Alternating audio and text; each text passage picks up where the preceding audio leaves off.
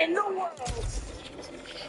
Coming in hot, steady, yeah, going Panthers. After switching up ahead of me, these guys just play instant chemistry, making their way to globals. Here the real test starts.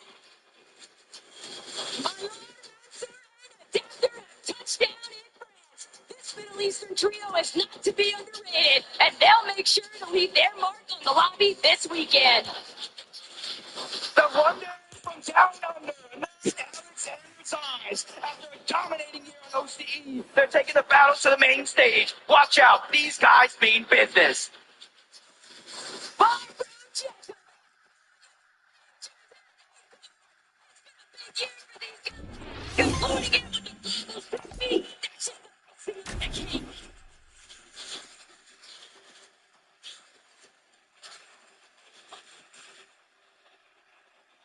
Power play.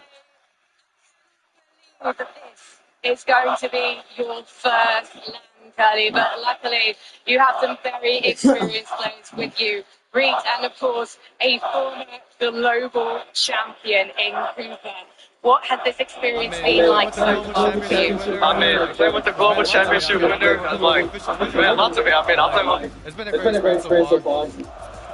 And Cooper, you've chosen to play with these guys. What's so special about this team? I think Curly has a lot of potential. I think what Mara saw in me, I see in him. So I think he's going to be great in the future, you know. A great prospect. I think he's going to be really good. And how do you feel about your chances of taking back the crown? It's not looking great in terms of how predicted, but the same thing happened in Copenhagen and I won, so we'll see how it turns out. Very quickly, Reed, we're going to have some more positive words about winning. Oh yeah, I mean, we're going to win. I'm excited. It's time to go ahead and play and do our best, you know, give it a shot. Bien, let's head to benching. Et oui, Frank, je suis de suite avec un nouveau trio. Les amis, violents, s'il vous plaît, bruit pour Boss, Bradley Canada.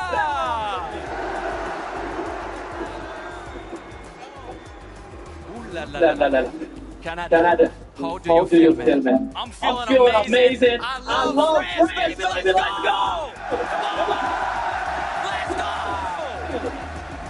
You're the goat that you think you are. Thank you, Canada.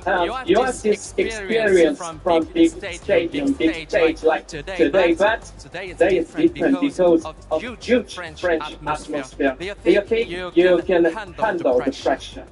Pressure's all on me. I'm feeling good. I'm ready to win. Let's go, baby! Make some noise from Canada! And now, back to you, Frank. Thank you. I had to find You've been to many of these global lands. How does this one compare so far? This is like nothing I've ever seen. This is the craziest line ever. And how do you keep your focus in getting ready with these guys when the so loud? We're locked in, we're ready to win, and we're going to bring it home for May. And you're going to bring it home for America, potentially. Poyo, you could do the back-to-back. Hello. I'm Korean. What would that mean? I can barely even hear you. Yeah. Do you have anything to say to the fans? Thank you for being here. Well, thank you so much for talking to me. Good luck today, guys. We need to meet some more teams.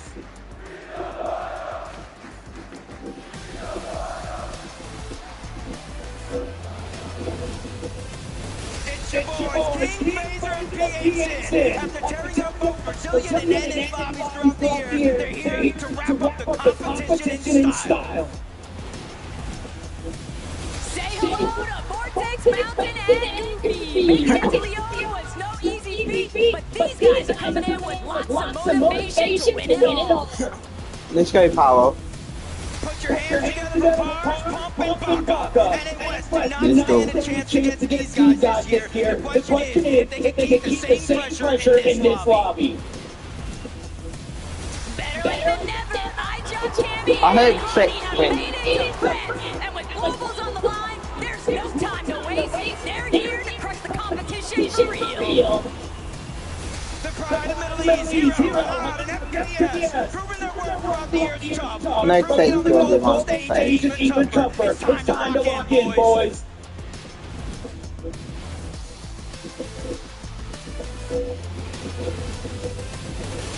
Make Make some noise for Click and Yonto. Going home empty-handed just isn't an option.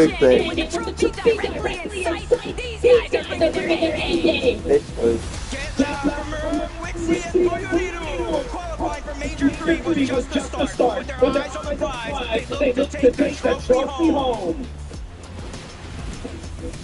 Mixing focus and humble in the building, everybody. And this trio's talent has brought them so far already. But it's time to go the distance. Let's see what they've got. Walking in now, old school South, all the way from NA West with a major win. They're looking for their domination all the way to the global stage. Give it up for Yuma, Koyoya, and Rize. Dominating Asia this year. Now they're ready to prove that they've got what it takes to win it all at the international level. Ladies and gentlemen, with a strong home crowd behind them today. These guys are destined to go all the way. The pressure has never been higher.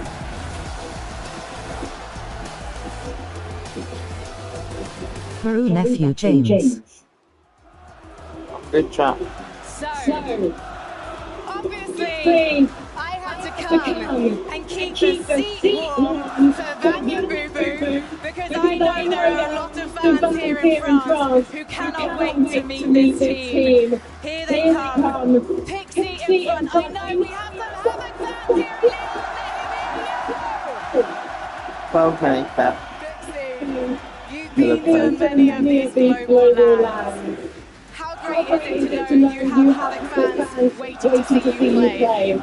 It's amazing. It's the best ever. And I know you're going to put on a show for them. Let's come over here then. Marius, I know that Germany loves you, but now France loves you too. What's that like? It's amazing. It's amazing. It's such a good feeling. I can imagine. And Vanya, they call you Vanya Boo Boo. You spent a lot of time with the fans. What would you like to say to them here in France?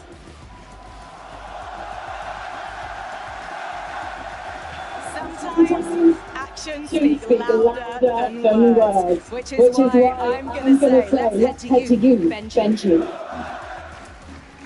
Merci. Je suis avec 11 minutes. trio des États-Unis. S'il vous plaît, du bruit pour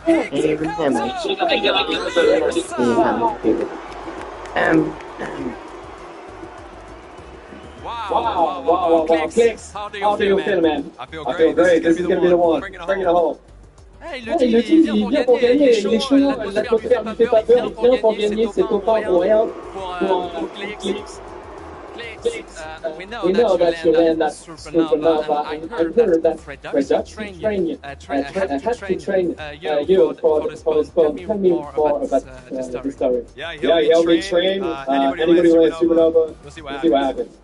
Pour faire simple, en fait, le trio de glisse atterrit dans la ville de Supernova et il y a un ami à lui près d'Oxy. Là, pendant des semaines, entraîné gentiment, ils sont amis. C'est grâce en partie à Fred Oxy qu'aujourd'hui Glitz se sent à l'aise et c'est pour ça qu'il spawn à Supernova. Last question, what's the objective? Only top one or nothing. 10 minutes. It's top one or nothing, and I'm going to make sure this crowd is repping the set, except forever. Du bruit, s'il vous plaît, pour Higgs, Helter and Clicks. Let's go to Click. King from the Brazilian region, also representing Argentina here in Lyon. I've got Ricardo to translate. King, you're so experienced on land that you won in Brazil and then went to North America because you're taking this so seriously. What did you learn? Clicks will win. Você foi para os Estados Unidos para melhorar. Por quê? O que você conseguiu tirar dessa viagem? Okay. A gente foi para ele, porque uma região muito diferente, muito melhor que o Brasil. Então, fomos lá treinar para conseguir dar o máximo. So they went to North America that has a better quality. So they were able to have better practice and just go up to the best they can do. And you and Fraser are an experienced duo. Now, of course, you're playing as a trio. Do you think that trios is your favourite way to play this game? eu prefiro um pouco mais nu, mas eu acho que o melhor nível é o trio.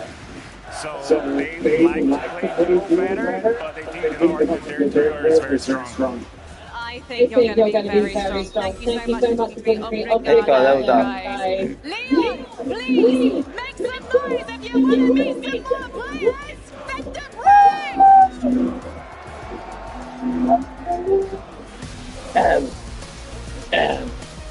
I can't read much. Walking in now, it's Shazzy's and Mud. The high-tier lobby just could not contain him. And now it's time for them to unleash their true potential on the global stage.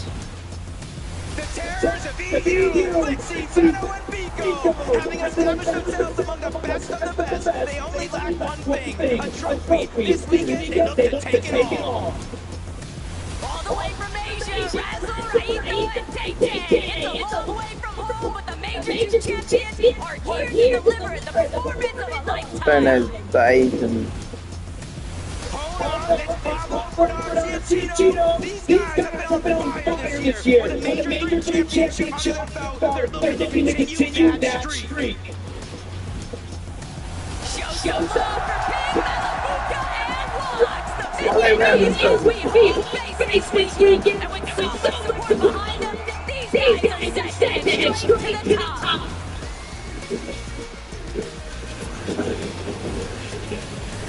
Give it up for Chad You love them, and now they're here to press this weekend. Let's see them climb on top of that leaderboard. Never count out me, because Scooby-Doo and Son are here, and these guys mean business. Plenty of motivation, but now with the showcase of the Middle East is all out. I don't know, it's too They're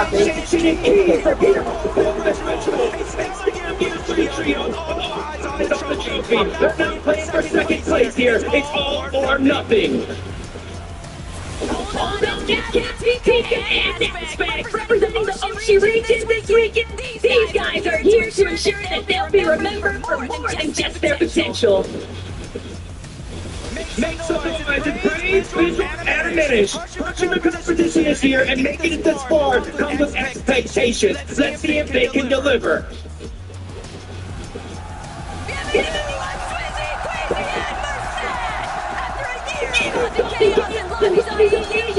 they're ready to bring the heat to me on the global stage. It's showtime.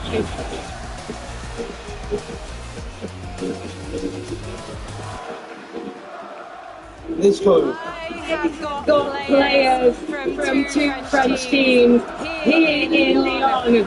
First of all, from Havoc, we have Hux. I can definitely hear the fans over here. Thank you, Hux. And over here, representing the Gentlemen, we have Pig Malabuca. Malabuca, I know it's going to be really hard for you to hear me right now because the fans really want to show how much they love you. But do you have any words for them? Guys, keep supporting us. Someone for Gentlemen's will win. Is that what you think? Qu'est-ce que vous pensez? Will they win today? I think the crowd on your side today. One more question though. Do you think that Europe can face off and take this trophy home? Oh wait, it's Europe. Yeah, 100%. Europe is taking the second. Two of my favorite European benches. Et je suis avec un nouveau trio et pas n'importe lequel. Regardez, messieurs, dames, avec moi du bruit.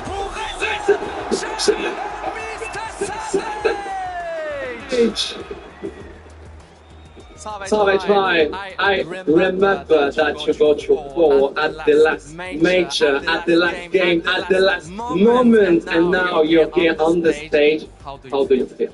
I feel great. I'm excited to be here. Bonjour, Leon. How we doing? Like you can see, you have a huge, massive fan base here in France. Do you have so many, or maybe in French, for your French guys? I don't know that much French, but bonjour, je m'appelle Martin, comment tu t'appelles? That's all I know in French, but yeah. une légende dans tous les domaines. Avec lui, je ne sais pas si vous êtes au courant ici, mais il y a quelqu'un dans ce trio qui parle mieux français encore, et même très bien. C'est Chad. Pourquoi? Eh ben parce qu'il vient aussi un peu de France, il est un peu de chez nous, sa maman elle est française, alors il parle français. Chad, est-ce que tu as un mot, plusieurs même à dire, un message à transmettre à tous les fans français ici aujourd'hui? Je suis juste content d'être ici et j'espère te ramener la coupe à la maison. I don't know what the hell they say. Noise for Mr. Savage, Chad and And now, back to you, Frank. Thank you very much, Benji. Now, the Gentlemates fans have been waiting for this moment, I think.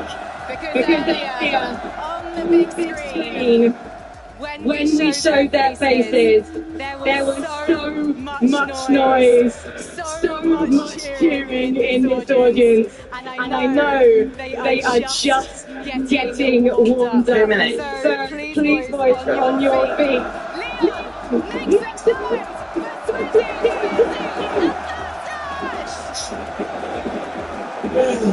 Susie, I have to come to you first. You've had a couple of second places in the Global Championships. How do you make it #1 this time? That's the goal. I mean, second place, and if I have these fans and the atmosphere, should make it. And Susie, hang on a second. What's this? What's this? You check. What's this? Okay, right. Show me how it's done. Come to the microphone that I'm managing. Susie, it seems like you've already got a good friendship with the Gentlemates. Yeah. And what would you like to say to them after they chant your name? Have you any words for the Gentlemates? Gentle. Gentlemates. Do you want to have a go, massage? I feel amazing. You're lucky. Hassan brilliant. My mum's up. Nice. Okay, guys, I think I should probably let you get ready to load onto that battle bus because the teams here on stage in Lyon are locked and loaded and ready to go. Son, did you ban me on my mail? My messages don't show up. I have one word for you. Chill. Nothing much, son, on the way home. Crazy with these players. It's got me so excited. Seeing them now, think on feet, interact, getting their thoughts. We're getting close to kicking off the competition. I guess the only question I have for you guys is, who do you think will end in the top 5? I'll start with you, Viv. You got some insight. You put together a little list for us. Why don't you talk us through it? Yeah, I guess that's the big question this weekend. Who is going to perform well? I went ahead. I kept the NA bias Son, can you check after you and pour on that later? Winning the whole thing. I mean, I've talked about it before. I think their situation is just too good. Uncontested. Hi, son. I think it should be easy for them. The only thing that people might be looking at is the top. They just seem so confident, they're playing so well. Canada has been here before. I think they're going to sneak in. I think a lot of people are sleeping on Canada's field. I think they have a really good setup. I think Canada understands where it needs to be on this stage on this occasion. I think they could really surprise some people today. Okay, all right. What about you, Les? What's your top five? Top five is looking pretty similar, I'd say. Have we got any Gentlemates in the building? Any Gentlemates over here? Because I'm with you, Vivid. I think the team that's going to take it. I think it's going to Canada. I think it's going. Let's take a look at my top 5. Right now I'm looking with Acorn, Hoyle and the Angels. I think when you look at things are set up for them, it just looks too good. It looks too good. Hoyle has that experience of winning. I think it's going to carry them. The crowd's going to carry them. I also got Marius Van der Pixie. They've had such a strong year in EU.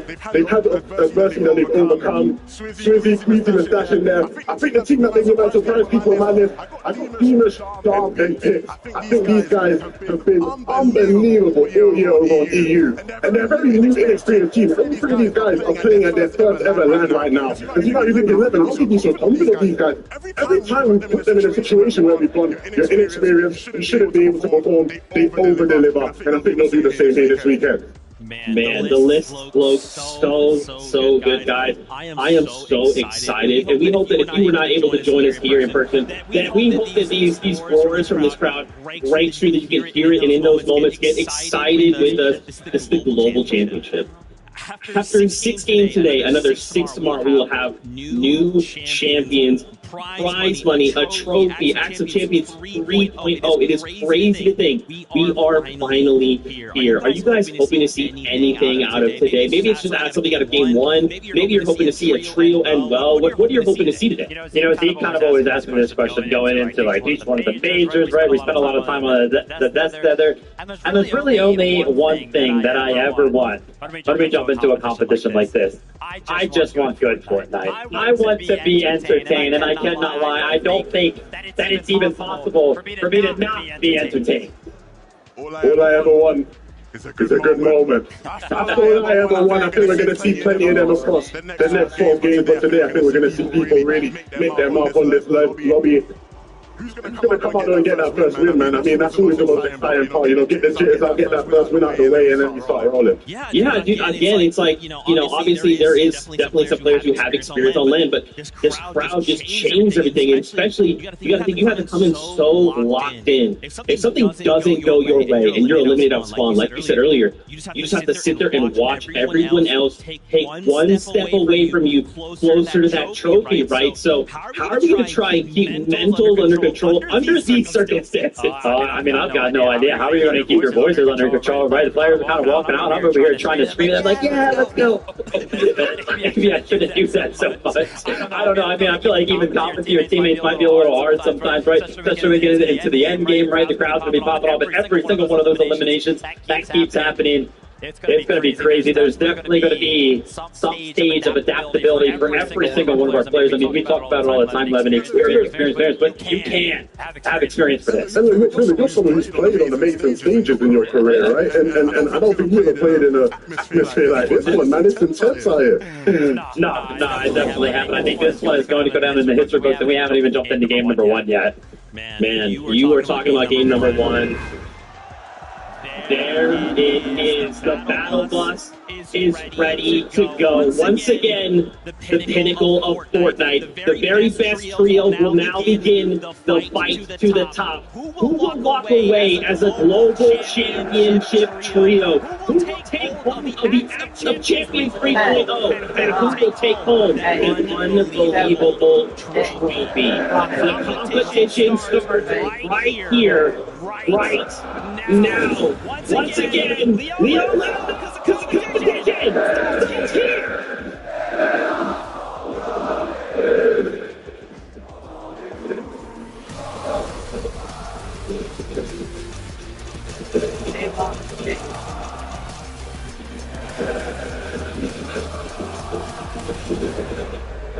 The time has come. The Fortnite Global Championship title. Year-long, 33 teams around the world have been battling from major to major to major just to get the opportunity here. If it's not for the money, if it's not for the fame, it's to call yourself the best in the world. It's all about that free It's too easy amongst so many of these trios we needed today. But starting things off already, this is an awesome fight that we have been expecting to see. And what I really want to know is the shake-up, the outcome. Prodoxy trying to get that first touchdown. He's going to first touchdown. Sure. On the run. Still trying to take it away with the He's going to take it down. Chino. Tayson with the comeback. Prodoxy trying to see if he can lock it down for his team. But Tayson determined to disaster strikes. Prodoxy's trio only down and out for the count. And Tayson has claimed the area. Already, one of our contested fights 1-0. And do you see this already? They're already landing at Dystopia City. Everybody was talking about it. They heard the rumors. I kept my ears to the streets all week long to figure out what their game plan was. And scrims leading up to this weren't necessarily netting the best results. And now you see them already over towards Foxy Floodgate. And what this does not only affect visual rates and minutes. This also affects Aegis, Acorn, and Polio. This is a team. They typically trade off turns into the distance. Now already disrupting the game plan. They're gonna be 12 games.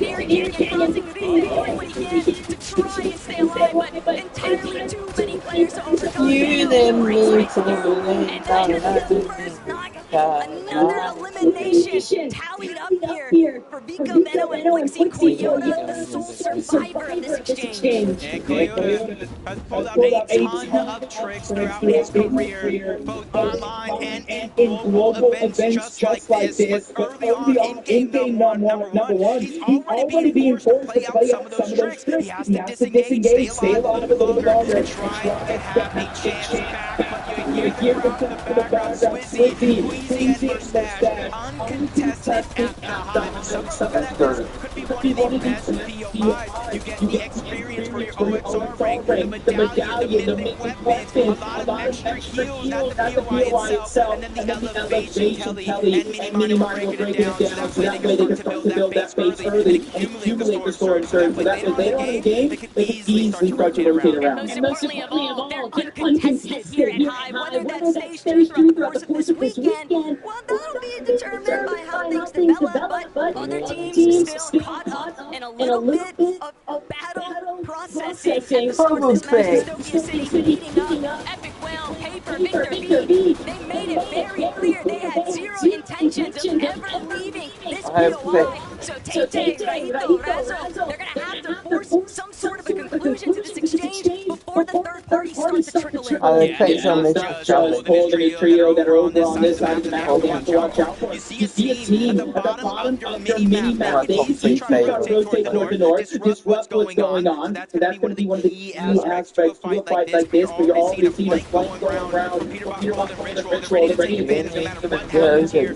No matter who comes out on top, it's going to be them, but takes a big shot. Epic Will, the 6-time FSCS champion, dealing a massive amount of damage. Take down his last little bit of HP, though. Epic Will is going to take a moment to also get some relief. Paper, nice support of fire, and that's a big elimination he should want to take. But now, Cole, Ritual, they're starting to close in. They're interested in everything that Raito has to offer, and that's going to be the first knock here for Cole. An immediate elimination, but they've already signaled to Epic Will, Paper, and Victor B that they've got company for shield that crack. Peter Bot not letting anybody escape his sight. Peter Bot is just notoriously strong, and he is chasing them full on key with those crash pads. He might be able to make it before they can pull him to a revive. He's challenging the wall. Victor B trying to do what he can to defend. Victor B, they don't need this. They don't want this. They're looking to see if they can still clean up the exchange. But without Peter Bot, they're going to be forced to temporarily retreat. This is almost exactly how it was playing in some of those practice games. But this time, Paper, Epic Will, and Victor B, they're being the aggressors in some of these situations. They try to disengage. Epic Will goes down, but Victor B does it again. He was a huge part of them even making it to the global stage. Clutch after clutch when his team went down. Four different drops. But now the foot has been turned. Cold and Ritual now need to start thinking outside of the box. How do we get our IGL back? This is exactly what Victor B did. From the revive to end the box, shutting down Epic Whale. Just so greedy there by Victor B doing exactly what he needs to showcase what kind of fighter he is. You and Joey got the pretty.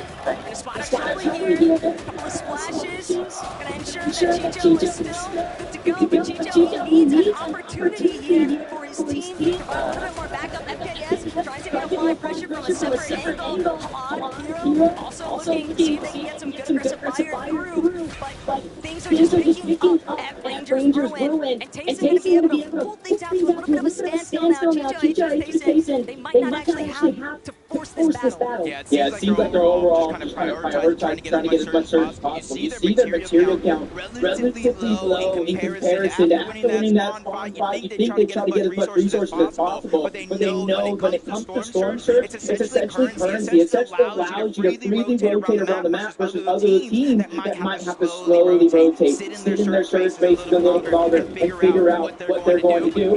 You see, they figured it out quick with Cold and Ritual. They already get the reboot back on up, and they're ready to play this one out. They're making way all over the Floppy already. Still a really big wake-up call, though, for this trio. They have got to be careful. We know just how capable they are at finding those eliminations. They're not the only ones. Boyo chasing down Dazzle, Agers, and Acorn right behind them. These guys just staying so tight and rolling through this map. They're barely loaded up at this point, too, Jacob. It just looks like Surge is all theirs to control. Yeah, you can kind of see the crash pads, no audio, Rav didn't even hear or see it coming.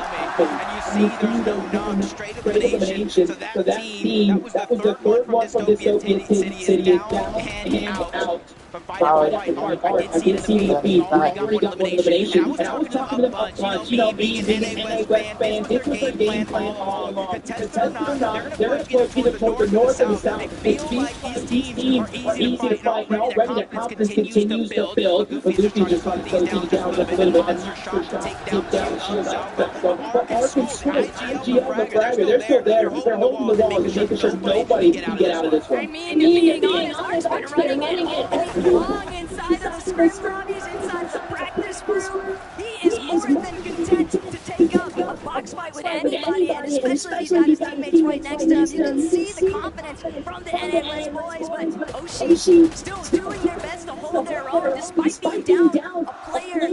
It doesn't seem to be deterring them. They know they can't really leave this area because they're likely to be third party. They've got to just find a way to delay and hope that they have that little bit of a saving grace from another team entering the exchange. I see somebody rotating relatively close. They say, hey, where's our invitation? We want to join this party. We want to figure out how we need to approach the situation. And they're lurking all the way underneath. So to the south of Tour North, the ones that need to watch out left a little bit. Vortex and Luffy, they're just trying to hold their ground as much as possible. But this is the thing. Against a team like Art School and South, when you try to hold your ground like this, that's them a sign of weakness. They're going to continue to put that pressure down. If they don't need to disengage out of this fight. They can wait as long as they want because they're denying the opportunity, denying the chance to get reset back. But it might not be as prime as when it initially appeared. Not with Queasy hovering in the distance. You can see they got a little bit of elevation to work with too. They're bound to take notice of what's going down.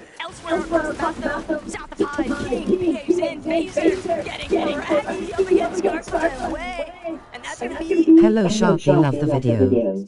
Thank you, chat. Really good about that aggressive Not a video, it's a live stream. Now over towards Supernova. That's magnitude.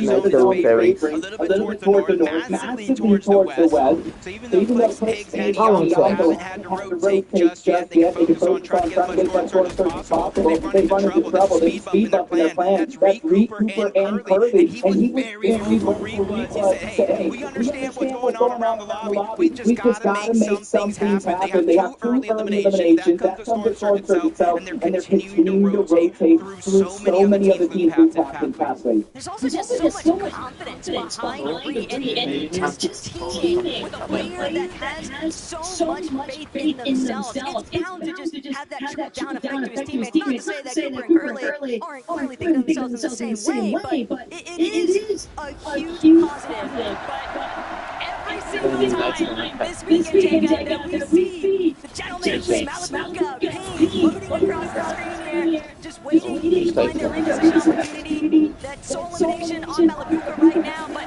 tailing just behind Yapko, Panzer, and Seti. This could be disastrous. They don't realize what's coming up behind them. Yeah, there's no audio was that far away. So they're just going to try to get some easy surge. See the launch pads coming out. That's a huge signal. Senior fans are having to kind of second guess if they want to go for it because the outcoach is getting beam targeted out of the sky. Just one shot left is all they need, but he constantly leaves that render distance and figures out a way to survive. Heads up to Seti and the Panzer. They're not only building that to try to fire back on him, but that coincidentally enough shielded their teammate Yapko for him to survive. They fully protected their trio mate. That's just excellent team play, but pulling back, Baka, Pars, Pump.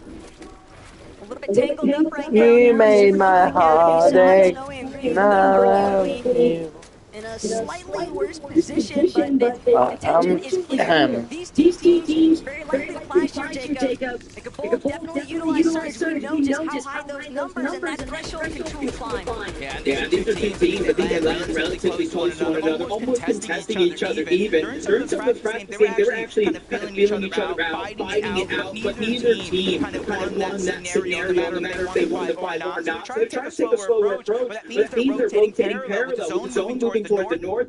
Stay toward the dead side of it all, and just try to make sure they have the best chances to survive what could be a very chaotic storm surge if it does deactivate. And that's why you see so many teams taking that proactive approach to try to gain some elevation, some high ground, and even if it means fighting it out on the surge base. Hero. He knows he's low. Nobody there to fight a little bit of backup. The first knock here. Hero with the big opening. FKS going to capitalize immediately. Throws that body back into their box space control. And now FKS trying to make the approach from above. Just so aggressive though. Hero's going to be forced to pull back just a little bit. Too much firepower. Breaking through, but Hero just not healthy enough. Barely enough HP, and he can't escape from FKS. Aetherus even getting a little bit more involved from a distance, and this is part of the problem with trying to take some of these extended box fights. You just got these teams from so far away beaming through your walls. Yeah, just got yoinked away. But Kanata rapid and falls. Kanata's perfection continues in terms of qualifying every single FNCS Grand Finals in the history of FNCS. But I think they took with a different energy this time around. If you remember a few years ago, contested against Malvik and Thomas at the Global Championship, he just had a different mindset. He's like, I'm contested, it's not going to go well. This time, he's confident. He said, hey, we're going to win. And the way they've been playing lately, they have as good a chance as anybody taking that top spot. A little bit of a sleeper, maybe under the radar team there, but Vanya, Pixie, one of our major champion winners in EU, and now looking to see if they can extend their dominance across the global stage. Vanya, Medius, Pixie, just steadily trying to creep up on the opposition, but thinking twice, recognizing a couple of the teams local to their area. They don't want to overextend here, but for Marius, he's just waiting to see whether or not he can break out these floors from underneath Valor and Mensur, doing a decent job to prevent Vanya, Pixie, and Marius from outright collapse. Yeah, they're just kind of playing as calculated as they can. We've seen a lot of these fights kind of not necessarily end as smoothly as teaming as some trios would expect, especially with so many third-party potential there. You know, we saw Aetherus kind of block that elimination away from the game, and that Bandage trying to target Black. It feels like he has to solo drop down a few layers to be able to catch himself and not let this pressure get to him too much. But they're in the zone, Taco, and that kind of completes any opportunity to heal off later on in the game, the longer they stay in this situation. But even if they win this year, they have to be careful. One team in front of them, Power Play, Southeast and Mr. Savage, they're toward the north of them. This is not going to be as dead silent as they think it will. The main thing I'm noticing, Jacob, is that Vanya, Marius, they're not carrying any white heal, so unless Pixie actually has some to work with, yeah, these guys are going to just have to get out of this position. They can't afford to keep tanking these early storm picks. It's just not worth it, but on their way out, Valor and Mensur are definitely not going to make it easy. Cole, Rachel, Peter, they might have just found Flixie and Hi, chat. what seems like it might have been heating up, these guys are actually looking to kind of slow it down. Yeah, and for Ritual in a trio, they just kind of have straps. They got sticks and stones. And look at this on the other side. Multiple minis, big pods, full health, almost max mats. And even though they don't necessarily have that information on one another, that is a great decision for them to kind of go their separate ways. I would almost give that one up to Venno and his trio that did fight it out. I'll be the moderator, please, sir. I'm like, The shining span. I don't make random people. I don't know if it's the same global championship without him, but Storm Surge finally showing its face. 602 damage above the threshold. As much as I want to feel confident, we know that changes the league. Hello, waving hand. They might just be I don't make random people. they seemingly have hero position, but Cammy, a little bit of pressure applied with the approach now, Valkyrie and Walks. Just trying to be wary, there's so much company in that area. It's very easy, just one window headed for too long, you can easily be domed and taken down. 321 damage below the threshold. This is a two-time NA champion. In Major 1, they won 6 out of 12 games, just dominating the region, but contested off, it tends to do things to you, especially when the team is going away, but they're still on the hill. These are still the two teams, rotating parallel one another, but Mars and Buck, they've now run out of options. Their hand is being forced, and they have to go in. The Storm will activate every 7 seconds. They will take 25 damage. I'm just watching this. Not actually in the same position. His team relatively outboard their surge, at least for right now, Jacob. Mars, Baka, they're going to take a moment to pause, but now, with these Storm takes starting to break away at their shield, they're going to be forced to fight it. Baka already out of this battle. Pars shortly after, but now Sun, Snowy, View. This is a huge come-up.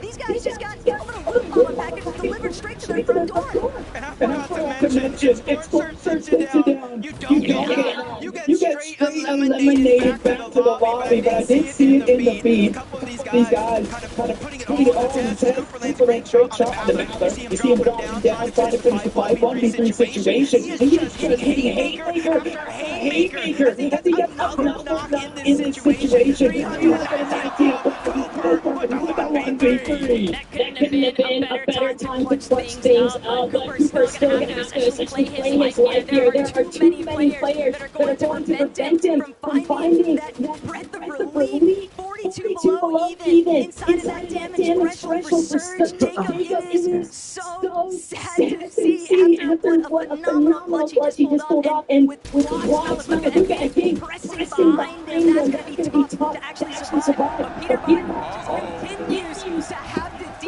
deal with playing the defensive here. Bold, Ritual, Peter now looking to be able to move, but they're still just barely above this damage threshold. They're going to have to turn and fight eventually. They're sitting on a team chart right now when it comes to Storm Surge, and it's knocking them above. And it's essentially doing a mind game for a team like this. And you see material count, 3 builds left. They almost have to go on to the next team they see, but it's Venno and his trio. It's Canada and his trio. There's so many dangerous players all around. They're just happy that they're 73 above the damage threshold, waiting for the next zone, but they have to do something, because everyone around them is being proactive. They see them out of these teams. Vigo, Venno, Susie, they're talking. Venom's gonna clean that one up. Yeah, major people are dying.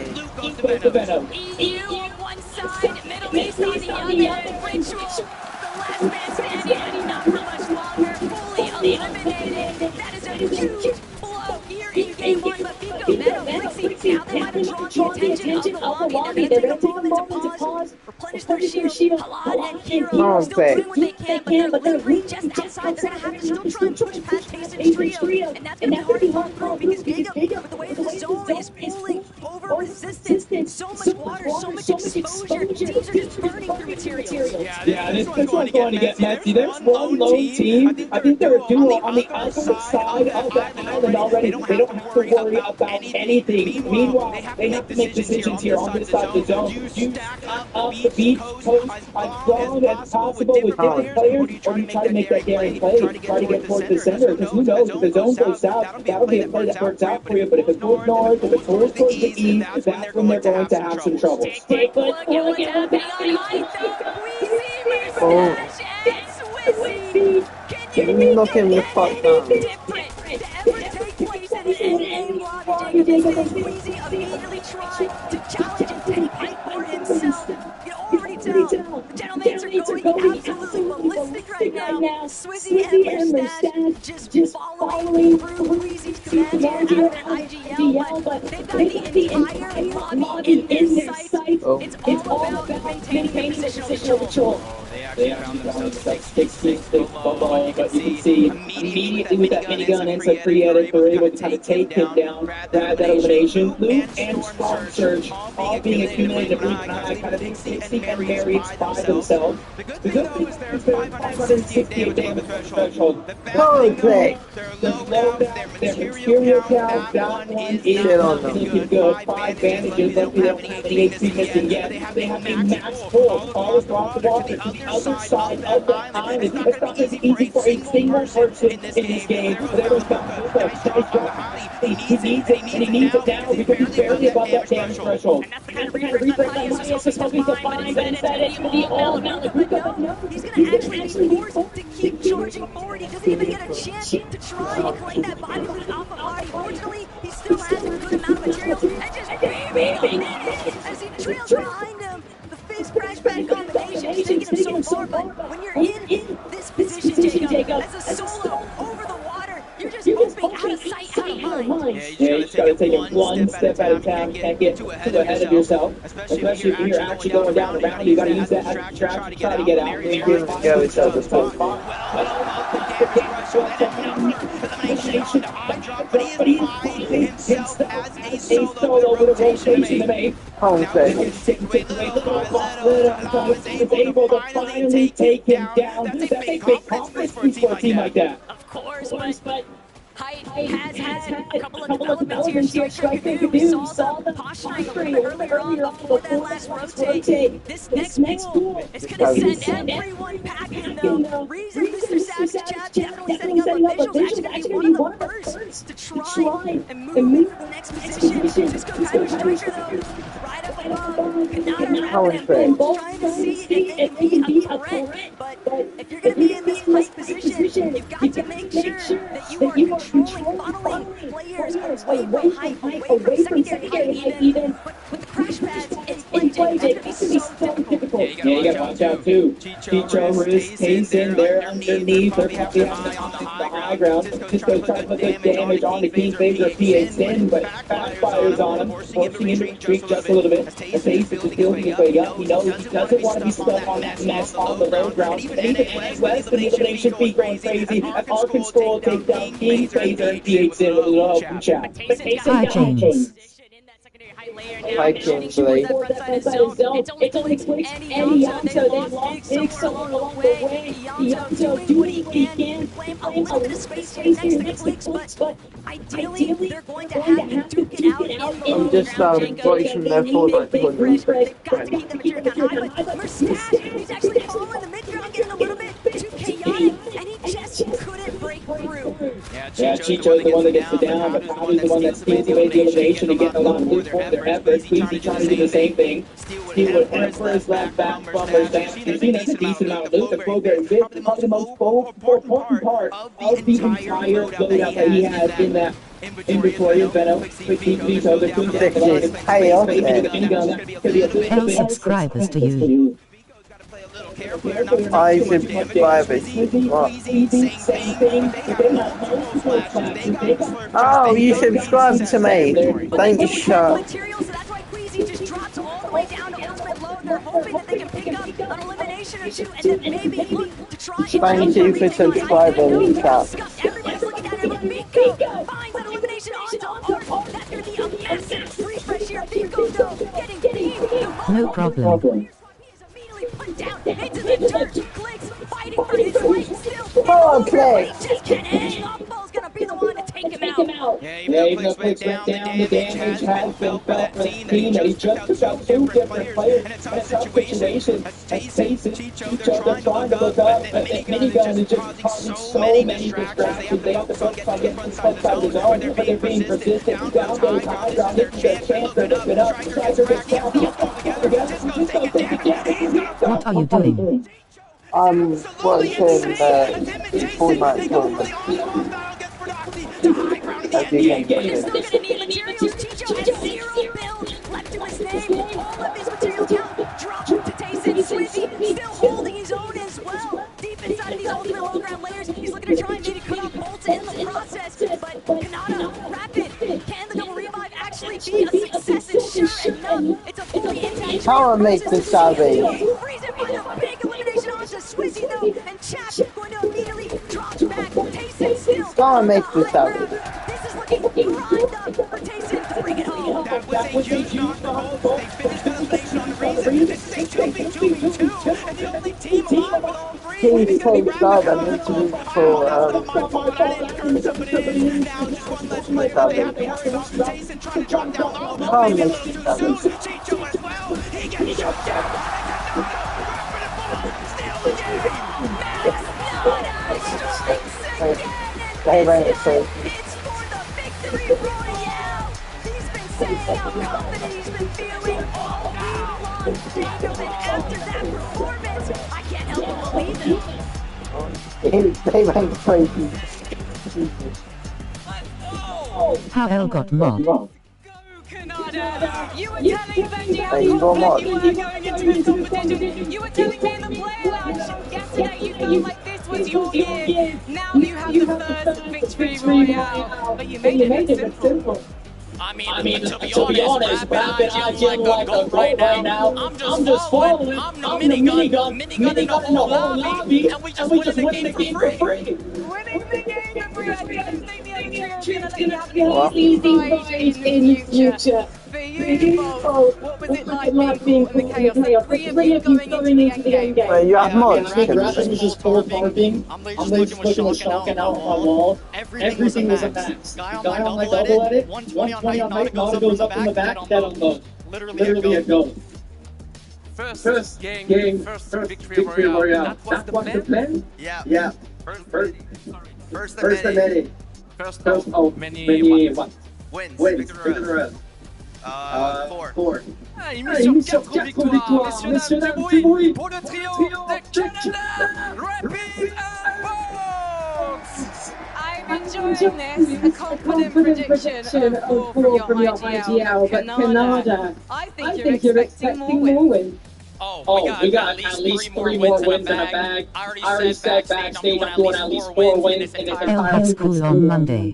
Alright then, well guys, I have get college ready on Monday, for the Tuesday, second lobby Wednesday. of the day. Leon, let them hear you! I've got college Monday to Wednesday. And of course, Rapid, No, Monday, Tuesday, we'll be Wednesday. back soon. None of Thursday, thank God. Or Friday. I only have college 3 days a week.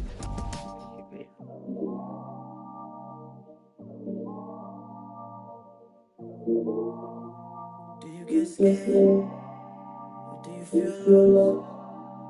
I can smell fear. I've been there before. But you made it through the storm again. You did it on your own again. Goosebumps in your skin. Do you feel what I feel? I'm waiting on you to notice that you got what you wanted.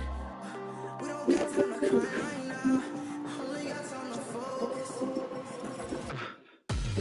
So hands on the wait list. I was all damn dangerous. Take a shot, leave me faceless. I was all damn dangerous.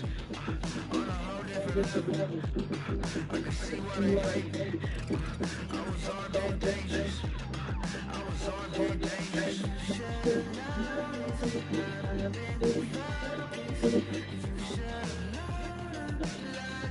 L going to took my phone to school on Monday, but the teacher took my phone away on Monday.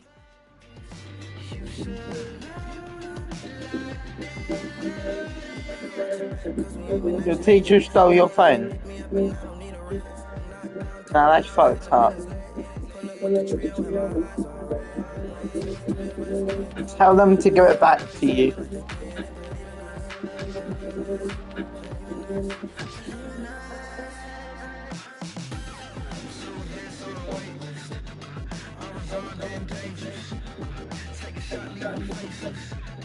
I was all damn dangerous.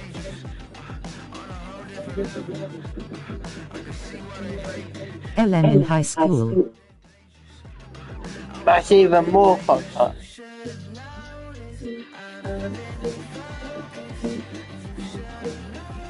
The teacher, I feel bad for you.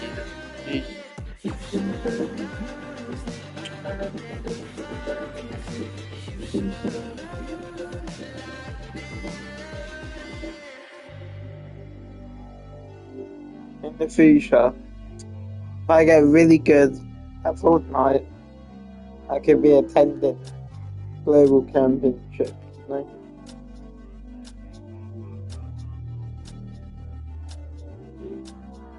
I just feel like nothing.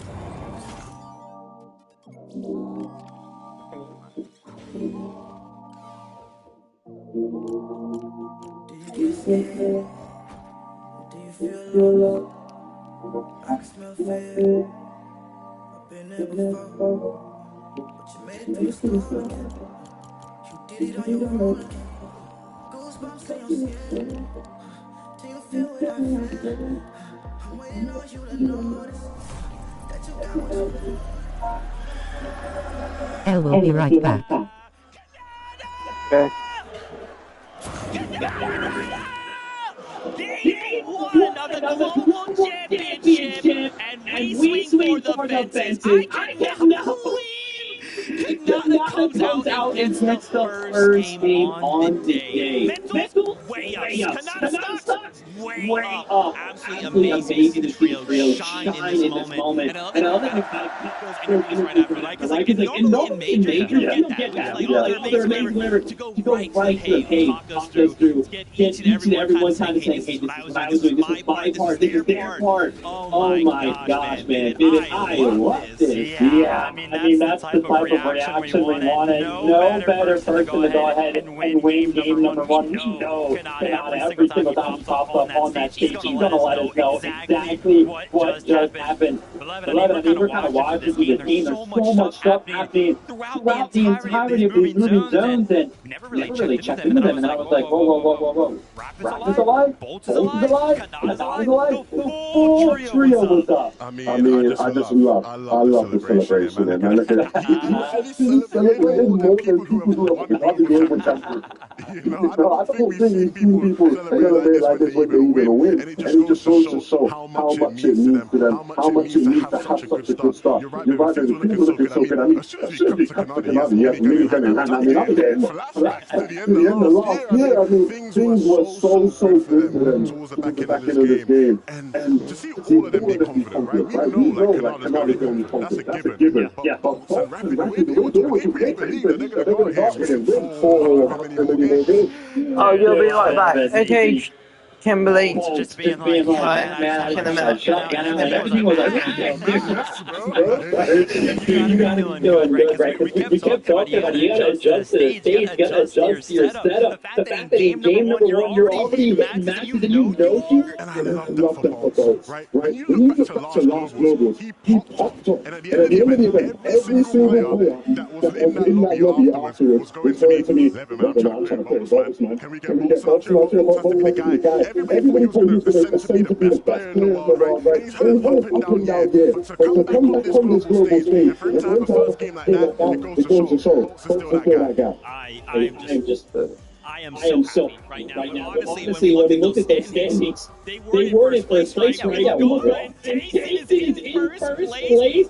13 eliminations, right? So again, remember we are all so seeing majors, right? We're sitting in our own region comfortable, but these are some of the best trios in the world. How are we putting up double-digit eliminations in game one? This is the same guy, by the way. Started the day saying, yeah, give the win to other people. What's he waffling about, man? He is on fire right now. They win the off-board. It's a close one to fight one. But Tayson clutched up big, and then they go on to just win that again. It's why it's so heartbreaking to see them fight before. They didn't go for it. Now, in this game, to not even get into play through the next game, right? They might even have to walk for half an hour But this is what they can do when they win that fight. We know it. Yeah, I mean, incredible stuff. Right, talking about that offline. I kind of mentioned, hey, when you win this offline, it's not always going to happen where you have all three alive, and they had that happen, right? No stalling, up the early game, and then, oh my gosh, Cheat Show just put on an absolute clinic. You're a duo, and you look up, and you see three people on the high ground. You see they're only connected by one wood, or you have the confidence to not only go ahead and pressure the team on the high ground, then not two of them, while they're falling from the high ground, Cheat Show just showing us the aim in full force. I mean, this is where I start to really look at the global championship for things getting me, because I think a lot of people were expecting in this first game for hype to look a certain way. We know easy teams like to play early, we know easy teams love to play for early, we know Daniel's team can do it as well. In this game, it was Squeezy's team that had set up. Kazi's team ended up taking it from them, and so Chicho and them are looking up. They've probably been expecting it to be more reinforced, right? Chicho's probably looking up thinking, Squeezy's probably up there. He looks up and he's like, hold on a minute. It's a single with time. Like, let's chop this down. And it's so opportunistic, but it's exactly what you need in a lobby like this. You have to take the opportunities when they come to you. Oh my gosh, so absolutely beautiful.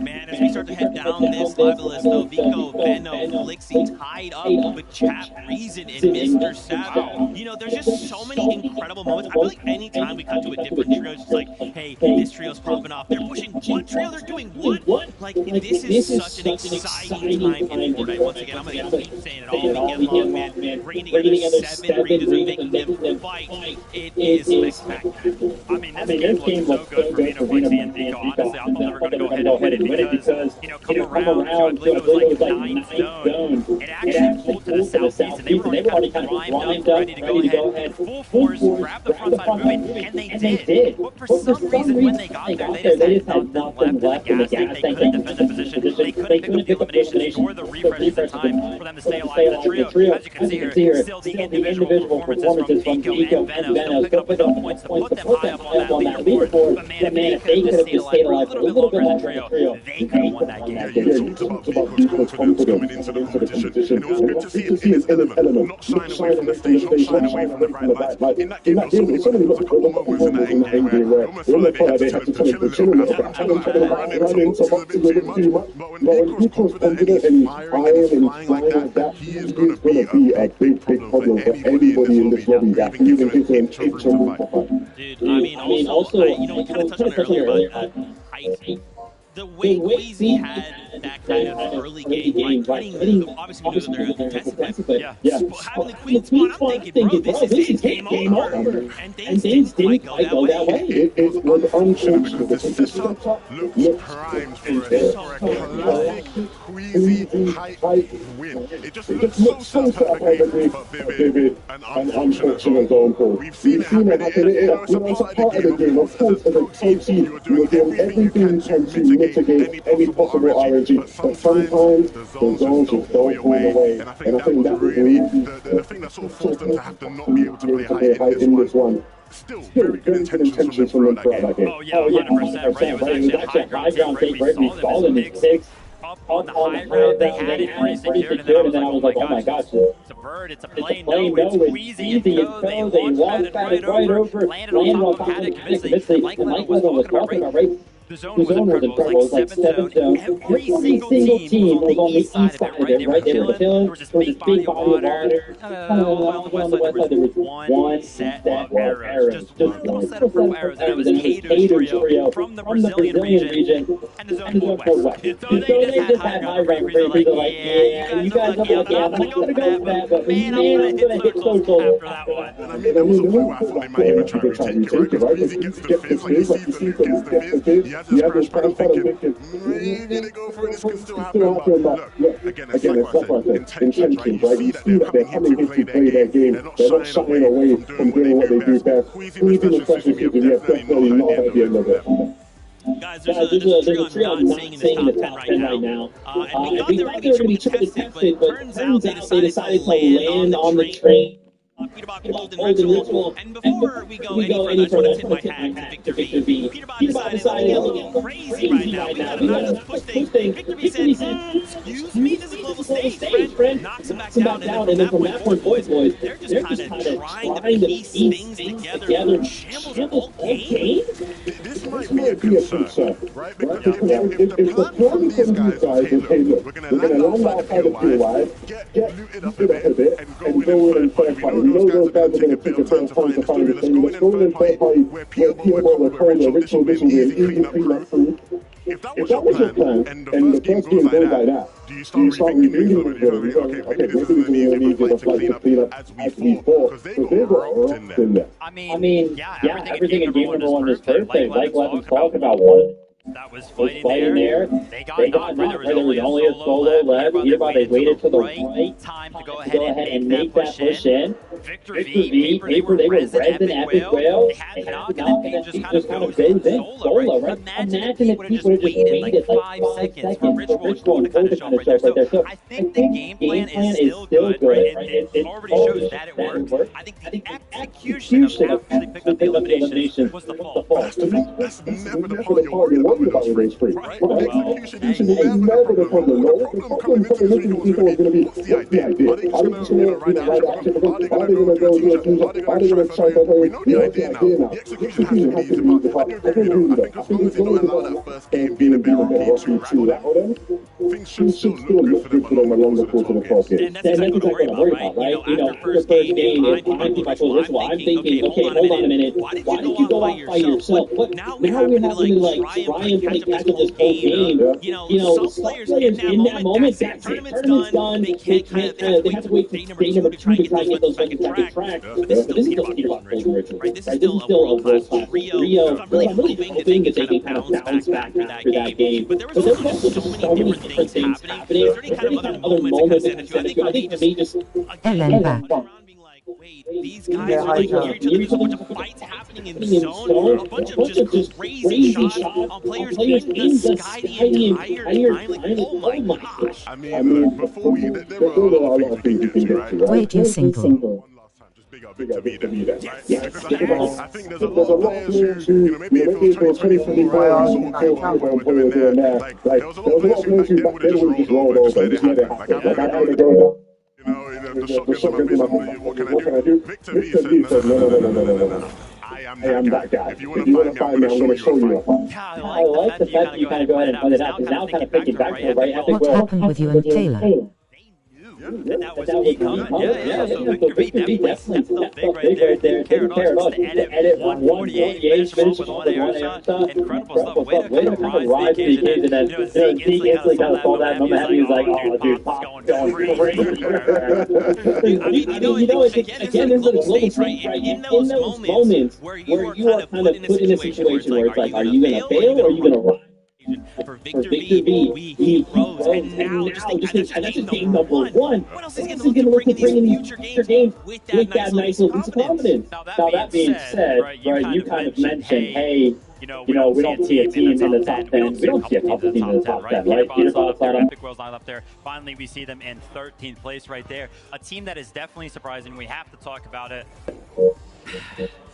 17. Acorn, Aiders, and Koyo. 16 points in game number 1. I mean, honestly, with Fortnite, there's so much to watch. I don't think we necessarily thought exactly what happened to them that game, but middle of the game, we kind of see them up in the top left go down, and we're like, whoa, what's happening? Yeah, a bit of a rocky one, right? We don't exactly know what happened. We did see in the feed, Acorn had gone down, then it was up to Ages and Koyo to sort of fend off. Koyo ends up actually, you know, winning the fight on his own, right? He gets the last couple of eliminations, so they win the fight, but they lose the war, right? Because then it's Koyo left as a solo. It was always going to be a tough one in the game to clutch out. Even though we know Koyo can, you know, have a clutch or two in him, I think the big thing again is it's just first game, right? I'm not excited. People on the stage is excited, right? I'm not first fight. He's feeling good. He's like, I won the first game, I'm winning the whole thing. But it is just one off game. You still have so much of your history to write. Yeah, I mean, this is a marathon, right? It's not a sprint, and it's interesting too, kind of going back to there was that moment in like the mid-game, kind of saw them pushing the low player. They immediately find someone on their own and go, hey, it's not me going, we're all jumping on this first. A little bit we're going to start kind of packing up with Surge, kind of setting that up, let's push this stuff, and then, yeah, I mean, things just kind of fell apart. I do agree, though. Knowing this trio, I do feel like it's first game jitters, right? Again, this crowd, takes things to a little bit of a different level. So I'm expecting a strong bounce back from game number 2, right? Yeah. Absolutely. And that play particularly you mentioned is interesting, right? Because we know in a fixed crash pack meta, you know, a lot of the top E and A teams are going to be making those plays non-stop, right? They're going to be scouting, they're going to be aware, they're going to know, okay, we can jump on this guy right now. If you are one of those, you know, teams who's from one of the smaller regions, it might be almost a bit of a shock for you at times, right? Because they're used to being the big fish on their region, right? Like all the players we have in Middle East, Asia, Brazil, you know, OC, they're used to being like guys in the lobby. And so when you walk into a lobby like this, you have a lot of players who might not give you that type of respect, mate. You got to be ready for that.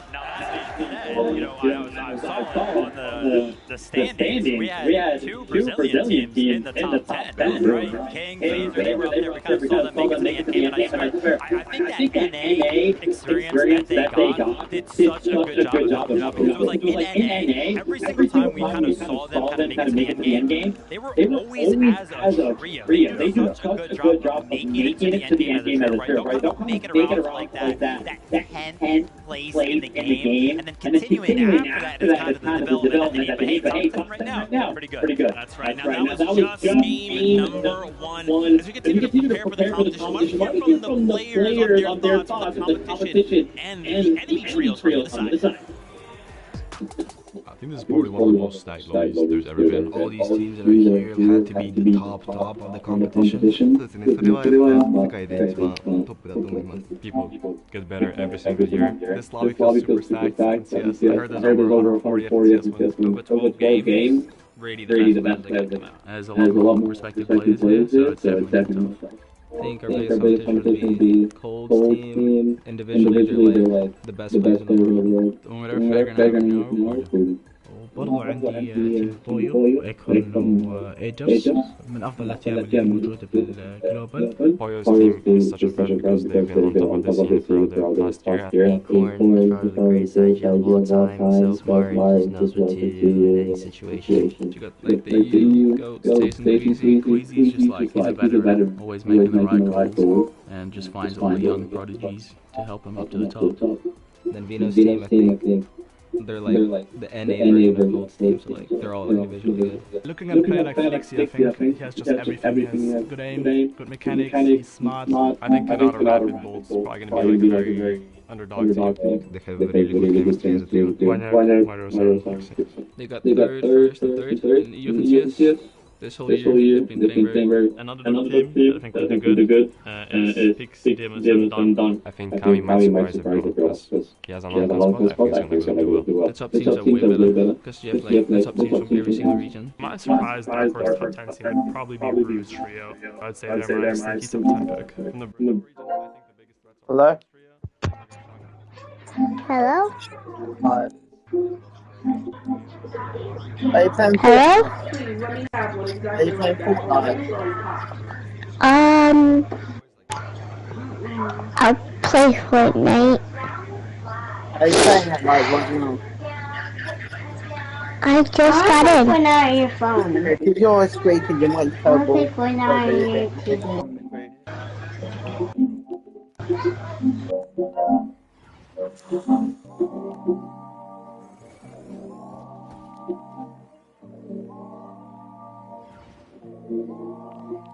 Do you get scared? Do you feel lost? I can smell fear. I've been there before, but you made it through the storm again. You did it on your own again. Goosebumps in your skin. Do you feel what I got? I'm waiting on you to notice that you got what you wanted. We don't got time to cry right now. Only got time to focus. Hands on a wait list. I was all dead dangerous. Take a shot, leave me faceless. I was all dead dangerous. On a whole different level. I could see what it hated. I was all dead dangerous. I was all dead dangerous.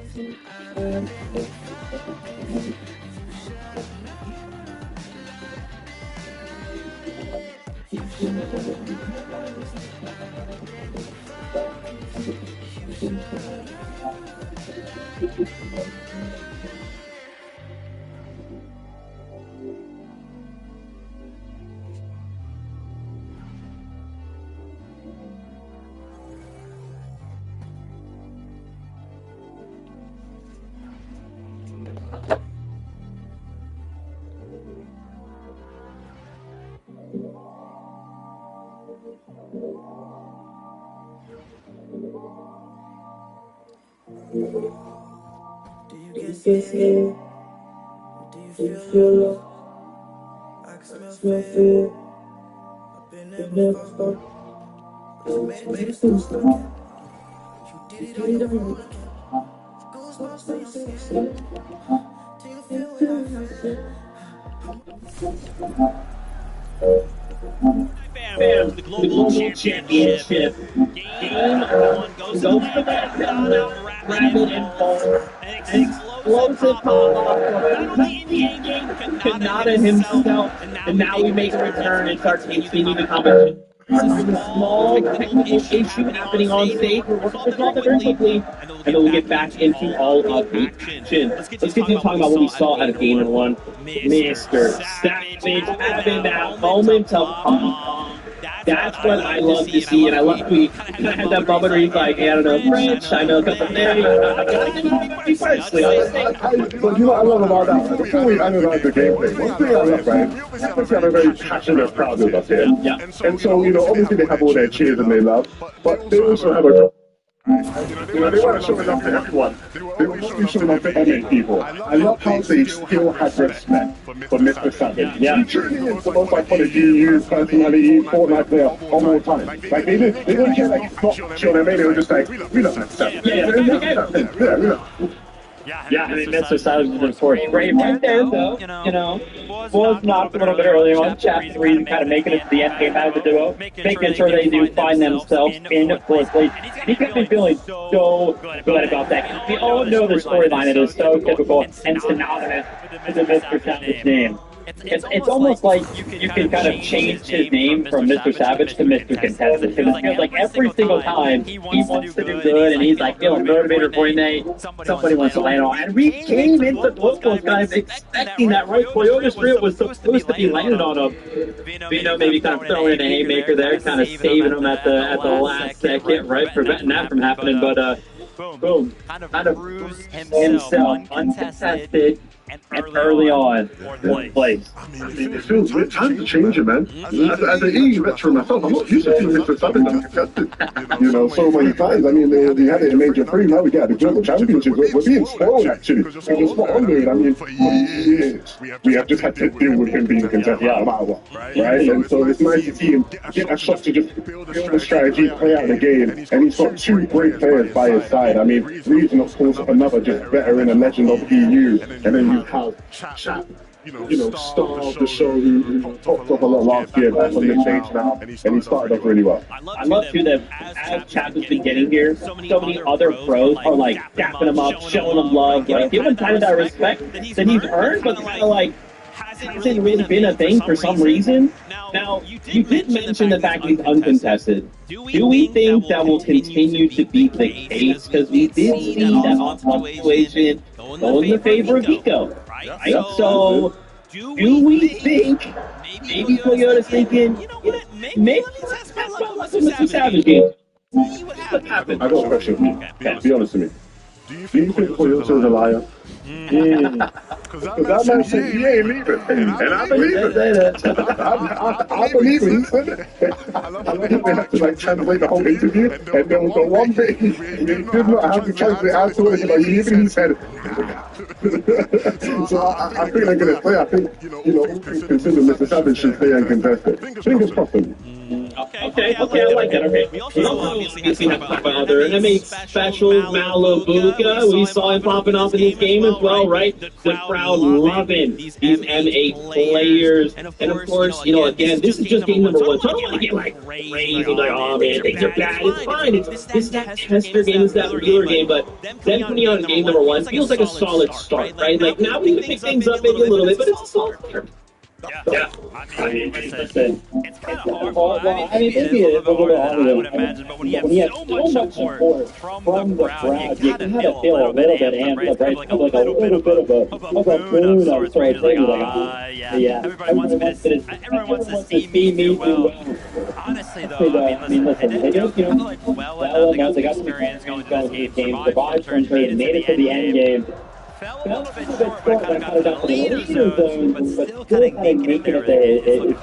I mean, for all my English, this is a typical Malabuka end game, right? They are synonymous with making it to the end game, one of them just going down, and then it has to be a dual touch or solo touch. It's happened so often, and we've seen them have amazing seasons, right? Amazing finals where they finish, in the top three, winning that time. Where, this does happen, right? So, again, if we're looking at maybe Queasy's trio and going, hey, that was, the setup was to do what they always do, you can say the same about Malabuka, where the setup was to do what they always do. They make the end game a bit rocky. In those situations, though, where they are able to stay forward as a trio, that's been where we've seen some of the best performances from any team this year, right? So hopefully they can sort of, stay a bit more behind it moving forward. I guess we obviously... Right? We haven't seen those solo touches, right? Not as trio coming out in that end game moment as a trio. But like in an AA, how many times we've seen solo clutch moments? You're thinking, what is this player doing alive? It's just them. There's no way, man. Oh, they went on to win the game. Oh, they clutched the top three, right? Like, but so far it's looked like, if something goes wrong and that trio, a member goes down, that's it, they're all kind of falling. Well, I mean, that's what makes solo clutches so special, because you do not see them all the time, right? That's when they do happen, everybody gets excited. And I can almost guarantee you, solo clutches will play a very big part in who actually ends up winning that football game. You just have to. I'm so bad at this, man. I love it.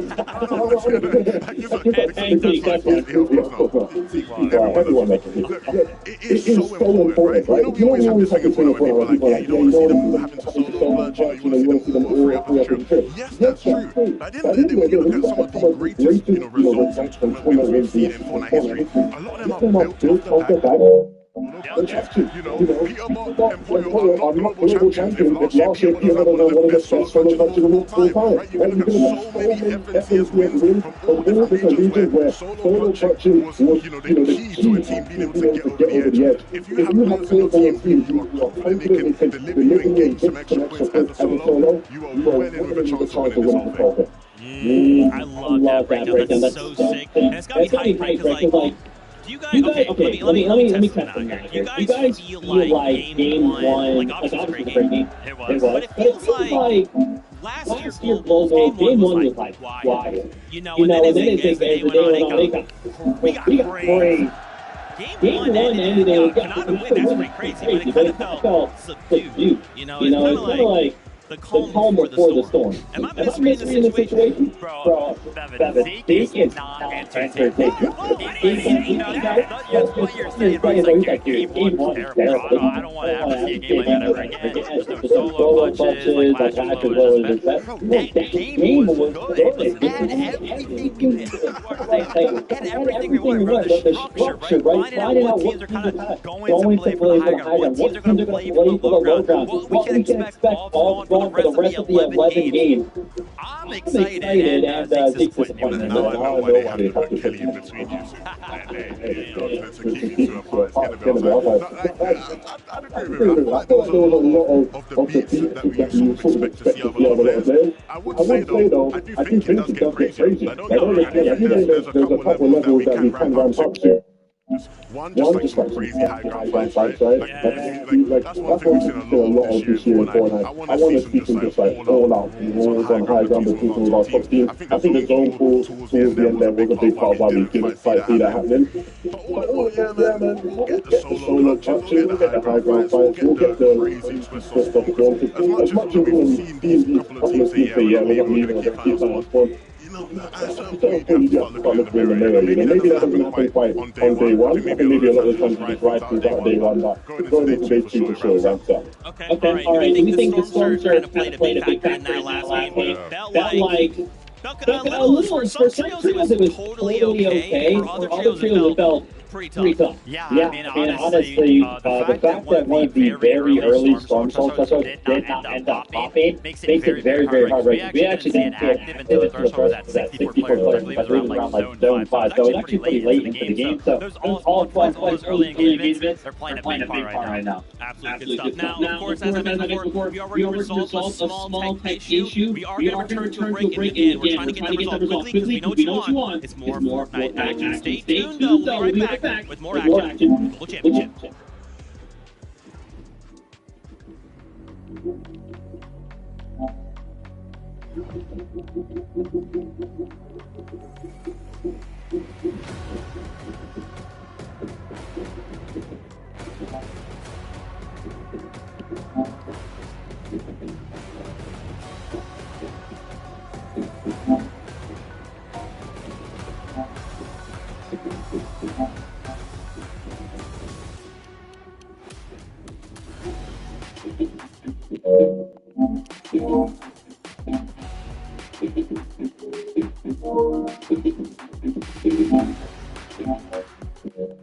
Hello? Hello? Yo. Yo. Do you have Fortnite? Yeah. Okay.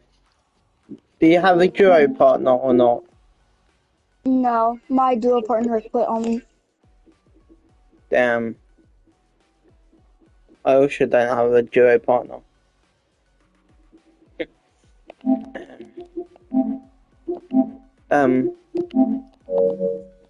Are you playing Fortnite right now? No, I'm on a different. Okay. Can you hop on Fortnite, please? Yeah. So like the only thing I play is like what's it called? Blitz. The only thing I play is Blitz. Yeah, never mind. You're not gonna be my duo partner then. Yeah, I need like a competitive duo partner, not some shit pal. That makes sense.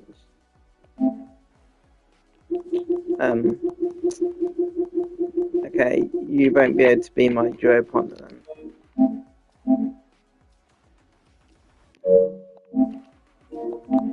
Okay.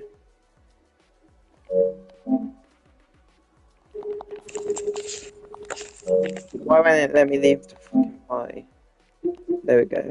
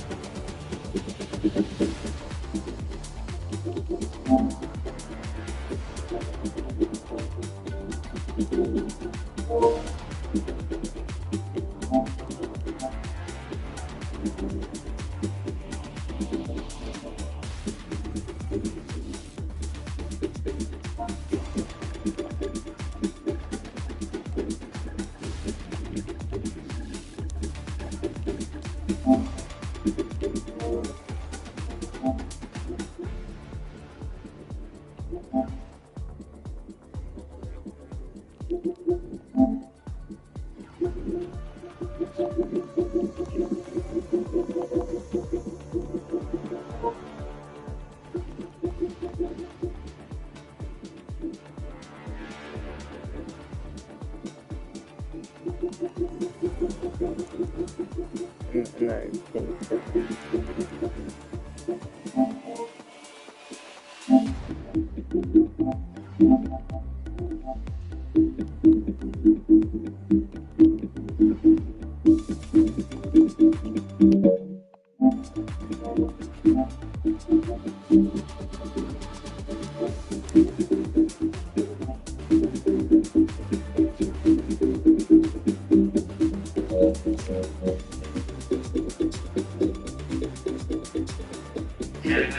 Hi, what's up?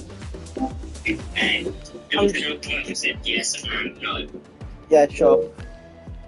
It depends what my doing is busy or not. Okay. Okay. I'm just watching, hang on, let me see. Ah, fuck. Fuck! Sorry, my camera fell. Fuck. Stand up, hang on. Okay, I'm gonna show you what I'm watching right now. If I can, how do I... Ah, no. How the fuck do I turn the camera? Have you watched that? Yeah, no, I do. No. I'm watching the Global Championship.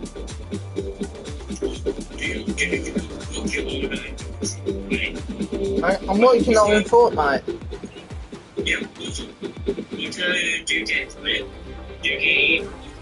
I'm not actually sure, to be honest.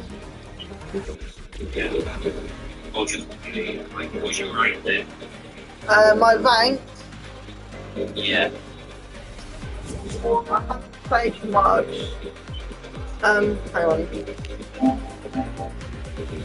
I can't actually remember. I think it's like silver. Oh, stop. Rio, you are unranked. Okay, not bad. I don't play reload. And regular rank, you are unranked as well. Try zero build. What is that? Oh wow, I just got a loading screen. Let's go. Oh, really?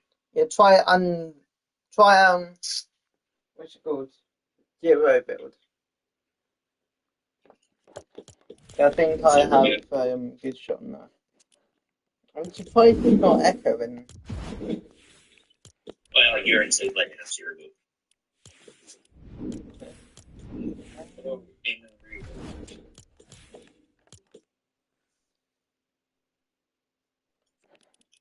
Yeah, I play zero build. I'm like silver or something. Yeah, regular zero build, you had silver. And then zero build, you are unranked just like me. Yeah. Could they make me pot leader? What? So I don't like the fuck out. No, I won't. Okay. I do need to warm up though, to be honest. Only 1v1 on that. Sure, sure, we can 1v1. Box fights? Don't mind. I'm so upset. Why? Do you know the studied apps, right? What axe? Studied apps. No, don't. For the FNOMCS. Can we show you? Yeah. Do you have it? No, this one. Wait, this one here. That is basically the default pickaxe. Because I have zero V-Bucks, so I really want it. Damn. I want to get the fit girl. The Fortnite Global Championship. I'll show you what I mean. What, something first which? I'll show you, hang on. That bundle there. Yeah. But I have... Yeah. It won't show me my V-Bucks.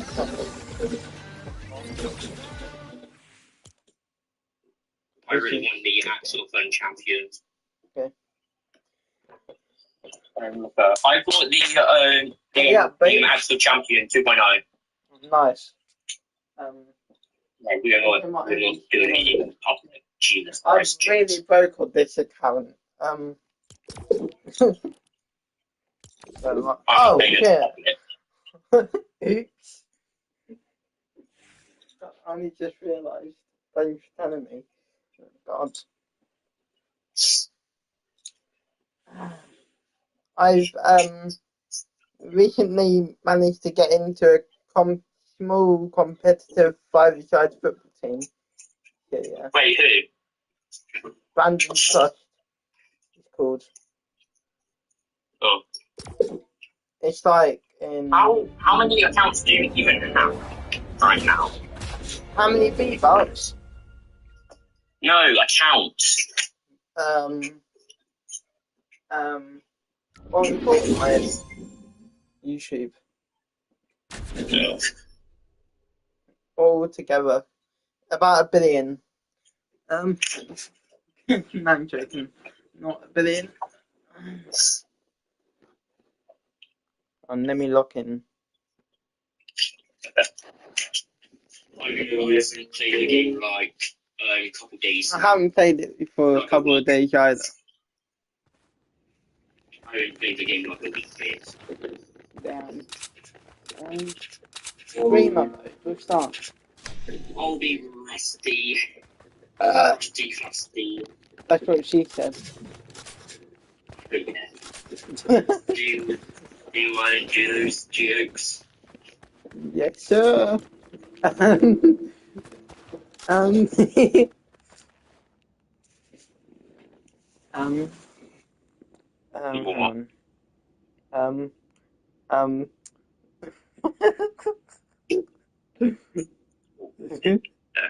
can you see what I'm doing with clicks? Okay. God. Oh. Are you in the game yet? Why are you playing Fortnite now or Minecraft? I got bored of Minecraft. How am I not in steel? Skill issue. No, he isn't. Shut up. Skill issue. You are the skill issue. The mum's skill issue last night. No, If you know what I mean. I'm being gay, I know. Oh shit, I just realised I'm streaming. Right. Rejoin. Rejoin. I'm streaming, by the way, so they can hear you fast. What's that noise? It's like in your college then games. It's nice. It's good. It's good. Loads of titties.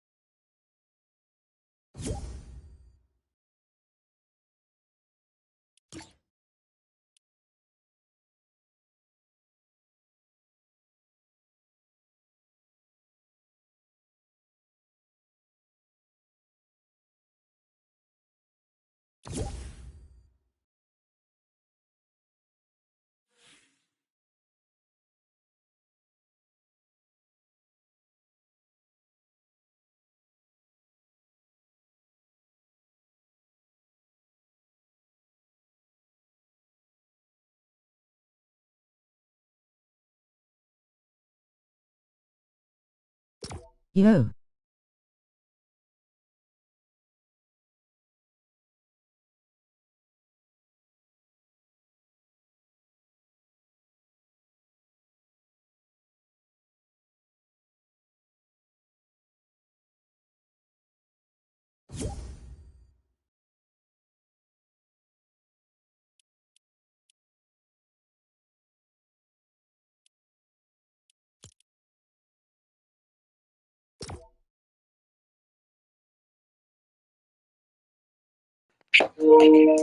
Hey, Cheese, what's up? William left school now.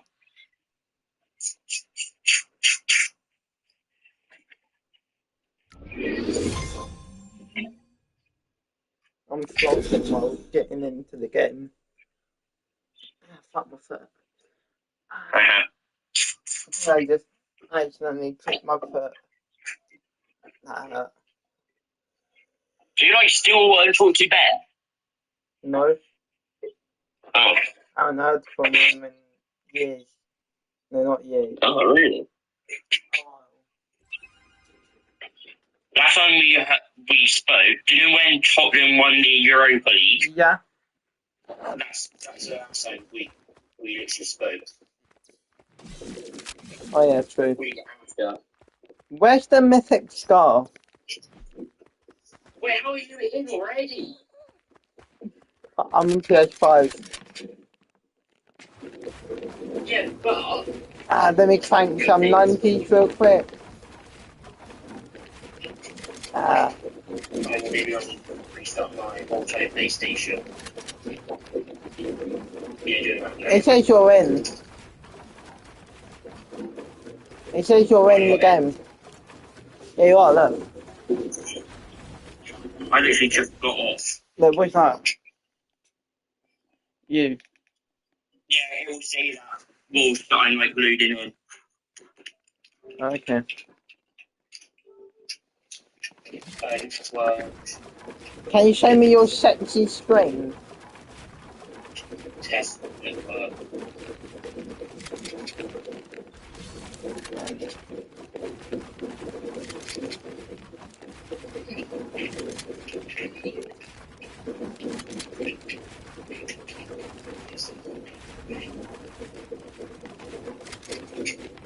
I'm like Franklin, I'm like editing random.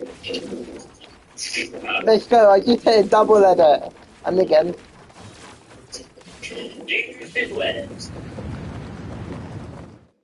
No, of course not.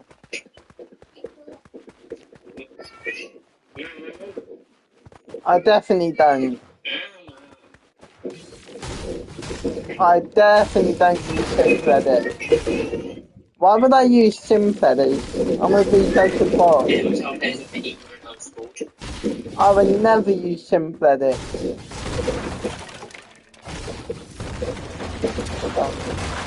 It's three James.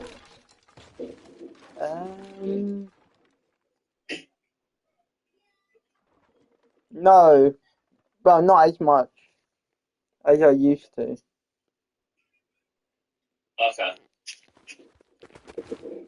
By the way, when I said I don't use simple edits, I was being sarcastic. I do use simple edits. Oh, two viewers watch the beef. Okay. I managed to get like 700 and something subscribers. Are you England, James? England. Yeah, England. They're playing? Yeah. Against who? A random country. Okay. If it was French, if it was against a good country team, then I would play it. But obviously England gonna win if it's against like an African country. Like African. Was it like City, not City, was it like Arsenal Turk and Ezzy away from Tottenham? What's that? What did you say? What is it like? City took away Ezzy away from you. fucked up. Not the Arsenal. Not the best, but yeah. When I heard the news that Son leaving Spurs, I fucking almost broke my TV. I wanted to so badly break my TV, but I didn't. Yeah. At least we have I forgot what the name is. HIV. Yeah, Vegas. Yeah, we have HIV Simons now. Okay, I'll put it now. Not too bad. Oh yeah, it's what's it like? Do you got certain son? I just told you, it's fucked up. I went so mad, yeah. I was just about to I was so close to wanting to break my TV, basically. Yeah, I almost broke my TV. Is how upset I was and angry.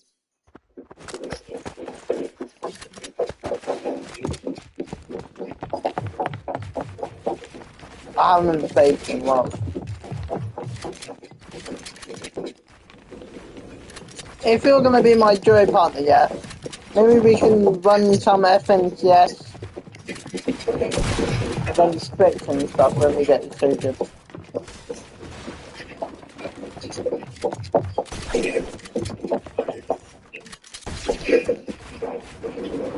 What are you doing? Oh, I'm gonna get some popcorn. No, I'm joking.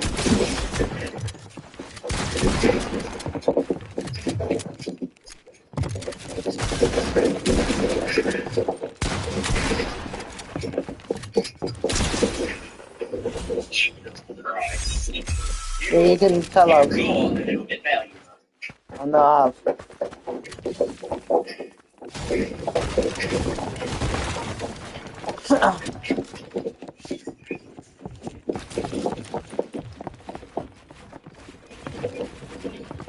I haven't played in a while though, if that makes sense.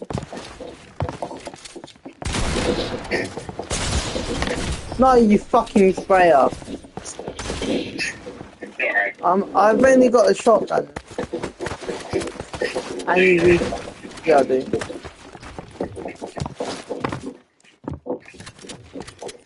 Oh my fucking...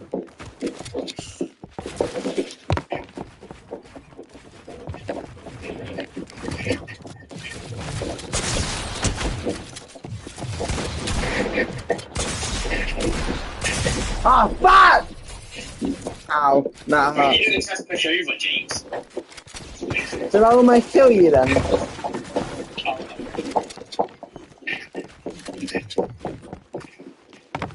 What was that? I don't know. That was a terrible, that was an accident. I've got something called Simple Edit.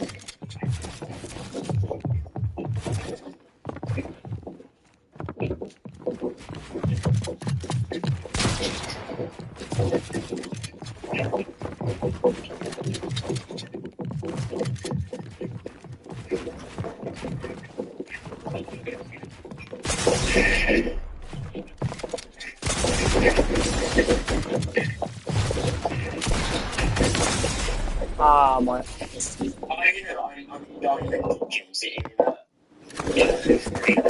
That sound. Shall I play Reload in a minute? I think that's tower.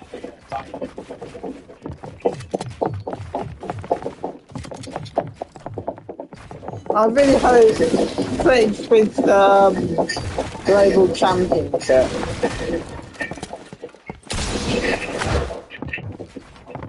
Yeah, I hope Twitch wins.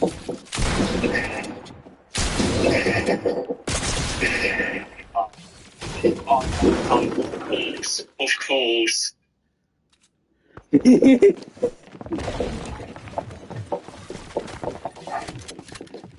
play do you play FC25? Oh. I thought he did. So. Ah! I don't have grapple, hang on. Oh god, I haven't used the grapple. Oh god. Ah! I can't.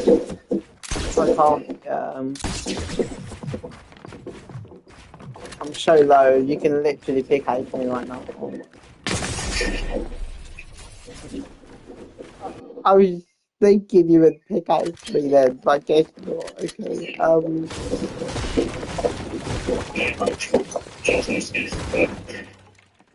You can change your skin. Oh, voice fan.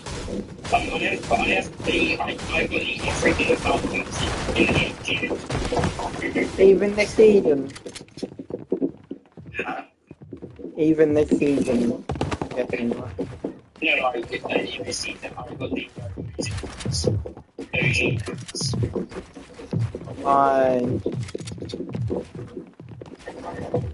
I wish I got the power range.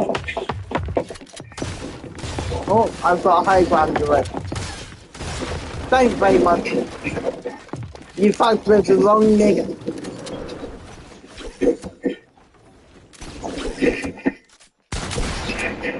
Psych!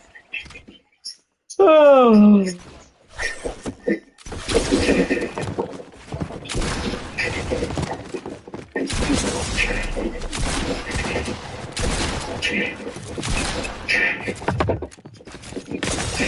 My fucking god, I was reloading. You got clipped.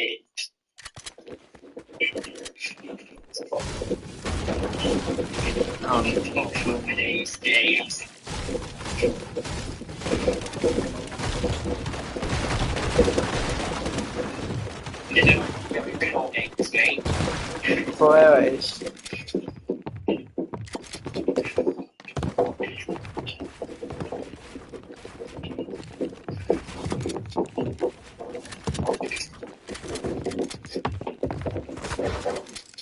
It feels so nostalgic playing with you. Wow, imagine healing. No healing allowed, just.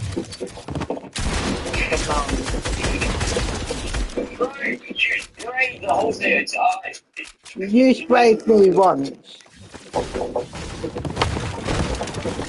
Right, okay. Instead of you breaking it, instead of you doing this, right? Yeah. Click on the trophy.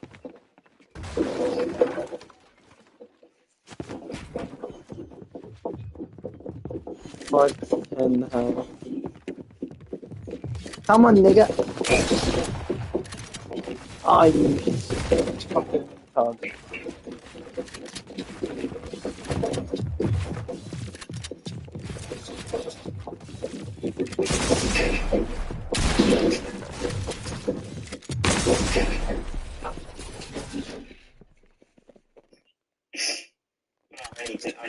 I need to like tell my crush this. Who's your crush?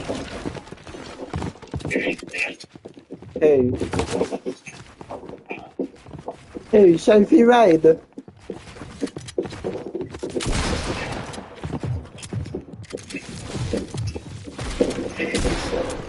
Okay. I think spicy.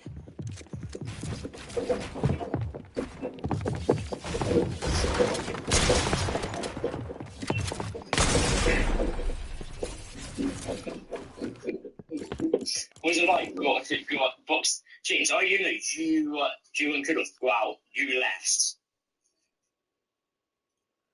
You left. Right, do you want to play some cereals for you? Like? Yeah. Zero build, What is it?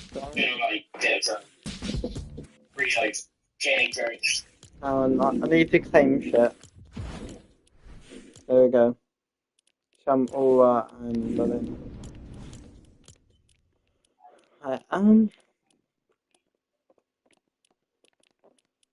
Hey.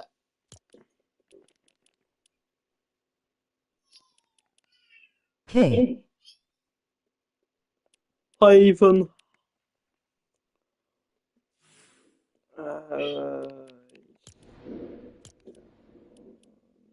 Oh shit, that's not ranked. Oh.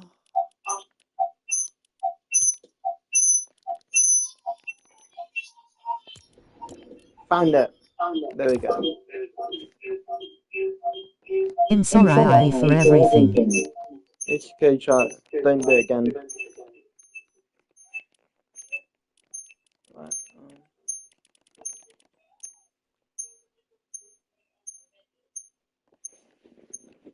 Ready up, boy.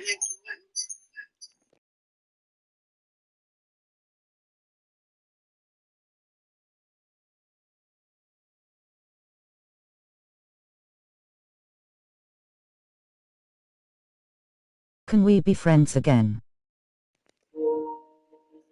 Nah, I'm alright, Ethan.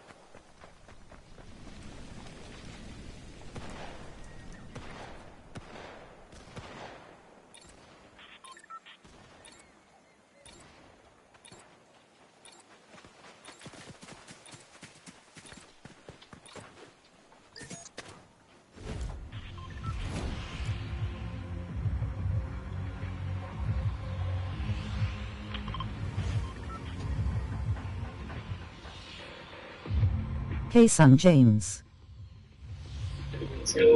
Hi, Dad.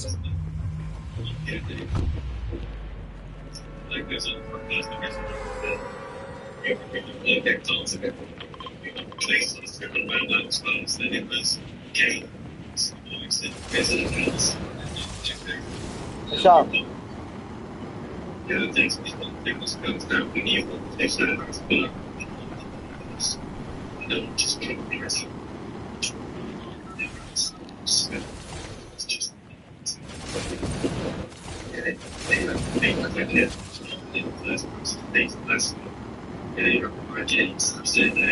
this is it's the game just not moving addiction needs it.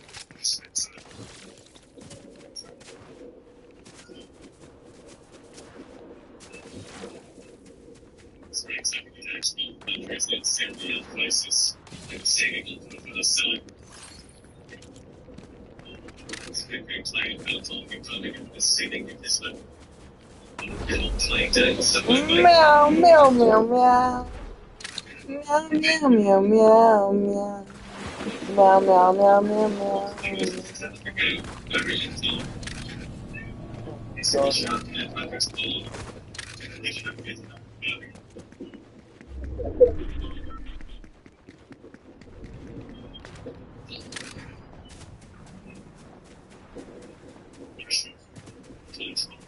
Meow, meow, meow, meow. Meow, meow, meow, meow.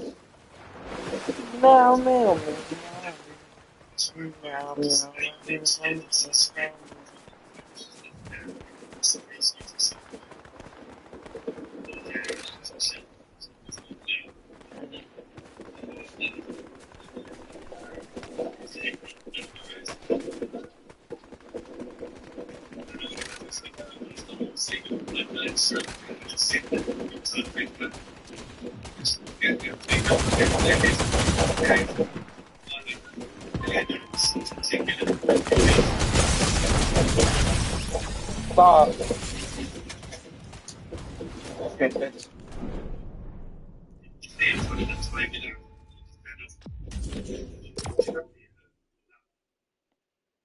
Meow, meow, meow, meow, meow. Meow, meow, meow, meow. Meow, meow, meow, meow, meow, meow.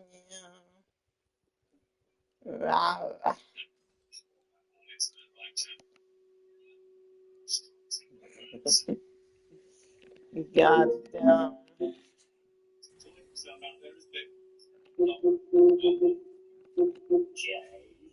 Yeah?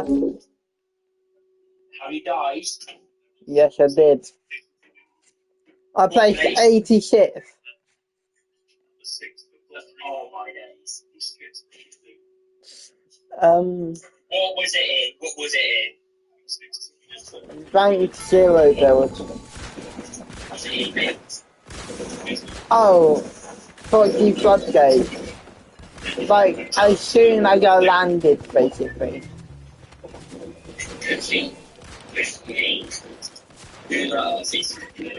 I'm in another match, by the way. Let's hope I win.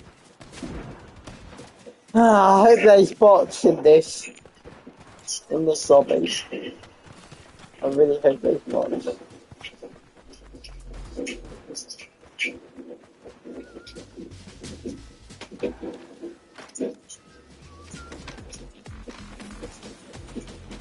Hang on.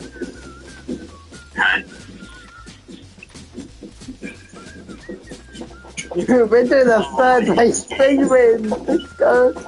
Ah, ah, ah.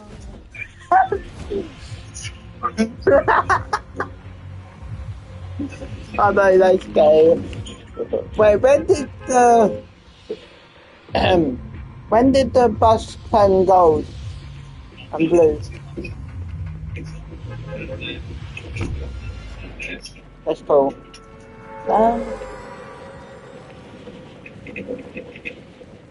I'm gonna come. I know I am.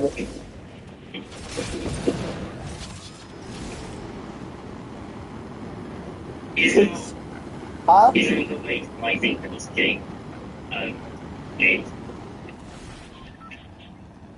Yes, sir. Yes, sir. It sure is.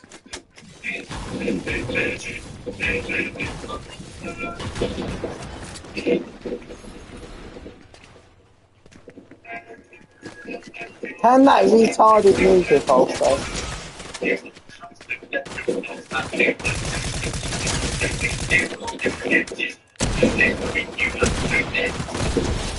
Yay, I got my first ever kill! You got a kill. Yeah, just now.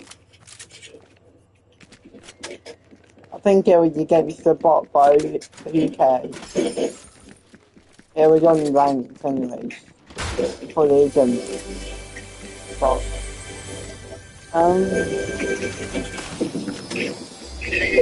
What is? Yeah, it looked like a bot. Fine.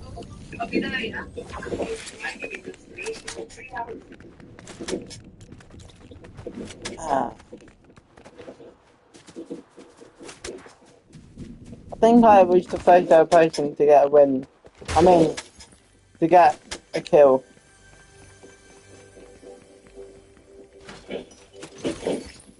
It's got ammo. Oh, I hear some shooting.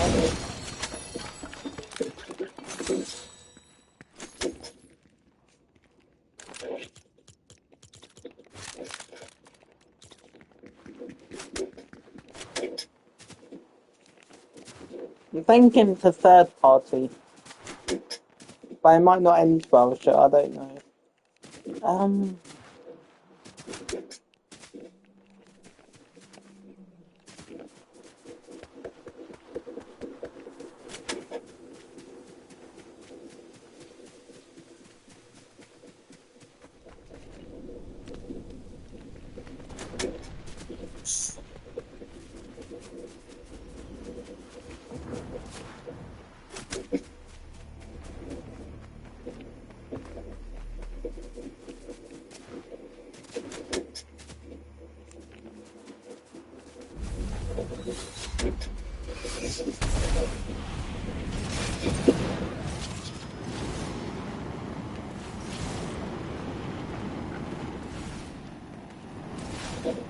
Oh, I see the fight happen. I see.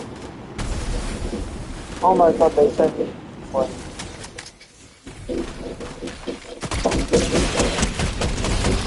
There's one of them.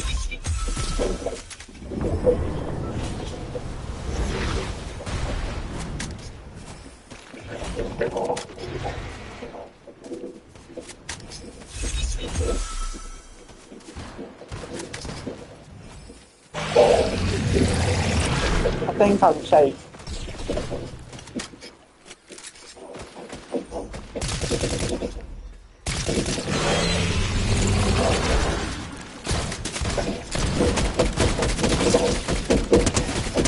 You think you can kill me, bitch?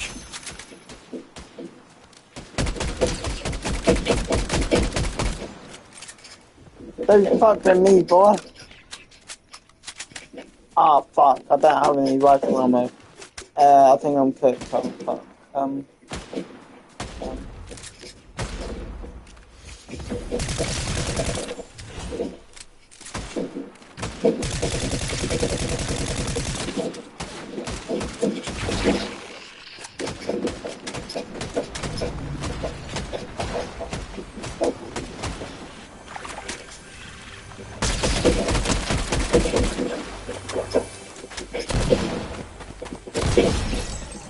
Yeah, there we go.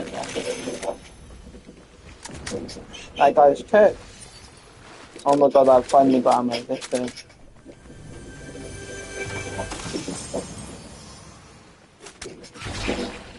Top 50, let's go.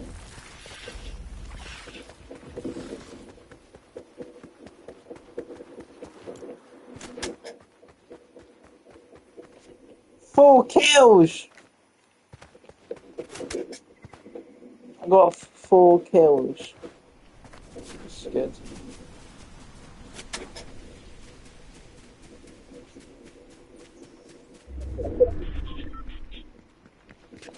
I can calm down a little bit.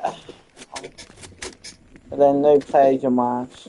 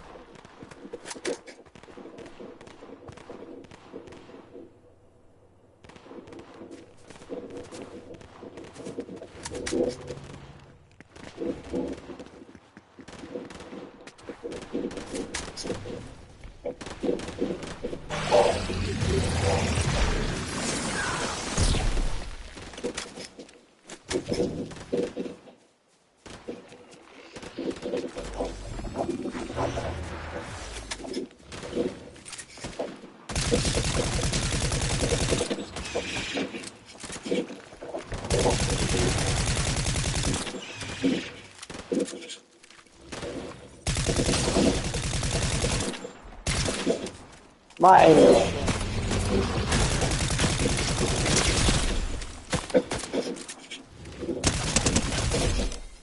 Finally.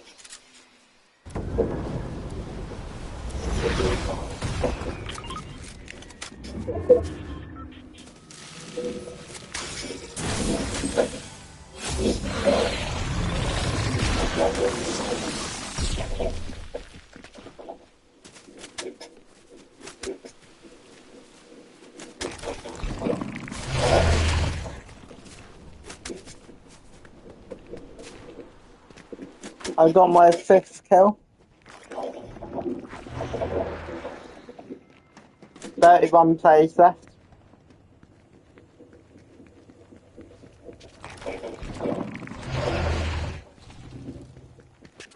I don't know.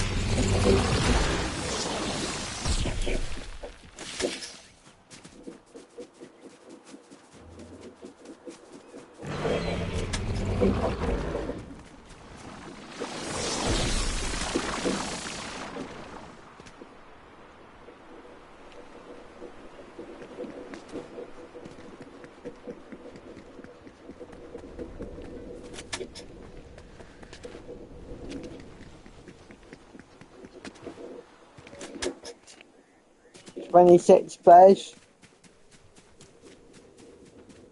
24 players.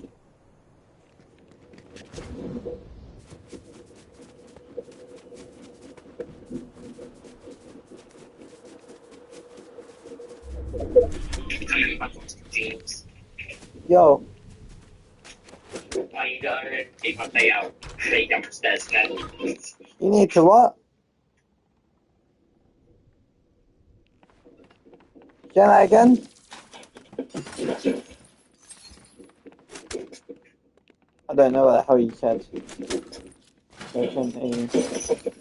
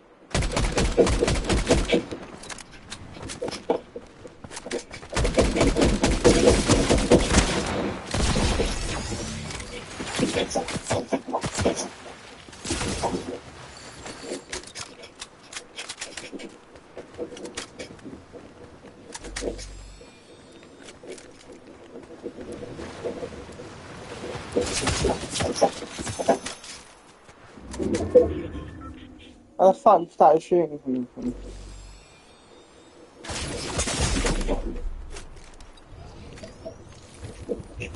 Right, James. They're shooting, but I don't know where it's coming from. There's a question, right? Yeah. Oh, I see there it is. Zero build. Yeah. Yeah. Zero reload. What about zero build? Zero build reload. Yeah. Yeah, I am. Do you want to try to get Oh my god. Hang on, I'm in the middle of fight. Be quiet. Yeah, I'm in the fight. Where the fuck are they? They're like... been...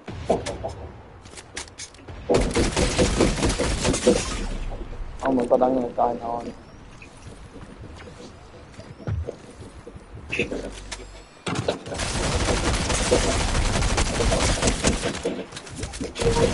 Oh my god, I killed him. Yes. Oh my god.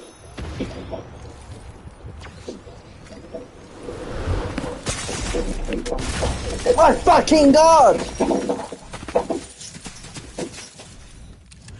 I placed 10th.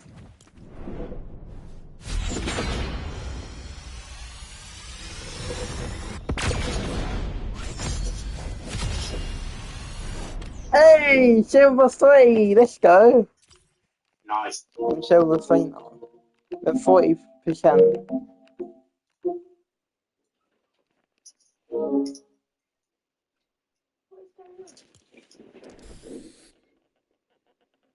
I'm in the call with 40. Can you like leave? You know exactly who Corey is. You keep speaking to me like that, but I want to leave. Good. Is that how you talk to your friend?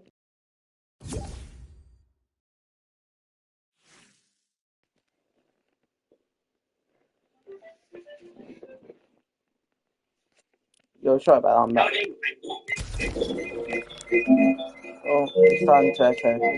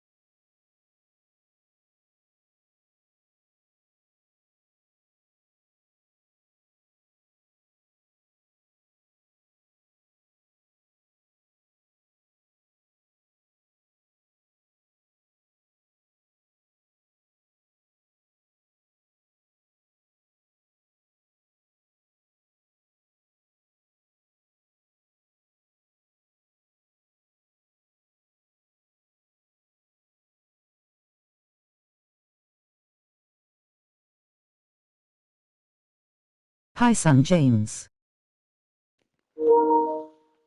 Hi, Maddie.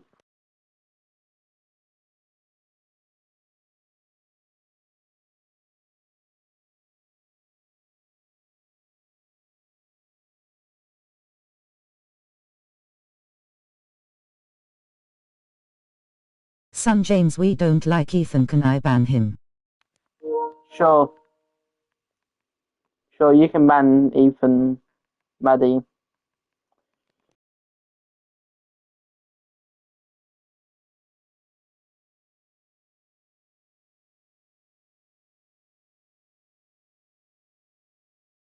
Hi, son. You're welcome, Miracle. I meant you're welcome, Maddie.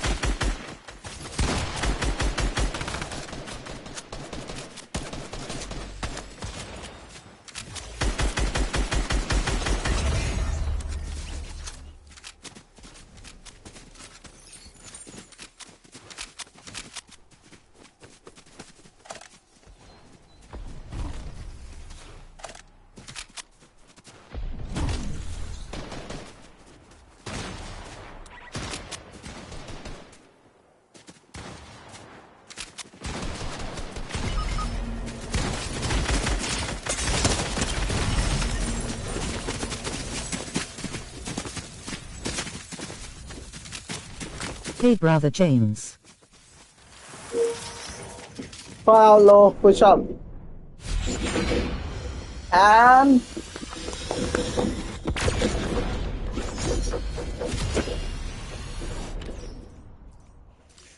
of course 69%.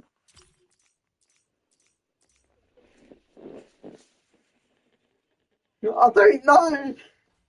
I think this.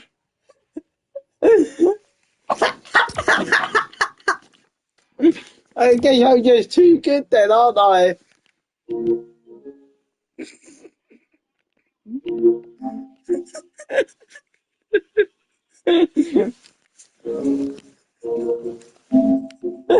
Oh God, that's funny.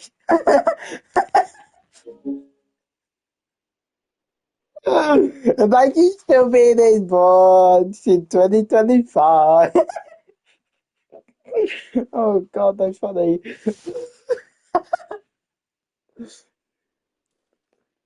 Hi Outlaw, what's up?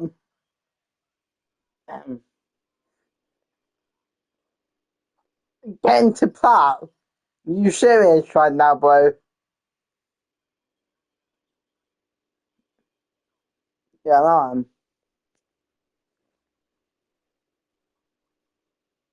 Wait, what's after gold? After plat? After diamond? After elite? After champion? Higher.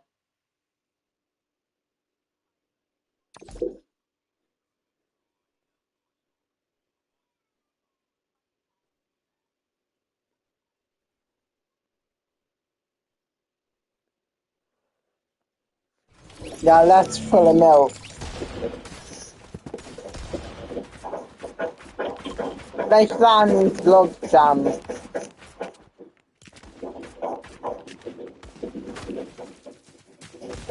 Why does she keep leaving and running back?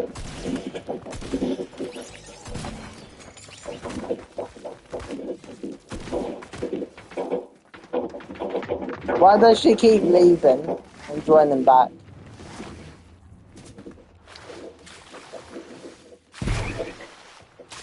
I feel bad for you.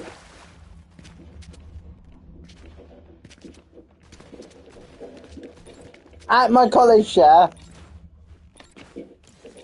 Why? Nothing much brother. Why can't boom and bass? Yeah.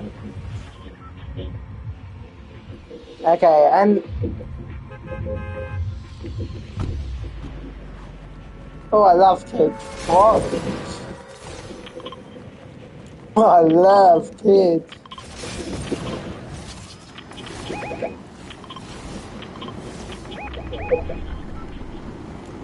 Why do you keep spamming that shit?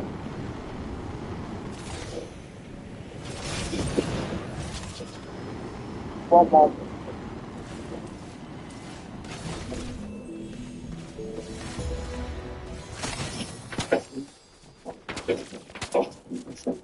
Oh fuck. Why can't I find any guns? Finally. Oh wow. What? A grey SMG. I don't even have the gun yet. Hang on. There we go. I just got a gun.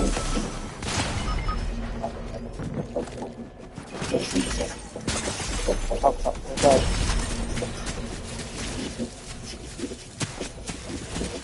We placed 20th. Just chillin', might go live on Twitch here in a little bit. Oh yeah, we did.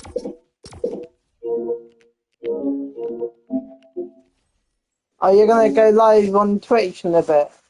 Okay, Outlaw. Just talking to my chat, you know. I'm streaming. My stream chat. Yeah.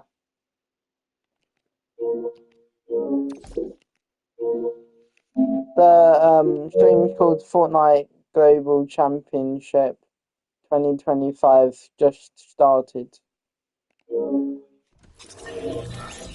It's on YouTube, mate. Do you have YouTube? So I'll send you the link.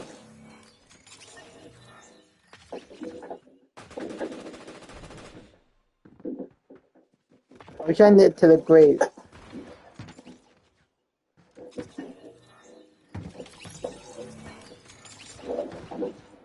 No, right. Hi. Hi, Audrey. What's up? What's up, chat? Grab one. Hi, Sister Maddie.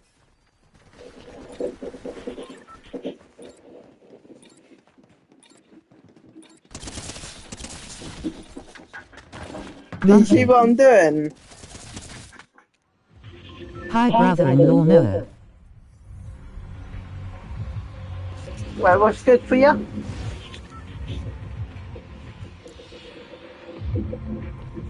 How?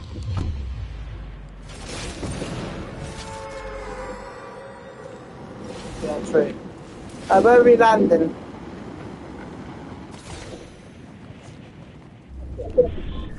I don't know how to fix that.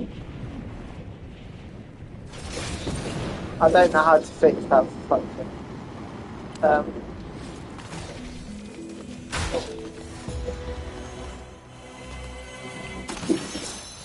Oh, you.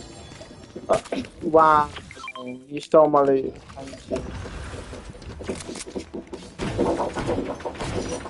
Are you sure about that? Hi. That's what I thought you go for. Oh shit, they can hear me. So you didn't hear that? You didn't hear me say the nigga. Oh fuck. Fine. It'll interfere with my gameplay. And plus, have a look at my fucked up hair at the moment. That's why. My hair's fucked up.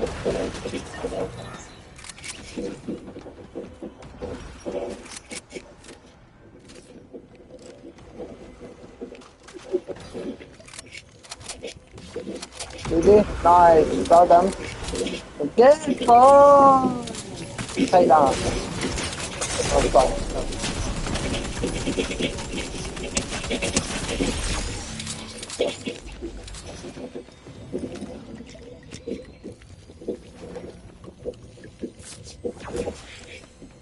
Do you have any big pots? Yeah, I need a shotgun.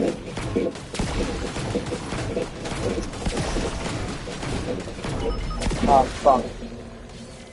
Where are they?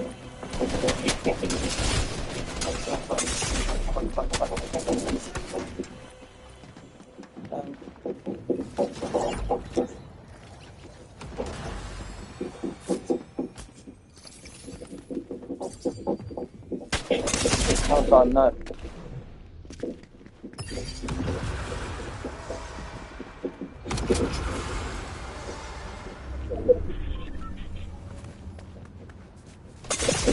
Oh no.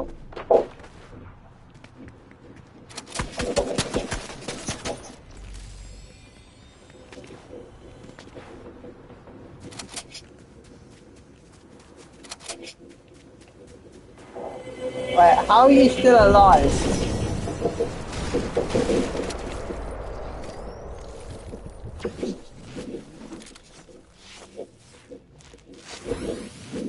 Right.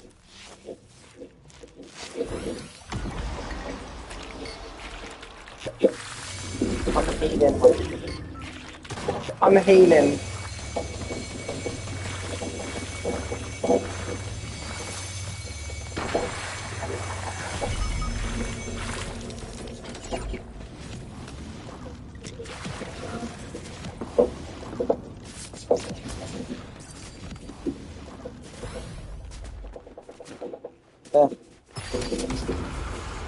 I've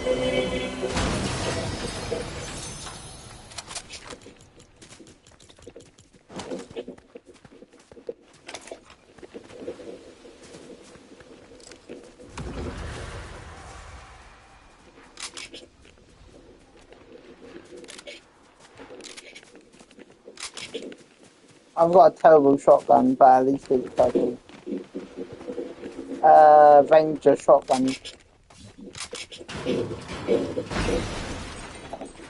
But it's the only shotgun I could find, so...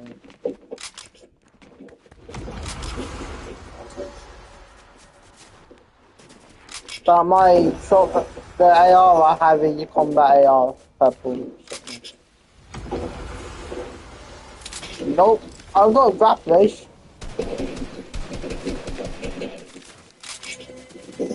Where? Where's the kids? Down where? Found in the day when rain going on.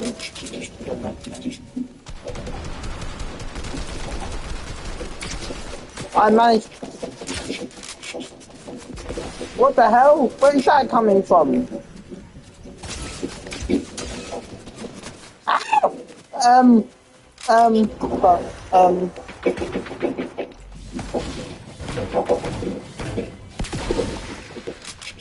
We're not doing too. I'm not doing too well.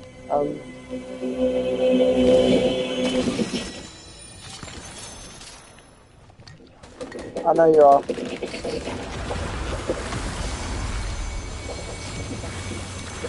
There could be stream items. I only just thought of that.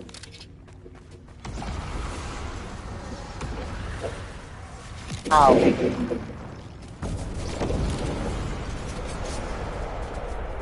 For how much?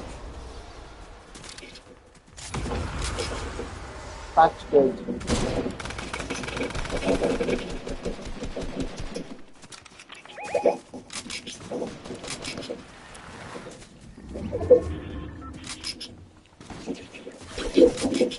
Well then. Ellen back. No one fight with no one fight with Flash Plan.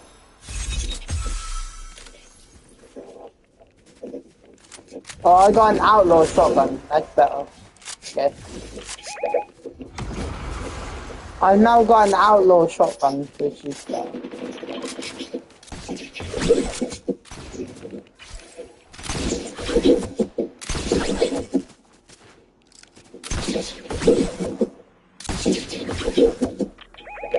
I'm here for that.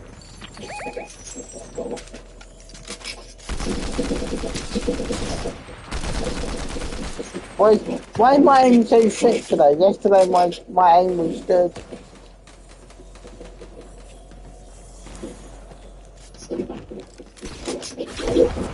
Yeah.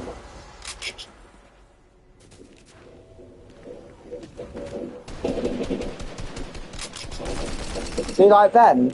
Okay.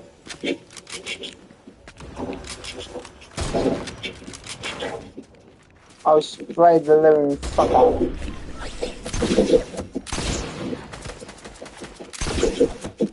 Oh my!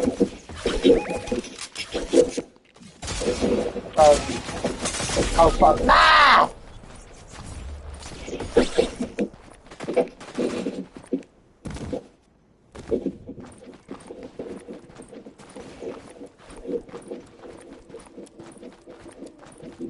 How do I give up? Oh. They killed my ass.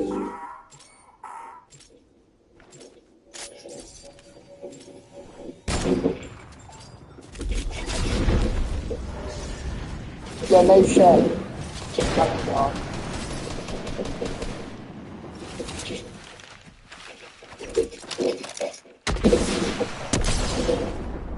I tagged them both. Knocked one. Pussy.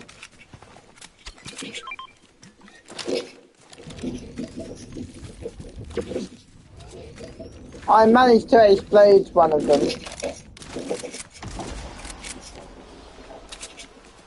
I just realised I killed one of them when, without having any shield. It's crazy. I'm just too good. I now need SMG bullets. Ammo. Okay. I think I'm cut. Okay, I'm coming on you, one.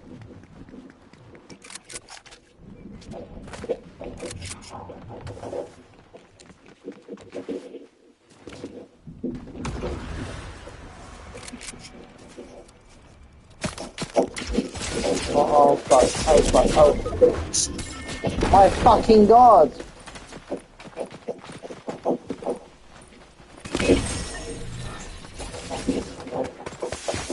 Now I need to be alive for 15 seconds. You do. 3, 2, 1.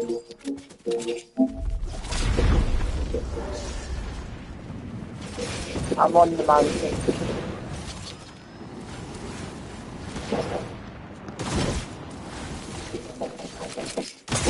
Oh my god.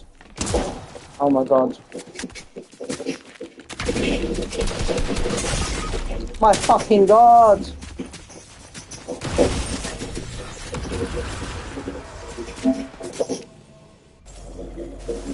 Why is every... I think they're also doom sniping me. They must be.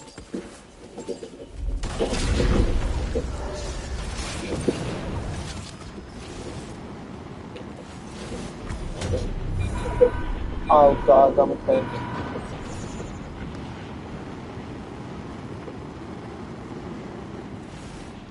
I landed at this house thing. Okay, I need to lock in.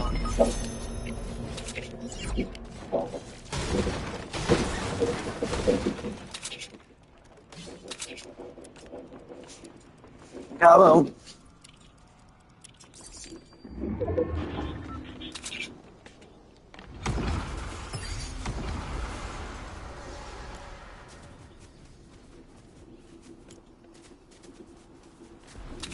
There's Sage over there. Oh fuck.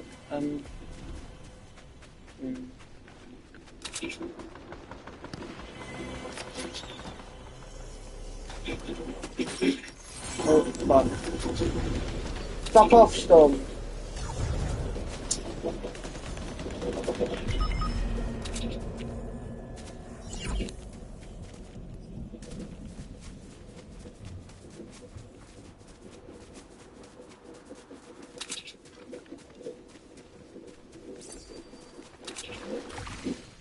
Oh fuck.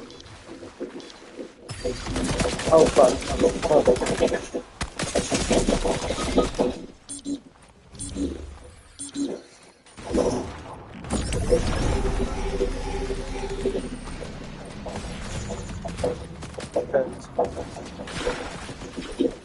Yes.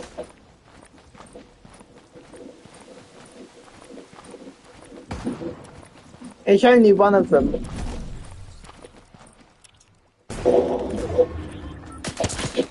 And they end my life.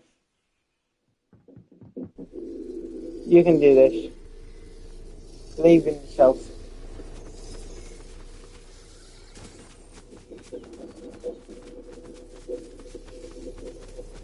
You're the boss, not them. Get out of Storm, wait!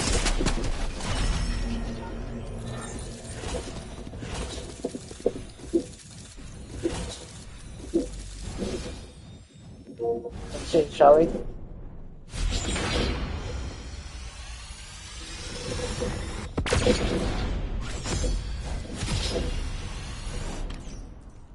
Only one rank, are you serious? I'm now in gold. Let's see if we can do a bit more. What? Was we? Wait, how do you know?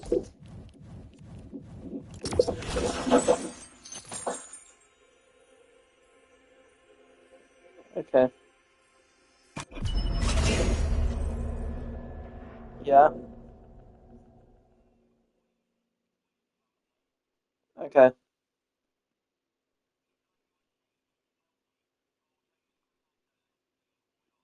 Okay.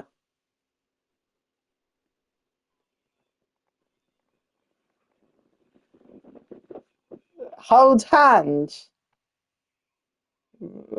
Hey, yo.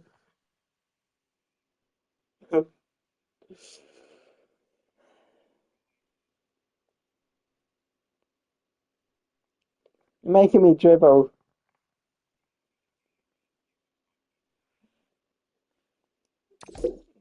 No, I'm gonna get cut. What? Okay, fine. After this match, yeah? Zero build.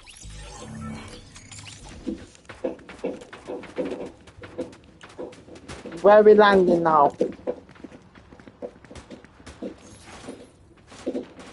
Okay. Yeah. And I'll tell you where I landed.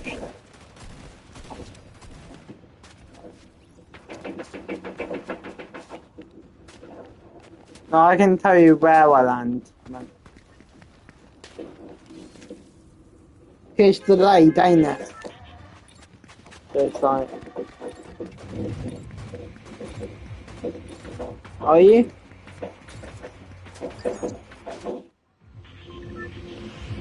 Wait.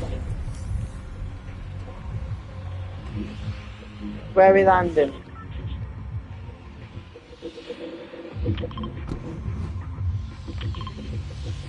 You like it, but you like you fancy it. Like, you like it, as in fancy.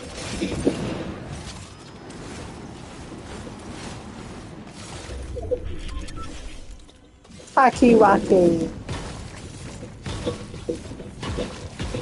Yeah, I did get a hacky wacky.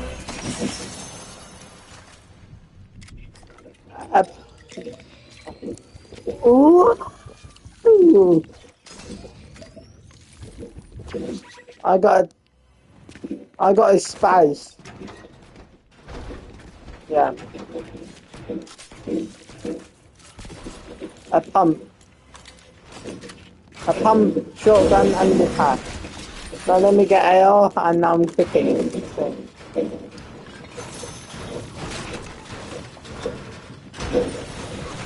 I basically got the 1v1 stuff.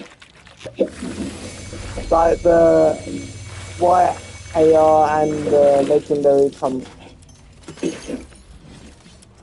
I just need to upgrade it.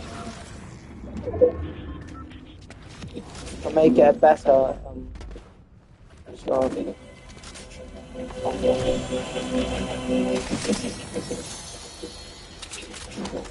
Or did they make it easier to get like legendary and purple chests?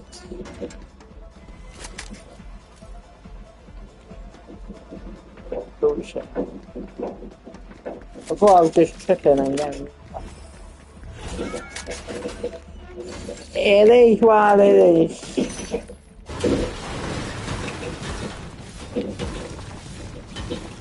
You can what? Oh yeah, we can... Like what she said.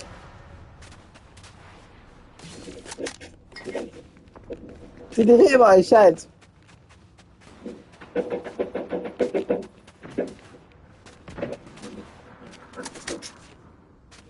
Don't tell me you're almost dead already.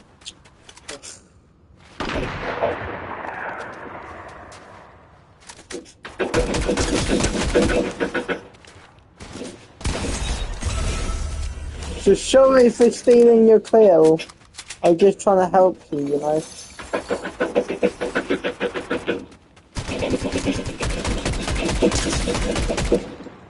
There you go, I helped you there.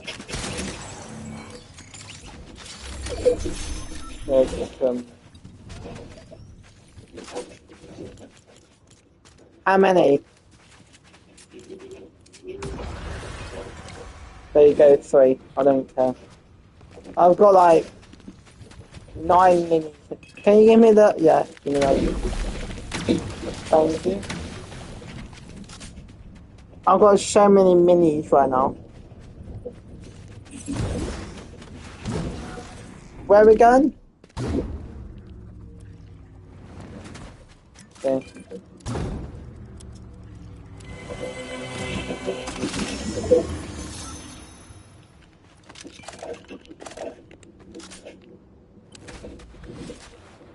I'll just come to you. Just walk.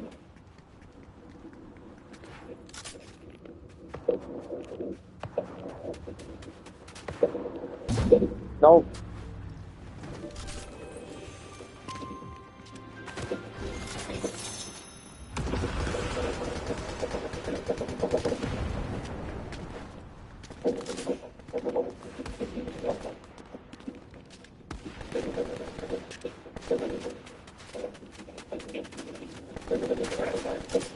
Shame.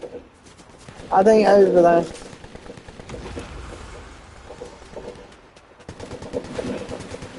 That's dead pie. Dead pie, their ass.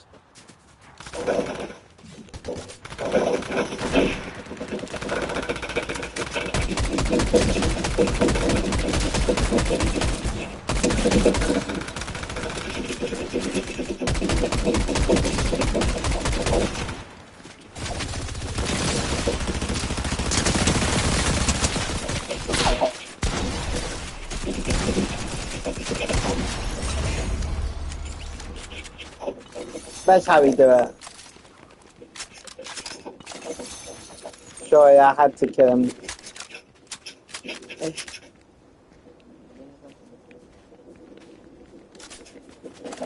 In what world, naughty, are you talking about? I said, in what world, naughty, are you talking about?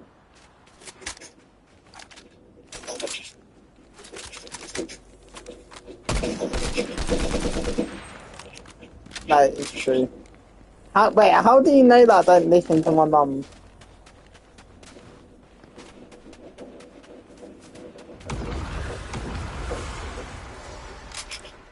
Oh yeah, true.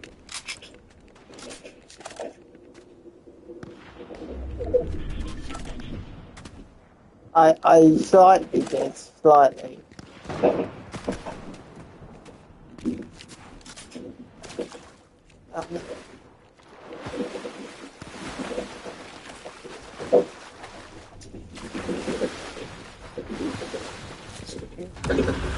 Kick over there.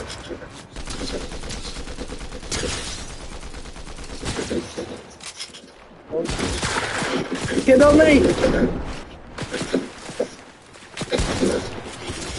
Oh, kid. I'm getting bummed right now.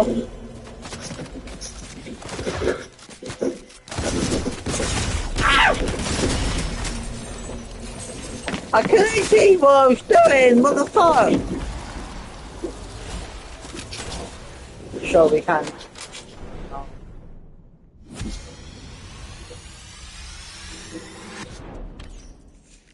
30%. I only went up by 30.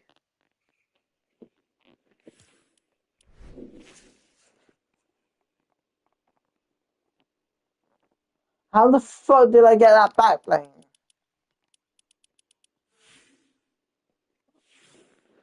I got a free back bling. Let's go. Let's fucking go. I got a free back bling. FMC. I don't know how the hell I managed to get it. But... Where did you go?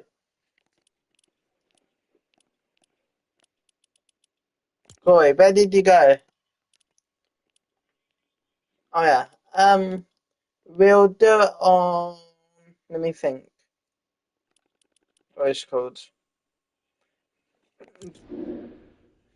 Back on she said. This one? Battle Royale 0 build. Regular 0 build.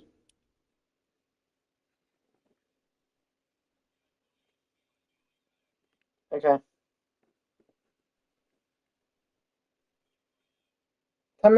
Tell me when you put that skin on.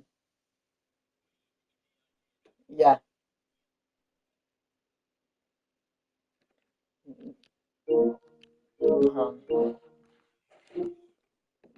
Zero build battle royale.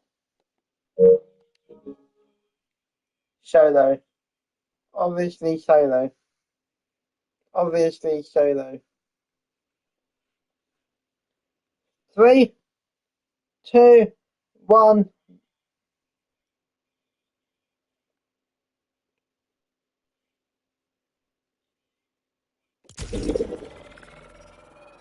For God's sake.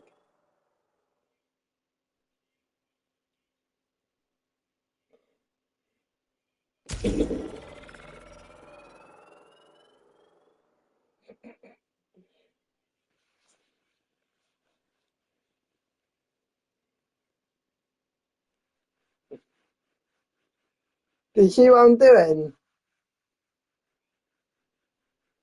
Have a guess. Look at the phone.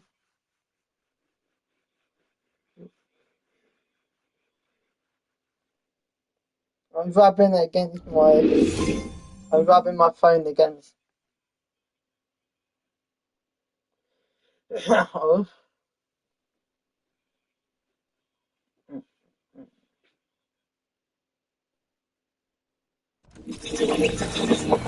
Oh my god. Look how much of the map I need to discover.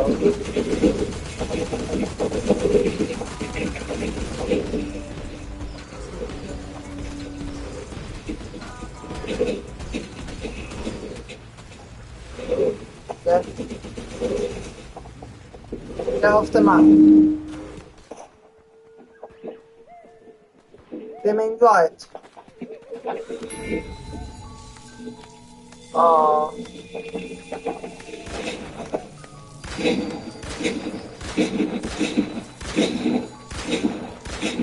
You do?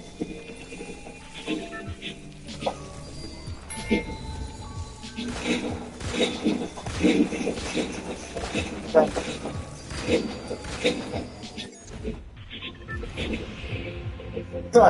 I was working on tab just for you. I'm a land Schwari. I'm a land Schwari. Schwari bash.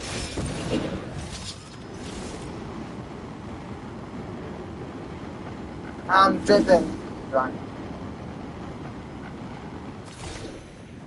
Yeah, probably might. They say probably when they throw.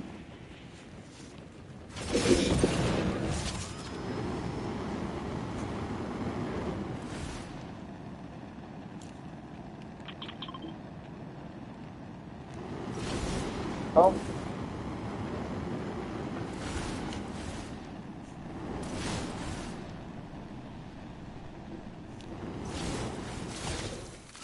I messed up the landing by accident.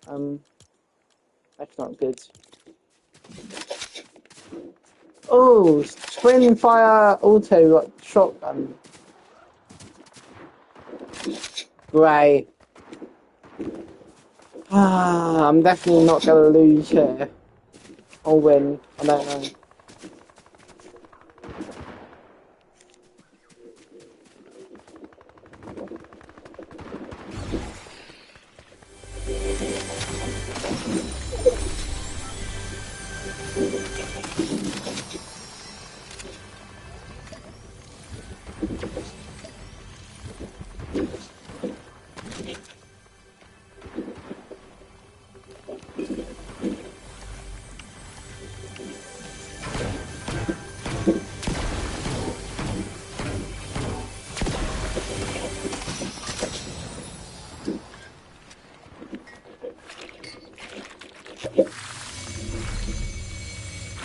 Yay! Sweeper shotgun.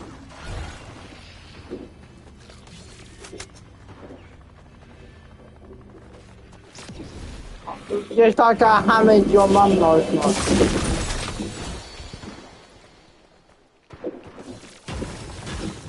Is she? When did she? I didn't know that.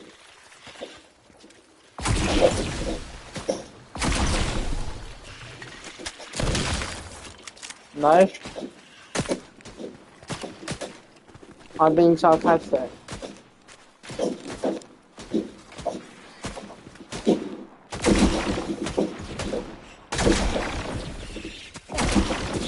So am I.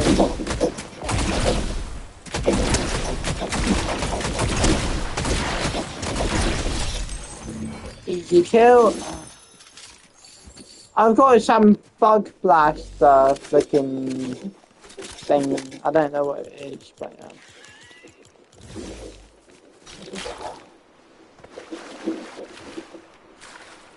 You died! Ah!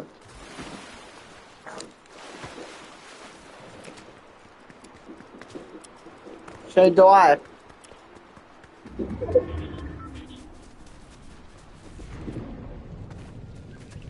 I might just killed one of the scratch. How many kills did you get before you died? Yeah, and what place did you come? Shit, did you say?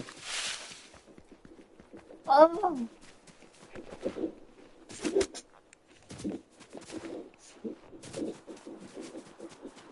When you said 67, there was 67 players left. But now there's only 64, so... 64!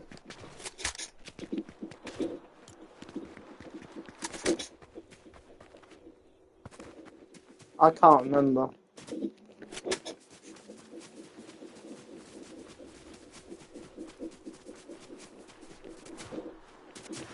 Me? What skin am I playing with, did you say? Oh, I don't know. I don't remember shit.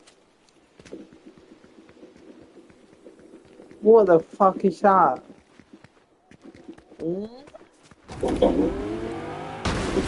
Looks like some monster looking.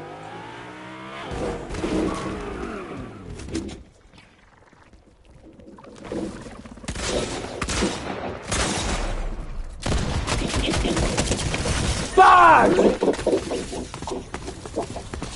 I played 53rd.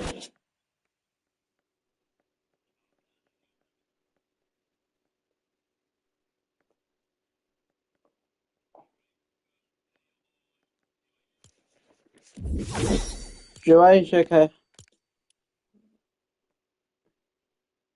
Oh, I've got some shit to claim, hang on. 3 V-Bucks, let's go! Let's go, chat. Okay. I'm dribbling for you right now. I'm joking. Hang on, wait. Got that. Yeah.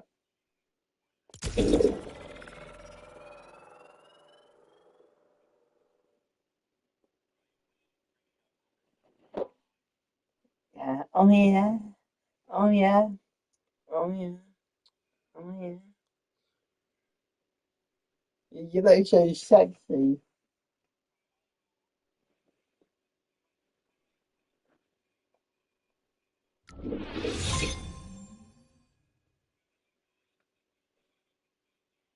Yeah.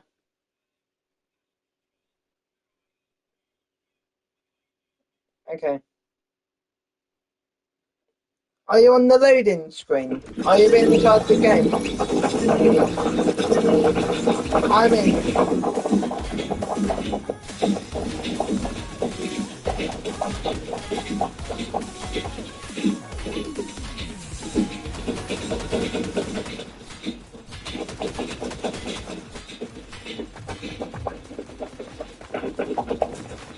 That took you a while.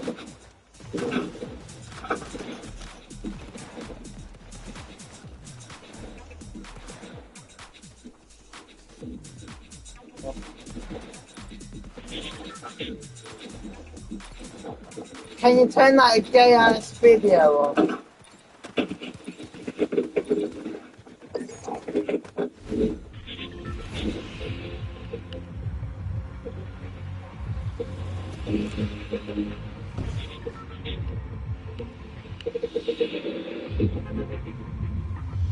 There's someone called AAXZ.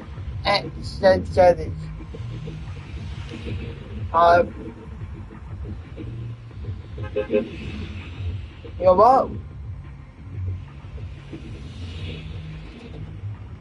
How do you know?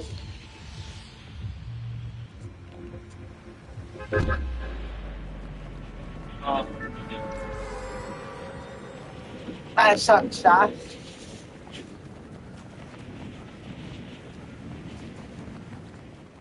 Let's hope I win with this.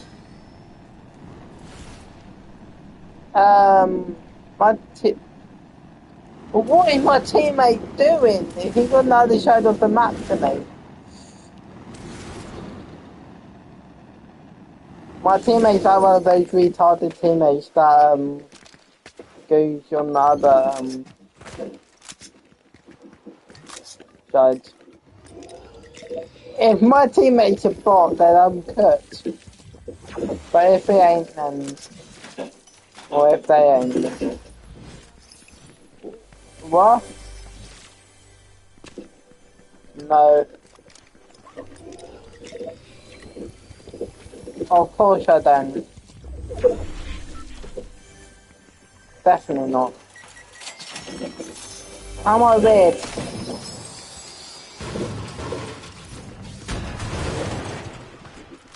I can show you what's weird in a minute.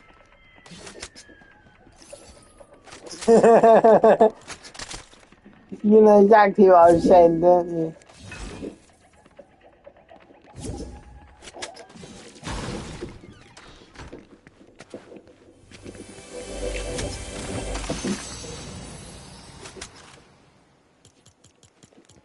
I just realised you can host me.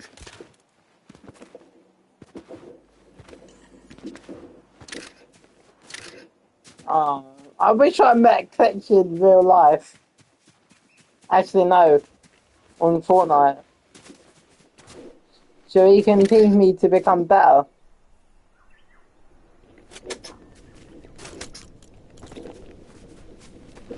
Yeah.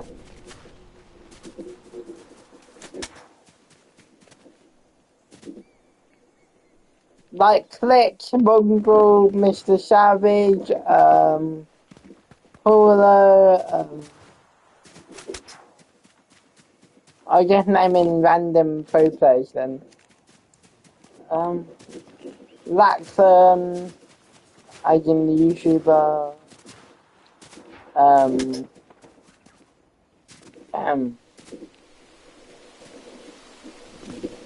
what?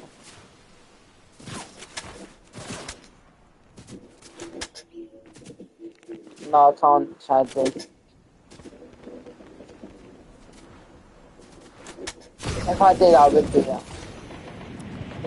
But I don't know. Maybe I'm not old enough to.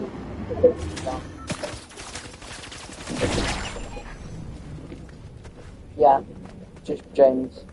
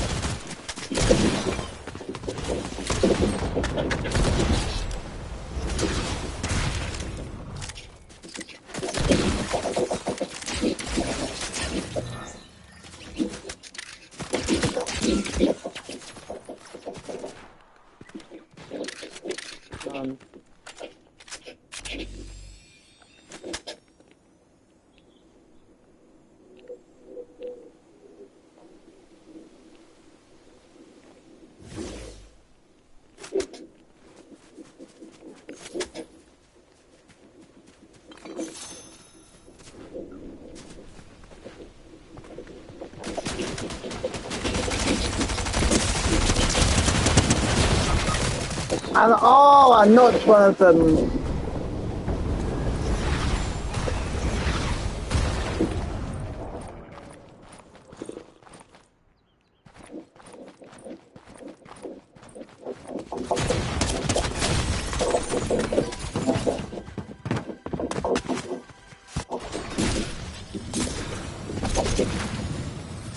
What the fuck is my teammate doing?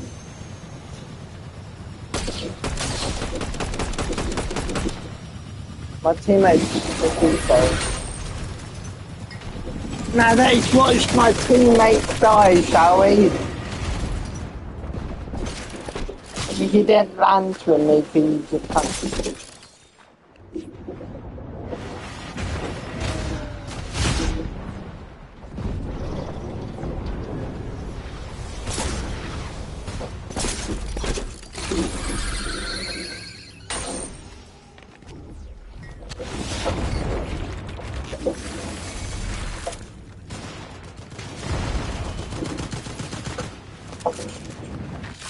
I don't know.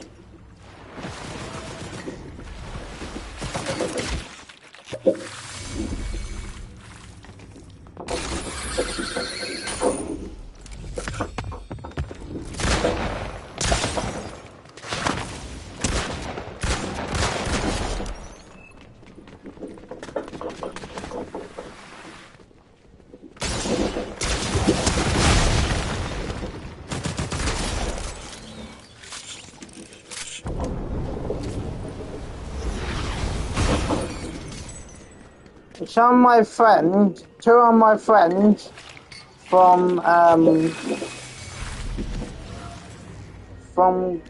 in college used to go to my first ever primary school. Yeah.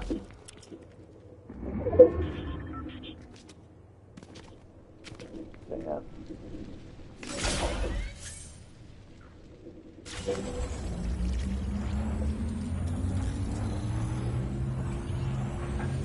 They're nice people, my mates, so at my new college.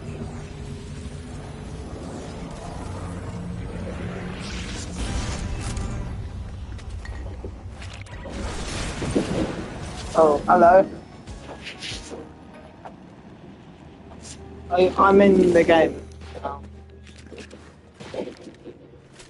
I'm in the game. They rebooted my ass. Yeah. They just rebooted my ass.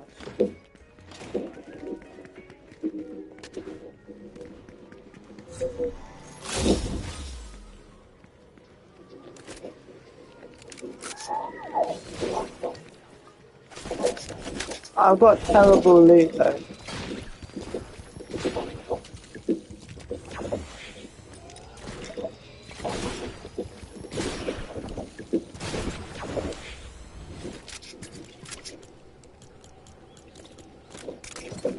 What the hell is this swarm strike?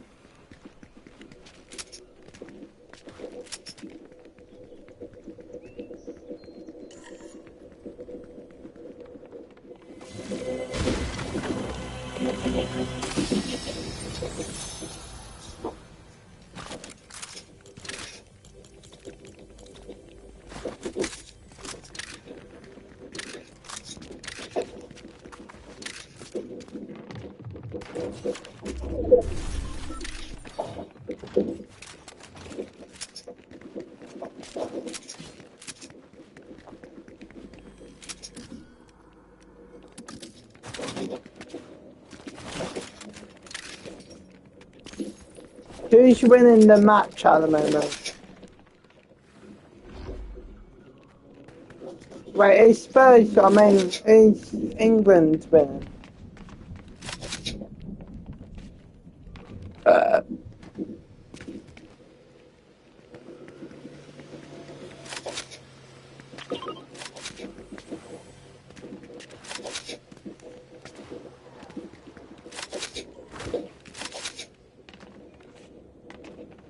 Corey, how's your boyfriend Jack Dalish getting on?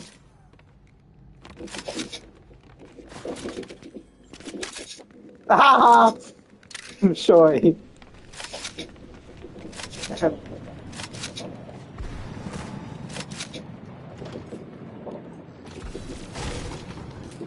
What?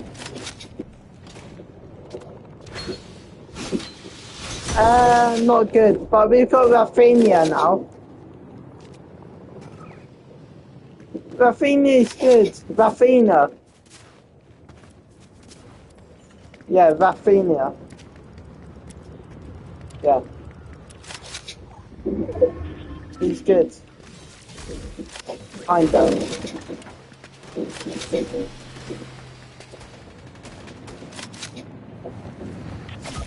Fuck! Oh my God.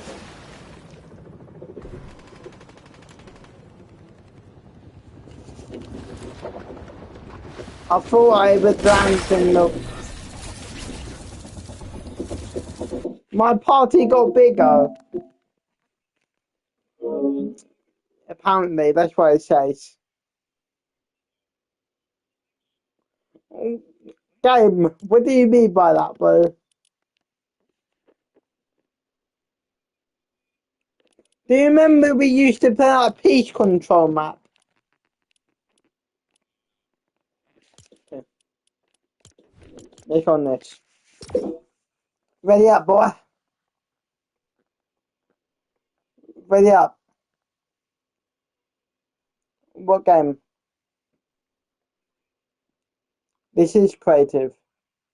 Okay, ready up. Fuck off.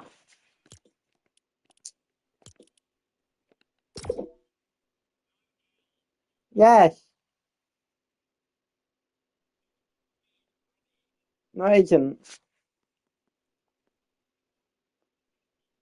Just ready up.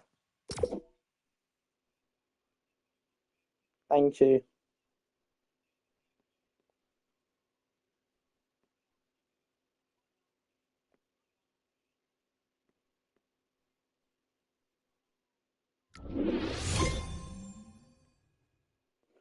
Good boy.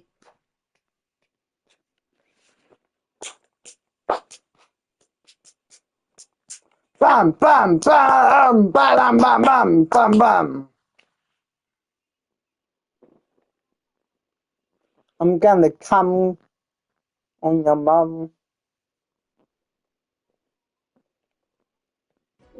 Another massive shot. I don't know what Pump and Baka ate today, but they are ready to play. The problem is nobody is backing down from Ritual Bolt or Peterbot. Baka, Pars, and Pump have them fully squeezed inside of this tiny little crevice, and if that wasn't bad Come on, enough, they're also Clash. having to deal with a third party up on the high ground. Cold, Ritual, Peterbot, they're doing everything they can to try and buy themselves a little bit more time, but they know Are you in the Baka's game working yet? against them. They're only just short of 200 above that You're damage still threshold, loading in, but I'm they need guessing. more, and they need builds. They don't have any materials. It's all on cold. Peterbot is just left in tatters because of that start. Yeah, it's just a tough situation to be in because it's almost playing that mind game, the tricks of, hey, maybe I do have to fight. I need a refresh. I will not be able to get materials elsewhere. And with a team that's honestly been a terror to the entire I'm NA watching Central this. region, this is kind of a surprise. And you've been saying it, nobody's backing down. Honestly, Papa Are Pollo you sure said it about as that? well. Peterbot plays mind games with all of you guys. He gets into your heads, and that's why he's so successful. But guess what? No more mind games. I think Okay, I need to Peterbot's get a getting ready to star. fight back. Oh, it doesn't need to be mind games because with Wheezy, Swizzy, and What? Mustache making the approach, Peterbot, Hello. Ritual, it's now or never. They've got to either dive Yeah, I in or actually they get full. find themselves getting absolutely pincered by several different teams. Baka, Parts, and Pump also know that same pressure could technically be applied to them if they're not careful. Seems like they might just want to break away here, create a little bit more space. They don't actually know what kind of position Peterbot and his team are in, but Baka cracking Peterbot's shields now means he's potentially Yay, I playing get to for come all over Jake. Nothing.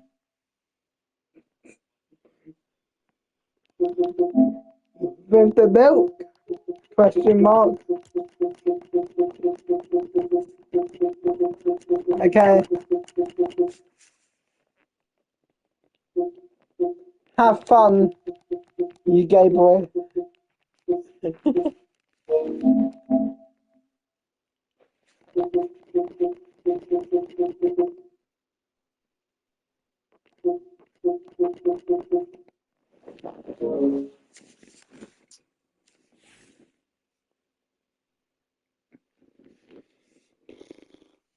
What's up, Daddy Jake? What? I know that. He told me. Who, me? Jesus. When did he do it? Go up your butt? When did he go up your bum? Were you yesterday? I mean, no. Yeah, were you yesterday while we were at school?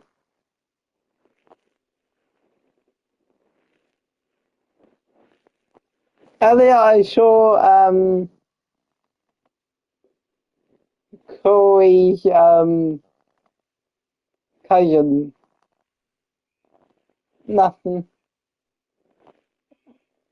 Nothing. I was just saying that I saw your cousin earlier. No, I saw your cousin.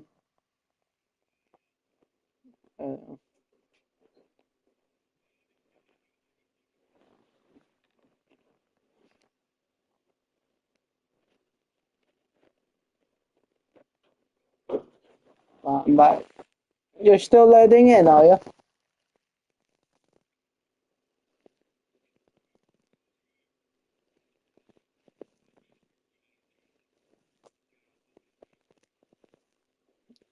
I'm sorry, in what?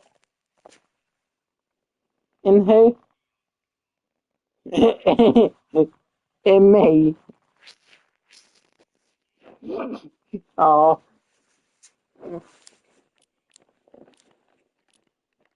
Are you sure about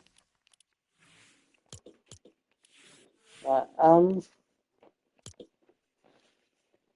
I just got this, guys.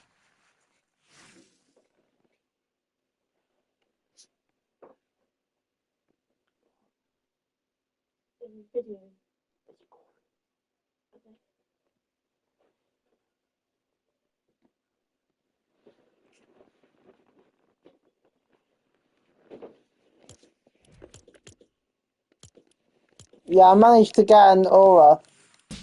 What's it called? The bright show. Your favorite Save the World skin.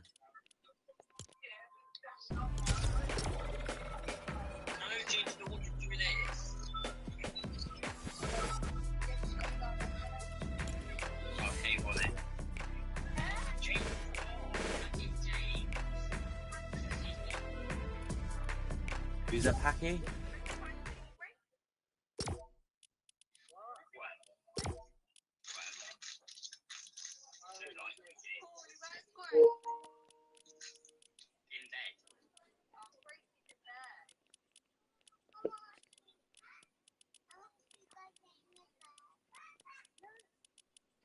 Someone needs to ready up.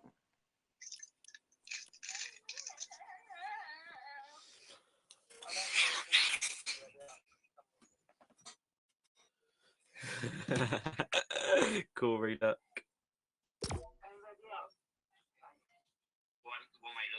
1 minute. Where's Baldy? Oh no, he's getting into the car. Baldy in that car. There. Yeah, wait for it.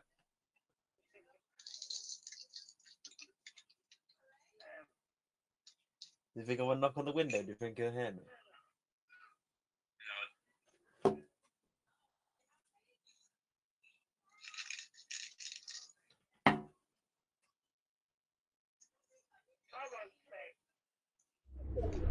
and Merstash. Savage team 2 points away from hitting that top 5. And the thing is, they were 1 point away, almost missing the Major 3 Grand Finals. They were 2 points in that last spot to secure the global spot. A miracle run is coming out as Queasy, once again, almost 2,000 damage, back-to-back games above the threshold. Yapko, fans are steady. They're feeling the pressure from up above. You see a huge lack of not only materials, but resources as well as he gets cut short. The wall breaks him off. He's going to go down, but for Yapko and Seti, this is everything. They're still trying to see what kind of placement points they might be able to collect. Every little bit counts for that team, but Vanya, secondary height, Cammy, Hottie, and iDrop, they've also been rather quiet throughout today, Jacob, but that could change in an instant. Mr. Savage, Reason, and Chap now trying to make sure that their back tarp is fully closed off, but Savage not having the opportunity yet to keep building through. Chap picking up where his IGL left off. That is always what you would hope for in a team. Iyamzo is sadly going to have to play it through with just Higgs though, and this is a tough spot to be in, unless Higgs finds a big elimination for the refresh. That was not only points for the elimination, but placement points as well. The full trio's wiped off the map. Acorn, Savage, King, Tayson all going down. Yamso as well. A good shot being landed, but not good enough. He gets steamrolled by Darm. Marius is the one who took down Poyo. Him and Vanya are feeling the pain as well, because they have to do it without Pixie. But they've at least got frontside low control, and that's going to have to be enough. They're going to need as many eliminations as possible because they need more materials, and we haven't even started the conversation of how to deal with Queasy, Swizzy, and Merstash up above. Everybody else in this lobby looking substantially healthier too. I feel like I've seen this episode of Fortnite before. Game 2, Game 3, and it's looking like it could be possible for Game 4. 370 points and counting. Only 2 teams in front of him, both of them weak. Vanya trying to do what he can, but he only has 1 teammate, Marius as well. But the full trio up above, they get the wipe on the one. They're looking to close this one out as well. Marius in his line of sight, but Swizzy, he takes a big shot. That's a surprise attack, but luckily for him, his 2 teammates have his back. Merstash gets the drop on the Marius, stays alive. They're targeting out Vanya, 3v1 situation, and they go back to win another game. I hope you know how to play this game. On the global stage, the Tripskis of Victory Royales. Queasy, Swizzy, and Merstash are setting a new precedent here in the 2025 Globals performance, Jacob. This is insanity what we are witnessing right now, and they deserve all of the credit. But Frankie, let me know what else they have to say. I'll put input lag. Come on then. Oh, I freaking hate this game. My sensitivity is so low. Can you believe this is happening? Yeah, I knew we were gonna win. You knew it. You are playing like you knew it too.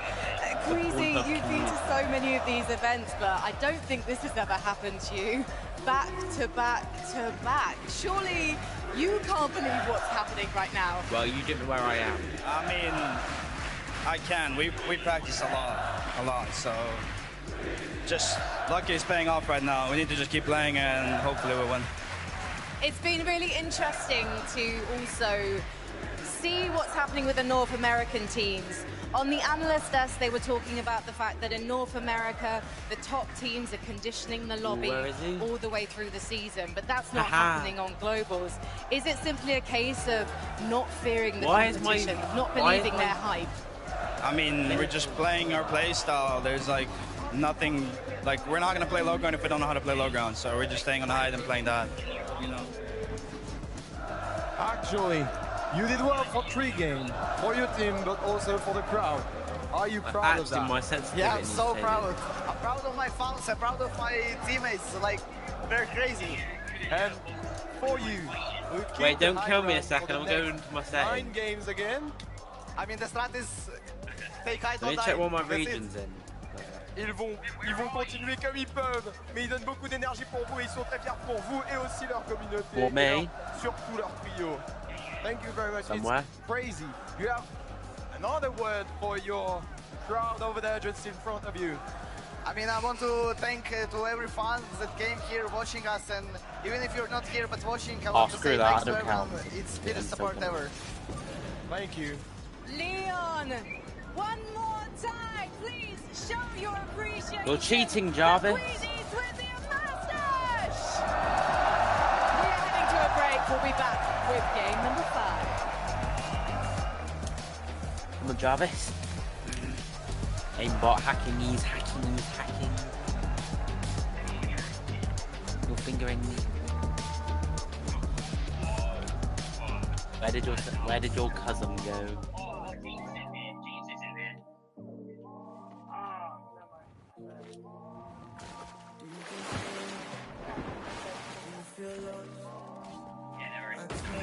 Ignore that. Yeah, I just died from it.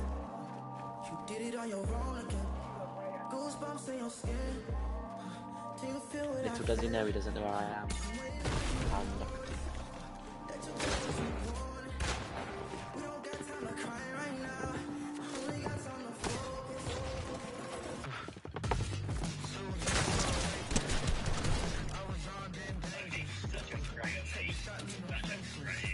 Yes, spraying on that person.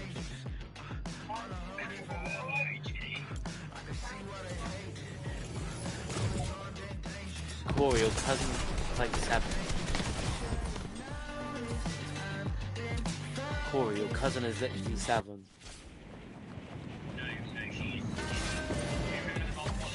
Yeah, how old even is she? Hey.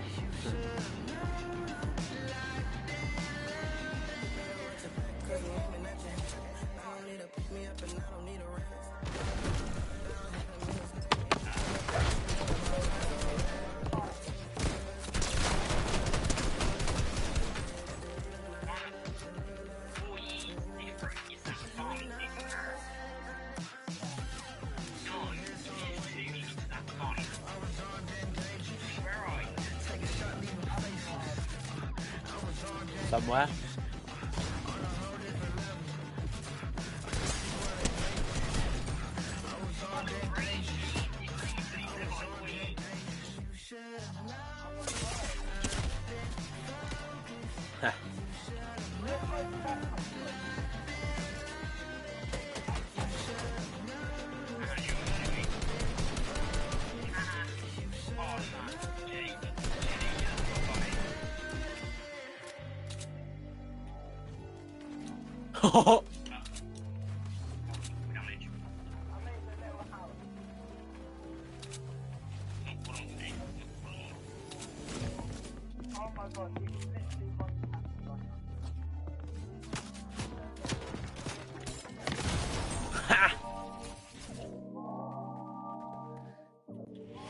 I haven't played this game in so long.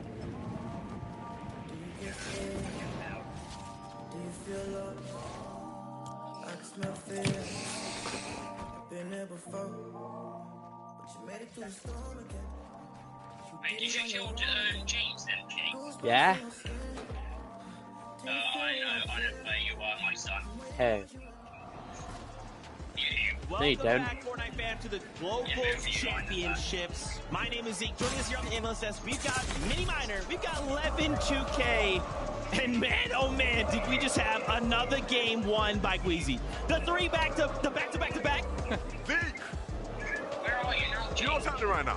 What's happening? I don't think you know what's happening right now. Tell me. The last time Queasy played a major final and won 3 games in a row, he won 6 out of 12. Oh! He went on to win the next 2 games after that. He won 5 games in a row back in chat. Oh, no, these guys don't look like they're slowing down anytime soon. I'll eat you, save that. I'll eat you. Thank you. We might finally get Like I said, somewhere.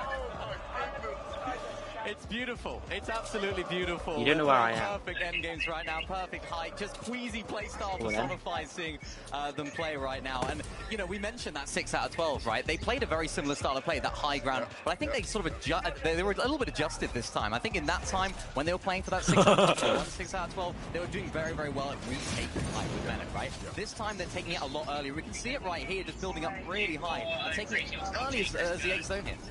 One thing I really loved, right, is, you know, Frankie was asking Queasy about the timing of when they take height, and, you know, a lot of the time he's received criticism in games that maybe people perceive them to take it too early, and he said it's never too early to take height, right? I know what I'm doing, and I mean, at this point you just have to trust the guy. My mind is blown. 3 wins back to back on land. Like, I don't think people are really clocking how insane this is right now. This feels almost like a major tournament, right? It feels like I'm going back, but then we remind ourselves, this is a global championship stage. These are some of the best trios from around the world, and he's making this look like it's just a normal, everyday game for him. I mean, they're taking it early, but the way that they actually hold on to it is so good. When there's people crash panning up onto height, they don't panic. A lot of teams that are new to height, maybe don't play it so well, they will panic. They'll struggle. They won't deal with it as well, and you can see it right here. Vanya tried to take it right there at the end to try and take over the game, but they were calm, they were cool, they were collected. You just saw it in the interview there at the end. Queasy's just won 3 games out of 4 on land, and he's like, yeah, we're just going to keep trying to play our game. Like, he's so chill. I don't know how he's doing it. We saw Fnatic jumping around after the first game. I like that from the IGL, though. Oh, look at the numbers here, man. Before this game, I'd be curious to see what the updated stats are. I was looking at the numbers before this game. Swizzy was leading damage, oh, you can actually right? change your weapon. 6,600 damage. The next person, second place, had like 3,000. Wow. Right? So he was already leading damage by double the second place. I can only imagine now it's even more. It might be triple at this point. These guys are going crazy. They're playing the best Fortnite of their lives at the perfect time. It's so crazy to just think about, like, how this team is looking to attack any problem that is coming up. And I gotta say, this last game, endgame, was actually kind of crazy, right? It's like M8 versus M8, and you kind of don't know who to root for in that situation. M8 is like, but to see Vanya make it to this endgame and kind of fight it out here in the final few moments of the game, props to both sides. And still, right, maybe they didn't get the victory out, but they still play second. That's so much in terms of play. These guys are unbelievable, right? But these guys are doing a great job of staying in this competition, fighting in this competition. You know, early on maybe a bit more quieter, but they're starting to show us their prowess. I think the great thing about them as well is that we've seen them at times this year struggle when they try to go for height, and it doesn't work out for them. In this game, they tried to take it, didn't work out, but they still make a good game out of it. Yeah, and that's absolutely crucial. It's Marius, it's the fraggers that are doing a very good job. Of course, Pixie went down a little bit earlier here, so Vanya had to do a really good job, but I'm really impressed with how Marius is handling the pressure right here. Of course, there's been a lot of eyes on him over the last couple of years. Is he this sort of big fragger that everyone knows him for? Yes, proving it on the big stage, and this is, of course, a big moment for him being on LAN as well. So lots of questions going into this. They're answering it so far. He's the coming is, in. Queasy's just doing so well that they're struggling to catch up, but it's a really nice game, so they're moving up in the standings. Boom. Let's take a little peek at the second page, though, right? Let's just kind of roll things down. Boom. How are things looking, right? We see Adrian, Hoyo, and Acorn. What's crazy is I kind of didn't expect to see them this high up in the leaderboard, right? They're kind of lurking in the shadows. We haven't quite seen them have the game we're like used to seeing on NA, but we still have 2 more games left to go on the day, so maybe they can piece something together. A good time to try to get some momentum. I feel like at competitions like these, when you start slow, you almost are out of sight, out of mind, right? These guys now, no, I'm not. Their way back in towards that sort of top 8 range going into tomorrow.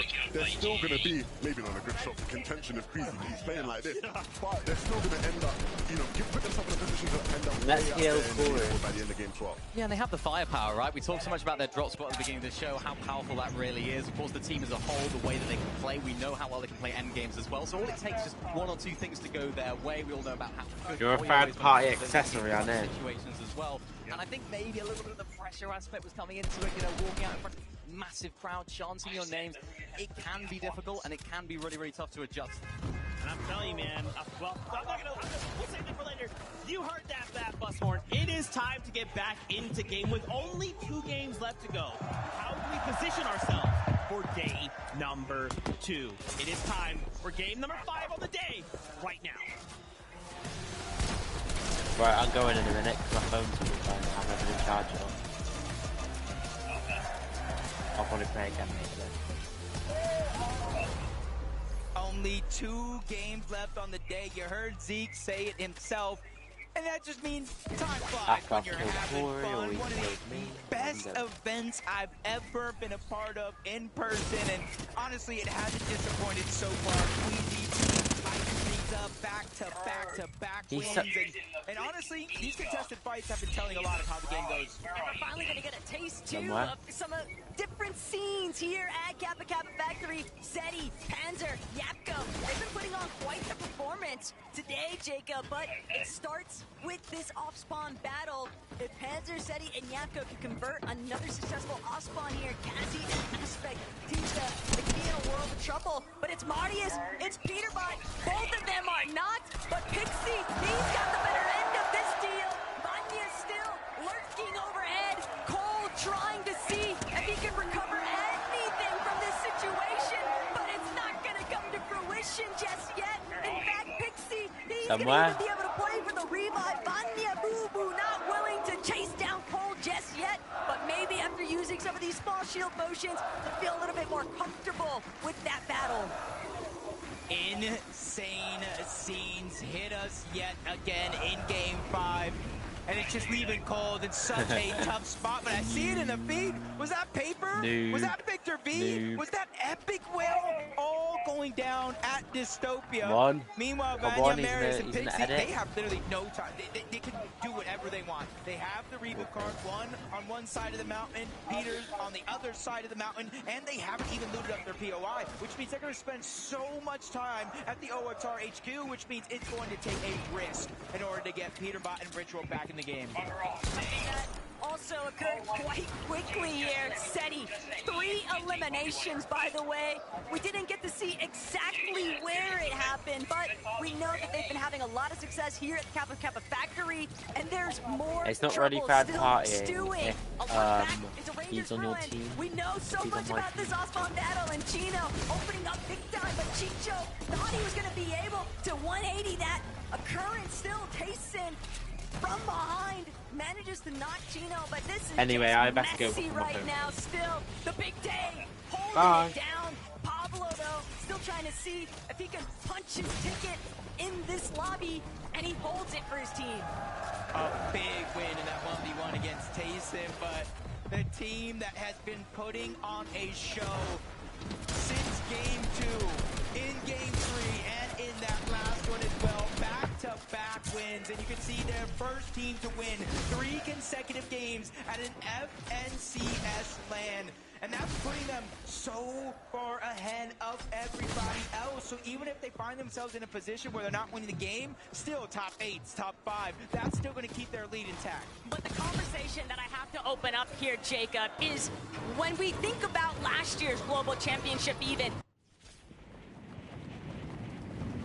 as everybody else in the lobby, they were staring at that leaderboard, they were staring at Peterbot and Pollo running away with it, and then day 2 came to play, and Queasy manifested a huge performance to play so much catch-up. So while it might look very, I don't say impossible, but unlikely, I still think that there's opportunity for somebody else to try and play catch-up. But day 1 definitely seems like the momentum is riding high for Queasy's team.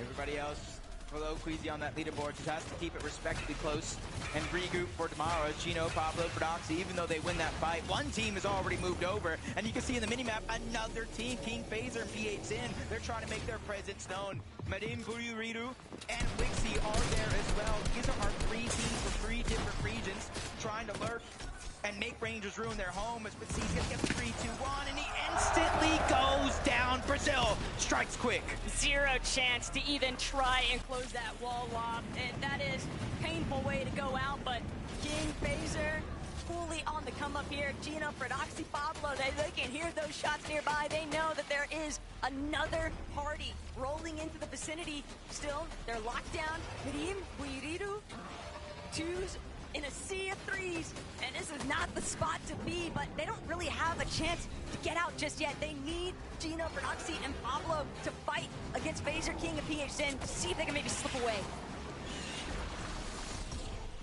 So the Queen just going ahead and blasting onto some of these boxes. Cena giving away the position just a little bit. King, Phaser, they know they're there on the other side, but they don't know exactly where they're located at, which means PHN is trying to get some high ground, some elevation, that eagle eye view so he can look over the land and figure out where everybody's at, taking their time. And these are the type of fights right here with people lurking around, crouching to hide those audio visuals. If you make the wrong play, it's a huge risk for that little reward. But the material just favors so heavily into Brazil's hands. Gino, Pablo, and Prodoxy, because of that early off-spawn battle with Tayson, they haven't actually had a chance to really farm anything up in comparison to King Phaser and PXN, who are just now stealing away this Queen currently at Rangers Room. Prodoxy realizing we can't just let this go for free. They try to see if they can intervene, but it's It's just not an option that's afforded to them just yet because Medivh Buyuridu still lurking nearby. It's not a favorable option, and they know it's likely best to potentially disengage. Yeah, and you can see it because they have control of the high ground and the whole outside. They're starting to target down that queen. As you see in the feed, the cleanup is complete. Cold goes down, and another 0-point game for what was looking like the most dominant team coming into this event. A huge wake-up call as they're in 30th place, but for Vanya, Pixie, and Marius, that's just one step closer to that first place spot. And for Vanya, Pixie, and Marius, they don't want to lose sight of the primary objective, and that is just to keep securing the strong end game placements. Every little bit counts if you're looking to try and play catch-up to Queasy at this point. And Jack, Reason, Mr. Savage, another team where there's been so much praise on Chap's shoulders, and for good reason. You could even argue that if it weren't for Chap, Mr. Savage and Reason might not even be at the Global Championship right now. But the Major 3 performance, that's something that we're still waiting for Chap to just have that highlight game. That's a really good point because Mr. Savage was done. Mr. Savage said, I retired. It was great playing Fortnite, but I think it's time for the next step in his journey. Well, the next step was coming out of retirement, qualifying by such mere points. It was destined to happen to see him here and playing as extraordinarily well as they have been so far. Malibuka walks and pings. You can see them set up just outside the outpost enclave, just trying to trade off shots into the distance.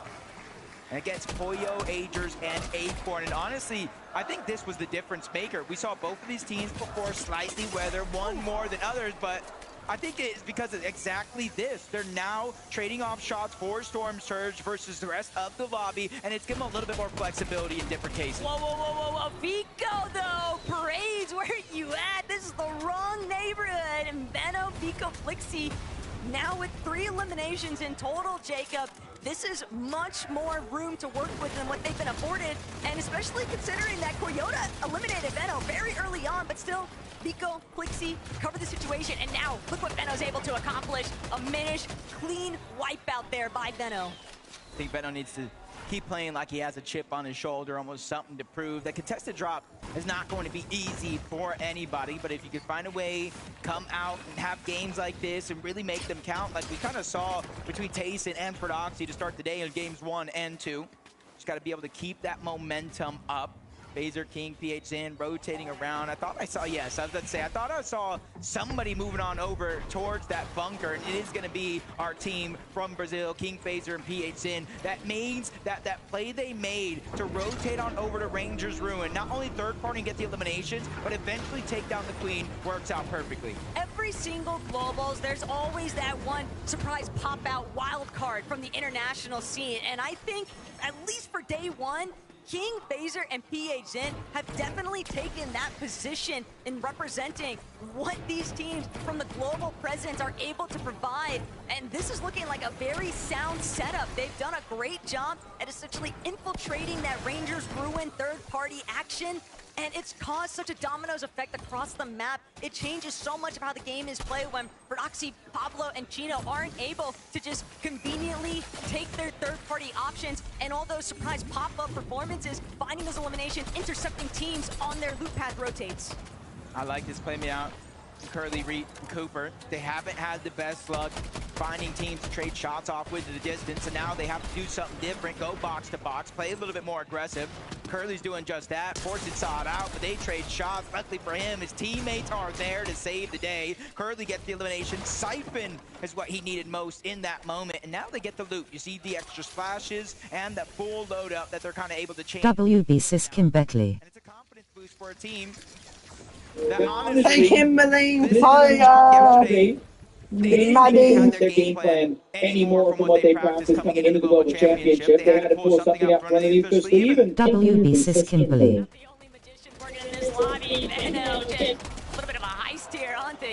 Hi Sis Audrey. Punished for it, and Vico following up. This is exactly why you don't want to give Benno any space, because the way that they're Hi Sun Haru. it's forcing teams I'm to good funnel shot. through in a way that makes it so easy for them to find those knocks and eliminations or just surge in general. Yeah, or at least at the bare minimum, get them to waste a lot of materials rotating on over into a spot where you might not be able to get much. Pickstorm, Demus, you see kind of a smooth rotation. Not too many players near them yet in the distance either, so they can focus on one thing. That's good, son. They need to be. As we take a look at Rapid, Kanata, and Bolts, they started the day off with a big win. I think it was around like 101, maybe 104 points. Since then, it's been anything but perfect, but this is the real test, especially for somebody like Kanata, where I was talking about how different he looked coming into this event. Now we get to see what are you truly made of. But they're still within striking range of top 3 within day 3. They haven't had, you know, the craziest day ever after, especially after what we witnessed in game 1. We're definitely maybe looking for Kanata, Rapid Bolts to keep seeing how consistent they could be, but until they find a way to replicate that game 1 performance, things are going to continue to get more and more difficult as everybody starts to find a better grasp, a better idea of where they want to go. And find any little bit of placement points to put them inside of a better position for day 1 closure. Again, I talked about Acorn, Foyo A, just going back to what has worked best coming into the Global Championship. That's kind of setting up one of those bases. You have an abundance of heals that the Demons debris. You just got to figure out a way to utilize them. It's like Clicks, Higgs, and Iamzo rotating south from Supernova Academy. They were one of those teams kind of looking off into the distance, whether it was Savage, we saw moments there, Sod and Ryu up towards the top. They have multiple targets that they try to use early game to build that Storm Surge and kind of give flexibility for rotations just like this. I think it was very smart, though, the way they were utilizing that natural map terrain, hugging towards that lower territory so they don't get spotted out from those teams that are in those high ground positions. They're just fully covered by those cliff faces, but looking into what our leading contenders are getting up to, Mustache, 0 shotgun damage. And my favorite part about this morning, Jacob happened to encounter Queasy, and he made it known, we're not gonna carry shotguns. We are running ARs, we are running the record revolvers. And you know what? With what they're doing, with the way that they're playing height, they're not giving anybody the luxury or the option to even try and challenge them on height. They don't have to do anything up close and personal, because if it does come down to that, they still got those record revolvers to work with, which is basically just a pistol shotgun in the first place. How do you win back-to-back games with 0 shotgun damage? I am blown away, but that's a testament of how good they are actually playing, and the consistency is out of this world. They jump on over Kadu, Striker, and Tisco. They were so close. They had the high ground in some of our previous games, but now they need to fight out of this fest. Prodoxy, Pablo, and Chino, they're the ones on the other side. They're the ones that are putting down that pressure and not really backing down. You can see the triple weapon loadout for multiple of these players as well. They're ready to fight, and they're ready to fight big. But Chino and Pablo, they're really looking like they're starting to find their rhythm in this lobby. They love just getting so fraggy with it.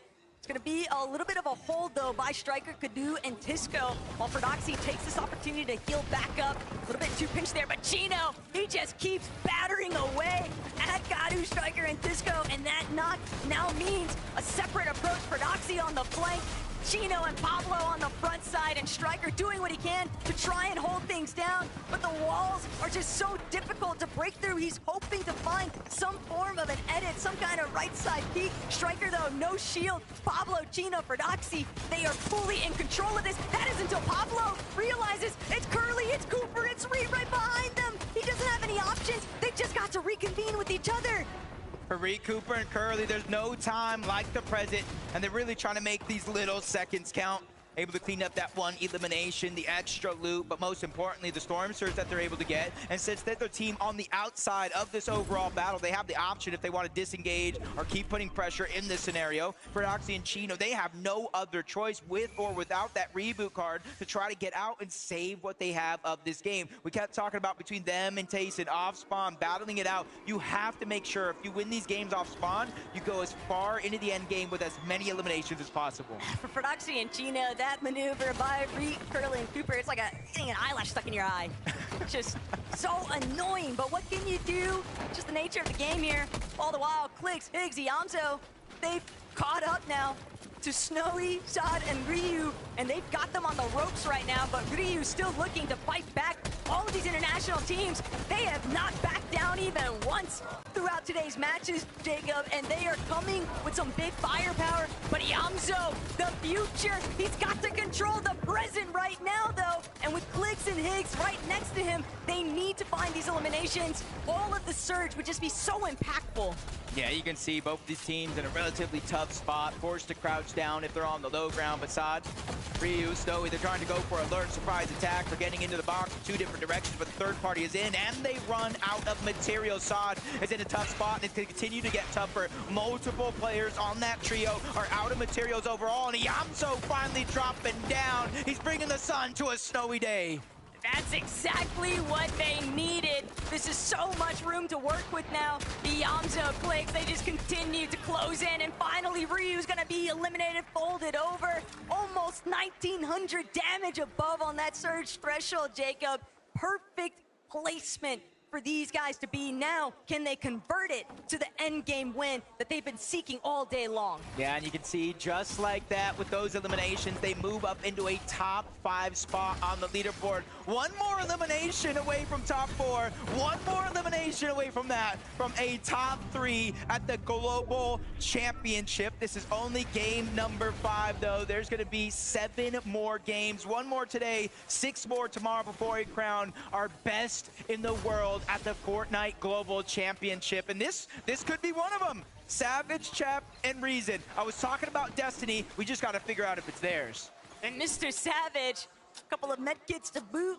Chap, Reason. They've also got the geysers just in case they need that quick stimmy of HP 30 shot.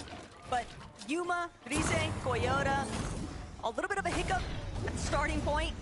Still managing to try and make it work. But Jacob, all of these teams, there's like a certain level of paranoia that starts to enter the closer and closer that everyone becomes, especially because we just know the high ground is where nobody has been able to really look towards. And yet, one more time, we're seeing a zone pull right towards Foxy Floodgate. And I almost have to, I just want to know, where is Queasy at? Because he's got to be close by. If I'm any person in this lobby, but Queasy, of course, I'm saying please pull north. Get away from these mountain ranges. Get away from that dip in Foxy Floodgate. And if you're a team that's realizing what's happening in this game, a very, very similar zone towards last game, you got to start to look at your materials. Do we have enough? If not, how are we going to get it? Some would say maybe a refresh, farming where you can if you're on the slow side of zone. But sometimes things like that aren't always possible. And you can see Pix, Darm, and Demas in that exact situation. Even though they're 356 above the damage threshold, you're seeing the side that they have to rotate in, Taco, stacked like pancakes. It's just so impressive to think that this is a team, this is their first LAN, and they're not playing anything like it. But Mr. Savage, Chap, they've now got to see if they can pull together here. Reason with the double revive, they bring him back up into the mix, but they still have such an uphill battle to tackle here because they're so far behind. And look at all these teams that are piled into the zone just in front of them. That edge is going to be tough to break into. Yeah, and that's why you see Sphinx and them trying to be the trolls underneath the bridge, a little bit of a safer rotation. Talk about natural elements to try to use and crowd some of these shots. But 488, drastically below, almost need 3 straight eliminations. Savage is looking, but he's finding nothing but the lobby. Back they go, and a huge boost right there for Muzz, Shadow, and Sphinx, because they are relatively high up above, but it's the loot. You can see half of the fizz gone, half of the splash is gone, so that was a must. I think the bigger relief, though, for Muzz, Shadow, and Sphinx is that they know with Mr. Savage's team having been wiped, there's nobody behind them. So now they can push forward and just control that more uncontested area of the zone. Still need to be wary, though. Are catching glimpses of Kanata, Bolt, and Rapid in the distance. And of course, Swizzy, Queasy, and Mustache steadily starting to scale their way up towards an elevated position, but there's several other teams nearby that have the same intentions. Yeah, if you guys see multiple teams in the distance, you got Thunderbolt striking down, that Storm Surge, even though Swizzy, Queasy, Mustache don't exactly know those teams are below it, they will hear the shields crack. King's gonna go down, but Poyo is the one that's potentially stealing away those points. And maybe even the loot as it fully gets cleaned up. Swizzy, Queasy, Mustache put the full target down on a PHN. He's just trying to get some of that loot from his fallen comrade. Do Swizzy and Mustache ever miss? No. The answer's gonna be no. Okay, PHN eliminated. Mustache with a another one. But that's actually gonna be the first one of this lobby. They've just been collecting so many eliminations throughout today's lobbies, Jacob. It's almost crazy to think that that's their first, but Queasy could be in trouble. Does manage to break away from where Bolts, Rapid, and Kanata are at, but Kanata, you know that he's scheming inside of this middle section. He wants to maybe try and set up for a re-hit on their back target, but they know there's another team directly underneath them, and it's gonna be School and Southgo caught off guard. They're not gonna be able to make that transition. Art still trying to press forward, but he's stuck in the corner. Art trying to fight back, but there's nowhere left to run, and Bolts finds that elimination. That is a lightning strike if I've ever seen one myself. Bolts taking down all 3 players of the NA West Major 2 champions, Arksful and Salco. And the thing about Arksful and Salco, I saw it for just a quick moment, they were below the damage threshold as well. So their aggression, even though they are picking up eliminations, isn't working out as good as they hoped. But it's still a damper for Kanata and Bolts. Bolts now losing all of his shield. Still, he'll have the opportunity to recover that, but it's the loss of Rapid that's really going to start impacting where Bolts and Kanata might end up here. Fortunately for them, Zone pulling a little bit away from those mountain faces, so as a duo they can still look to break through the low ground, but Queasy, Mustache, Swizzy, Gentlemate's going absolutely ballistic in this audience right now, and for good reason. Mustache said it, we're just gonna keep winning, and they've got 3 already at the international level, Jacob. A land historic event, and they're still looking to see if they can get more. We are literally watching the Queasy legacy in the making. Levin said it himself. The last time Queasy won 3 games in a row, he went on not only to win that major, but win 6 out of 12. Unmod me, James. Never been done on that region of EU ever before and ever again. And this could be that moment in history that you look back at when you talk about how great Queasy actually is. It is all because Hi, Taylor. of this, but there's still so many threats in their path. They just have to look up. They have to try to go for high ground and stop the plate trade. Clicks, Higgs, and Yamzo, they have been known to do it on NA Central. They just have to figure out how to do it. Hi, James. And they might have to deal with Pars, Baka, and Pump along the way. Yapko, Seti, Panzer, they've also done a rather excellent job at just maintaining consistent performances, and they're looking for yet another repeat here, trying to clear some space in that secondary height, but they know if they want their odds to turn this into a victory royale, they're gonna need more than just secondary height. How are you doing, Taylor? This is big time for Xset. Hi, Sister Maddie. Yeah, they truly are looking elite as a trio and taking the front side of the zone, something Yamzo knows to I'm fine, Imago. Vanya and Pixie, they're bouncing around with those crash pads, instantly climbing up that mountain, and that just means better positioning right away, and that gives them that luxury to look back, see all these other players rotate through. He's peeking through the Bye, Taylor.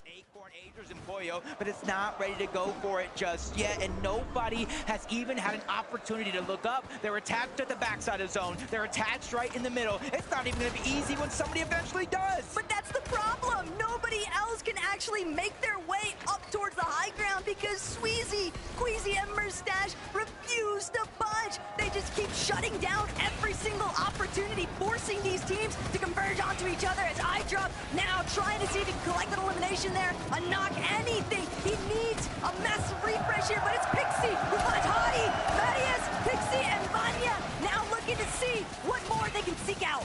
4 eliminations so far into the top 12. Placement points are flying in. Half of them, at least at the top 8, is Veno, Vico. They're in that line of path. Marius looking up for only a quick second, not really focusing on the Queasy up above. It's probably too hard. You see the materials being drained right out of their inventory. Everybody else feeling the same thing, forcing Yamzo, Higgs, and Clicks to drop down low. The blessing is they're in the front side of zone, so they have a little bit more to work with. But the control from Queasy, Swizzy, and Mustache on the high ground, Jacob, they're forcing all of these teams to swap players to ultimate low, and with that in mind, Mustache, Queasy, Swizzy, just non-stop berating. These teams are forced, they're looking up, they're looking down, they're trying to find refreshes, but they have no breathing room. They are being suffocated right now by height. With the conversations going on before the Global Championship, Boo probably smiling ear to ear right now with EU doing the performance that they are, but Kanata Bolts, they're trying to channel how they played in game number 1, finds a key elimination on Reed, not just elimination points, but placements as well. Cammy falls, more points from the Swizzy's trying to drop down low. He's just getting loot. He's bringing it back up to his IGL. And that is all Swizzy has to keep tabs on alongside Mustache. Everything getting dropped at Queasy's feet so he can have the ultimate success here. But Marius, he's in too much trouble. Marius trying to squeeze away. It's Vico, it's Veno, and Flixie chasing them down. They know that they're going to have to clear out all of these players inside of these lower layers if they want a real shot at beating Queasy up on height. Yeah, if there's any team that I think has a chance to look up and at least give them a fight, it is going to be them, as Marius is forced outside of the zone, almost a 1v1 against Clix, and Clix gets the knock. Can he get the elimination? No, he can't. No siphon for him, but the battle, the inevitability is finally here. Vico's taking charge, but he's also taking most of that damage. Flixie's forced to reload, and Veno is in that mid-cut as well, a challenge that they did not find success on, but relatively so. Even if they might not have the high ground, they put Queasy and Mustache on the back foot. And that's the problem, Queasy, Mustache, they could still tank a little bit of zone here just because of that exotic Fizz, but at the same time, Vico, Veno, Flixie, they're now trying to remind everybody this might be Queasy's tourney so far, but we still want to take the Mustache finding the biggest elimination of the Veno, the siphon carrying him forward, the hopes of Gentleman now resting on his shoulders. Flixie trying to hang, but Flixie wins it all, shutting down the dream.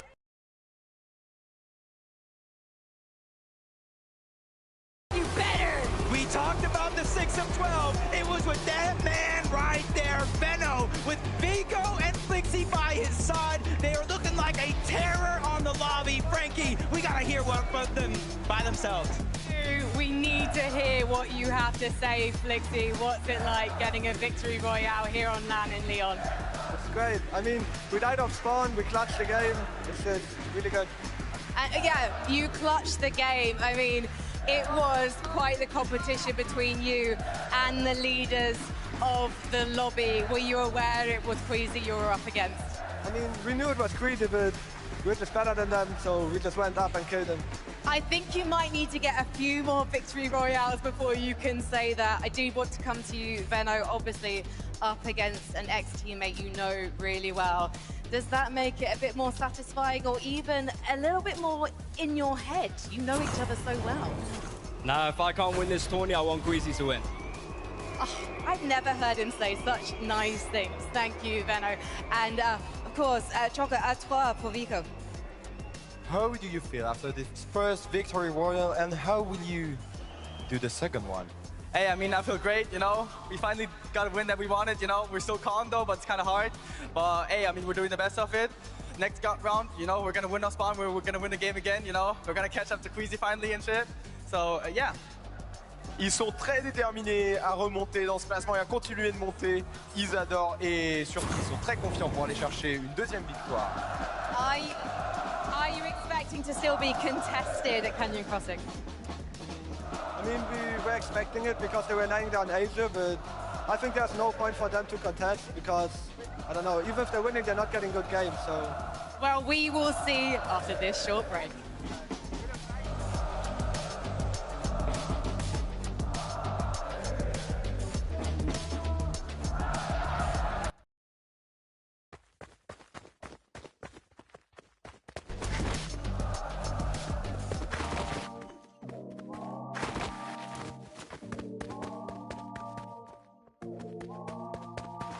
Get scared.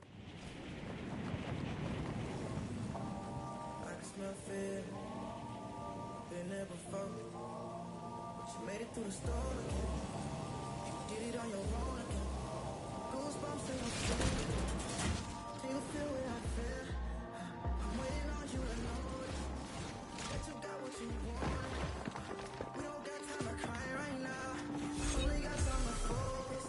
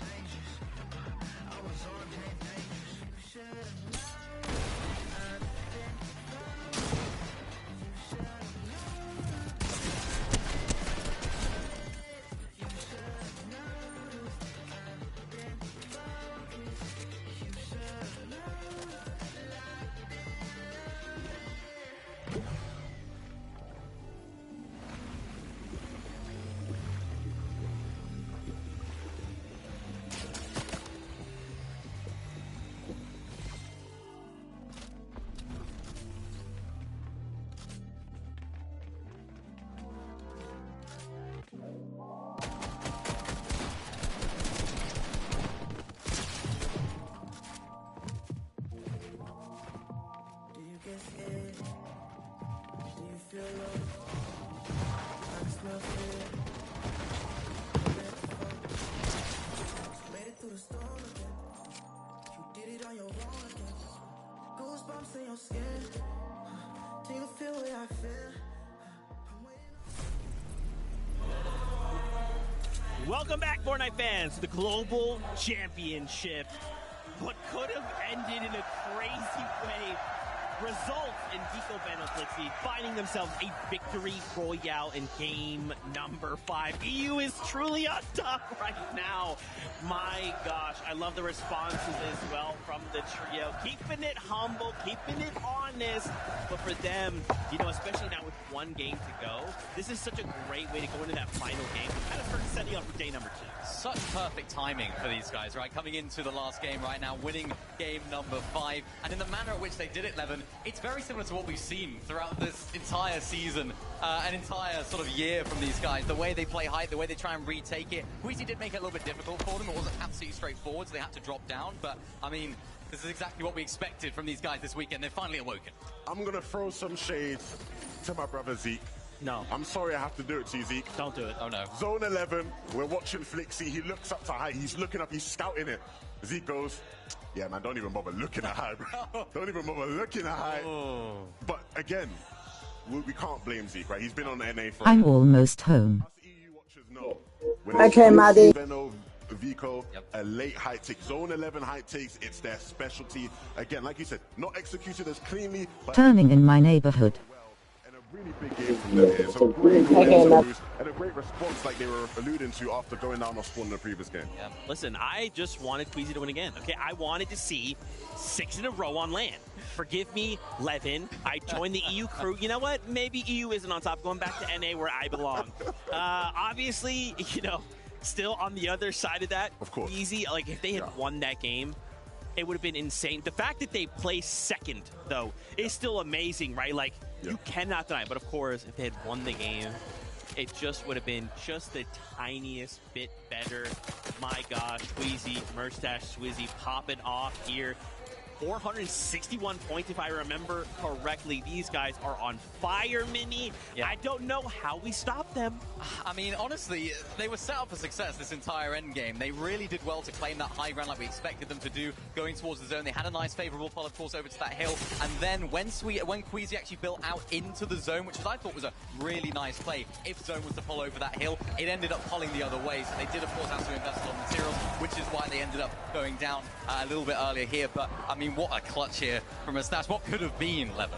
I mean, look, I low-key do wish we were in the alternate universe where he wins that. Because there is one, right? Yeah. He's so close. It comes down to just the difference between a little bit of damage.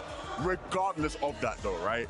Still a fantastic game to help them keep their lead, keep momentum, right? Because the worst thing you can have in a situation like this, and, you know, speaking of Queasy when he won 6 out of 12, it almost sort of did happen where after they had won, like, the 6th game, you know, they're almost like, everything's won. We've won it, you know, they have a bit of a mediocre game, and, like, the momentum's lost, but it's fine. We've won the tournament. These guys haven't won the tournament yet. They need to keep that momentum. That's still a great game. That's right, man. One game left to go before we say goodbye for the first half of the day of the competition.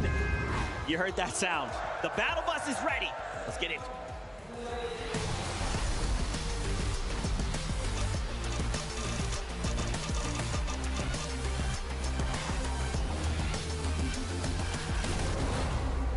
One last ride on the battle bus to score things out for day 1 here of the FNCS 2025 Global Championship. And Leon has been absolutely electric through all of it. Massive shout outs and love to the fans here in the crowd. But firstly, Jacob, we have to tackle the elephant in the room. It's what's been taking place between Ferdoxy and Tayson since we last peeked in over at Kappa Kappa Factory in the previous lobby, but now we're back at home. I was about to laugh to myself. You're talking about Ferdoxy and Tayson. But what about the 50 other teams that end up over at Rangers throughout the course of the game? That's what it feels like. They realize how this fight goes, and typically it might be left to just one person trying to clutch up. As Prodoxy gets that first sweeper shotgun, it's going to work out perfectly. Chicho goes down, Tayson follows next. That's back-to-back eliminations, but Chino's going to go down. That's going to give them an opportunity back, and if you notice, Prodoxy has no more ammo in his shotgun, and Riz is trying to take advantage of that fact. He finally picks up a few, but the damage has already been done. Riz with only 3 HP, and Pablo and Prodoxy on the other side are at least a duo, a strong duo at that, and they have a chance here to end the fight, and they do so with ease. I want to believe, but when Pablo is just that healthy, the outcome is basically inevitable. Prodoxy, Chino, and Pablo Wingo will play out the duration of Lobby 6, and this time it was so fast that Brazil likely won't be able to stroll on over and try to play spoiler. I mean, I did see in the feed, there was a team that was going in that direction. They saw the fight end in the feed. They said, you know what, maybe next game, maybe tomorrow we'll do this. Let me hit the other way. Yeah, but you see what's going down here right now. They actually chose to split the drop. Toyota, Yume, and Rice. Okay, Sister Maddie. That comes with a swarm. That comes with a little bit of XP. But Vico, Flixie, and Veno, they're taking actual Canyons Crossing. There's a little bit more loot over here for them. And they said, hey, things haven't been going our way in the actual fight. Let's actually try to play some of these games out. And even last game, they did that exact thing, and it worked out. You saw them win that game. There's still a leaderboard that teams want to play for prizing, Jacob. Even if it might not necessarily be a threat to first, or even the top 3 in general, it's still opportunity for life-changing money, right? And Epic Whale, Paper, Victor V, they're looking to tackle Razzle, Tate, and Raito. They had primary control of Dystopia City. They have pushed Raito's team toward the edge, but Epic Whale still needs to try and connect another shot here. He knows that Paper is gonna have that overhead sightseeing, and Razzle, not a whole lot of materials, but Paper just trying to stay on top of this fire, just trying to see if he can apply more pressure for Victor V to capitalize on. Yeah, my eyes initially peeked at Shining Span where Cammy lands. I saw them, but now you saw Ritual in the distance as Vox, Ping, and Malabuka. They're taking the fight on over. That's Aspect's team, and Aspect was the one that was landing towards the Kappa Kappa factory. So you're already seeing they're changing up their game plan. They're trying to steal away some loot away from Malabuka and Wox, but that's not something you want to do at all. And Malabuka, Wox being more than happy to try and collect whatever opportunities come their way. They're willing to try and generate these occurrences themselves, and they are just chasing these teams way out to the outskirts. This is a big commitment, but if they find the eliminations, it's all worth it. I like what they're doing here. They're just trying to trust in each other for the most part. One's going to go on over, try to see if they can find him, which it doesn't look like they do. They immediately turn back. It's not worth it in their heads to go for it as Peterbot finally makes his position known along with Ritual and Cold, and they immediately jump onto Paper. He was positioned on top of that with his building. Tagging that team down below, was not watching his back, and that's exactly what's going to do him in the end. You see Victor V looking like the only player left alive for his team. He's just trying to disengage and at least try to give him a chance to get back on up. But it's the fact that Victor V is still left standing. Bit tragic. The Paper Epic Whale, they just never saw it coming. The Crash Pad Biz combination a little bit too potent here, and Paper punished for that overhead position and not keeping tabs of what's flying through the sky after him. Honestly, depending on where the zone goes, it's going to help their chances or hurt them for Victor V, trying to get his entire team back into the game. We kind of saw more and more teams throughout the day kind of move over into this position, and that's going to remain the same. One all the way towards the north. Tisco and his trio, literally inside of Ranger's Ruin as well, but they're positioned above. And then Prodoxy, who obviously knows where that team's at, where they're positioned, and he's at least trying to shoot off shots in their direction with that Stinger SMG, so he knows it's not going to get a ton of damage, but anything's better than nothing. And Prodoxy, Pablo, and Gina have just been playing whack-a-mole all day long. It's like the moment they take out one team, they still got to deal with another one popping up from seemingly nowhere, and Pablo still working through the lobby. Brise and Toyota going to be victims at the other end of that shotgun barrel, but Yuma still trying to do what he can to pick up the pieces here. It was a nice knock onto Gino. Unfortunately, the 1 versus 2 situation, that's just so hard to convert into a victory there. So they're going to be put down temporarily, but things are getting messy here in the south side. Yeah, this is not where I expect Benno and Vico and Flixie to kind of end up going all the way towards the south side of the map. That's given Alex and On and Resigns an opportunity to get the early surge, steal away some of this loot. And you can see what Benno, he has really no other choice. He knows the full team is all around, and a third party closed off into the distance. Even with 69 HP, he does have some extra shields, but he doesn't want to give away his position with those audio visuals. Alex finally found him out, and the full team is wiped off from Victory Royale to 30th place. Yeah, it doesn't really matter where Benno tries to go after that. Alex Resigns and Anon, we're never going to let them leave this vicinity. It's just way too primed up of a chance, and they're not going to come by often, but still, Alex Resigns got to keep open eyes on the map because Mixin and Focus, they might just have a chance to shut down everything that Alex just worked on. But Alex spots him out through the window, and Alex not going to be able to get that shot just yet, but still, the damage has been done. Focus, Mixin, they're bailing. Yeah, and they're only a duo. That's basically giving away your position for Alex and On and Resign to make that decision. Do we fight it? Do we beat him on towards the mountain priority position? What's more important here? And I honestly like their decision to close out the day, play a little bit more aggressive, try to get more points, and already they get the knock onto Focus. Now they're in a 3v1 situation, and they're already spotting Mixin on the other side. He tries to go for the 1v1, the 50-50, and it's so quick. Alex, Resign, and Anand, they get their 4th elimination of the game. And look, the leaderboard might be telling one story, but the real narrative is that Oshi's got some real fighting power with Alex, Resigns, and Anand.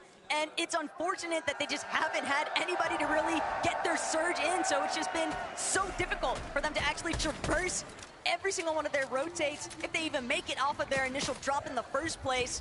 But it's been a completely different story, as we all know, for Swizzy, Queasy, and Murstache. They have been titans of this lobby, and even with Murstache being knocked, no problem whatsoever, because they're not going to be keyed anytime soon. It's just not worth the effort from the team that they're trading blows with. They know it's way too dangerous to actually make that trek. And it's almost kind of like having me ask myself a question in my head for Vortex, Goofy, and Mountain.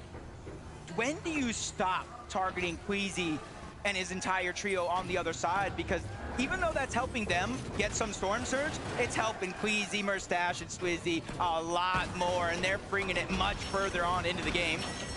In the feed, Arc taking down one of the members of OCE Power's team. Peterbot, Ritual, and Cold, because of their early aggression, they're able to get the Queen out of Dystopia City and immediately make their way on over towards that vault, where they're not only able to have that mythic AR, but they have the exotic as well. And while we are seeing some mild forms of success currently for Peterbot, Ritual, and Cold, the big thing to keep in mind here, Jacob, is that for a lot of these international teams and just other teams in the lobby in general, it can be very difficult to really find an opening. And you know, you're talking about Goofy and Mountain and what they're capable of, and is this even worth taking the battle? But they're in a pick your poison situation. They're so far northwest, their only options are Muzz, Mr. Savage, or Queasy. And they just keep landing on Queasy every time, while King and Phaser try to recover this battle up against Chino, Pablo, and Prodoxy. Ooh, almost landed that good shot, but King, honestly, watching him throughout the season, when it comes to this double pump, it packs so much of a punch. He has Prodoxy and Chino on the slivers of HP, but unfortunately, the bait and switch comes through yet again. Pablo, knowing his teammates are weak, takes charge, gets that elimination onto King, leaving Phaser by himself. But it's so early on in the game, Taco. Third zone, one tick. Even though he has only one med kit, I'm not too worried because they're going to have to rotate out of that position. Look, we know that King is good at fighting, but in this lobby right now, Pablo has just been better with everyone that he stumbled across, and that kind of performance can carry them a long way. It's starting to feel a little reminiscent, Jacob, of that early performance that they had to start this day off. 85 points secured in one lobby. And who's to say they couldn't do it again? Yep, you can see Zediep and Pandra have taken the most storm damage of all teams. With the way some of these games have been going, not too surprised. Zone moving towards the north in a couple of games, all the way towards the west. They land at Kappa Kappa. They have a contested fight, and then so many other teams along the way, they almost have no other choice, especially since this has been a huge part of their strategy when it comes to these surge bases, and they have that abundance of extra HP, so it's no worries. But the conversation that's been building between the SETI-Cammy breakup, and we're looking at both of these separate trios having so much consistent success that they are both within our top 5 here in day one.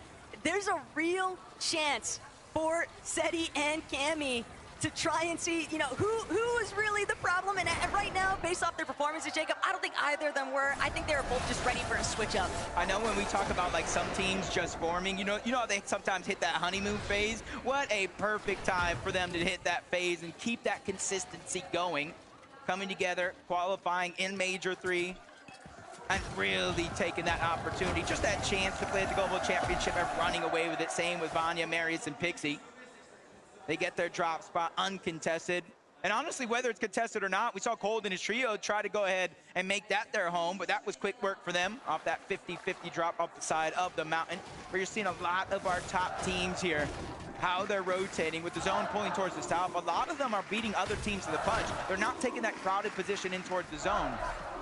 But this is really nice for Clix, Higgs, and Iamza as they continue to press forward because they're approaching that mountain range overhead of Foxy Floodgates. They're coming from that north side position, pushing south. They're going to have that little bit of elevation to work with, and we've even got a nice little listening to see what Clix is getting up to. Yeah, they're in streaming. Yeah, look at them. Look at this. 3, 2, 1. 30. Go.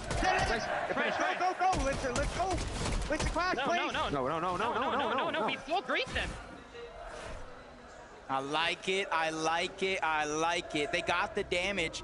And Higgs, for a moment, was like, hey, let's go. Let's pick up the elimination. Let's go and go for more. But they realized they're at the top side of the leaderboard. They don't have to take any unnecessary risk to close out the day. This is game 6 out of 12. So we got 6 more games tomorrow. And so honestly, for a lot of these teams, you just want to get as close to Queasy, Merstash, and Swizzy as possible so we have a chance tomorrow. Well, I'm glad you mentioned Queasy, Swizzy, and Merstash, Jacob, because while they're here tackling Brazil, PH, Zen, Phaser already knocked. That's going to be the eliminations there. Excuse me, that's going to be King instead, but Jacob, so much damage having been done there. And Queasy now on the back foot. He's actually going to have to depend on Merstash and Swizzy to close this one out because Chino, Prodoxy, Pablo, they've now entered this battlefield. And Prodoxy, he doesn't seem interested in leaving anytime soon. This is a blessing. This is a blessing for the entirety of the lobby, not just for Doxy, Pablo, and Chino here in this situation. You take them down, and I like taking matters into your own hands because 4th place, 1st place, 1st place, 1st place, 2nd place for Queasy and them at the top of the leaderboard. You cannot expect them to go down early. Sometimes you have to do things yourself. Phaser might not even know that there's a whole trio up above, but he might not have the HP. Storm Sickness is a possibility. He might have no other choice but to move into this trio. It's just witnessing what Prodoxy, Pablo, and Chino are able to accomplish when they finally have an opportunity to make it off spawn, Jacob. They've had to deal with so much action throughout every single one of these lobbies here today, and yet they are still managing to manifest these opportunities for themselves. You can see they're even so close to Pix, Darm, and Demus, who are playing out of their minds, not just here. Are you home yet, Sister Maddie?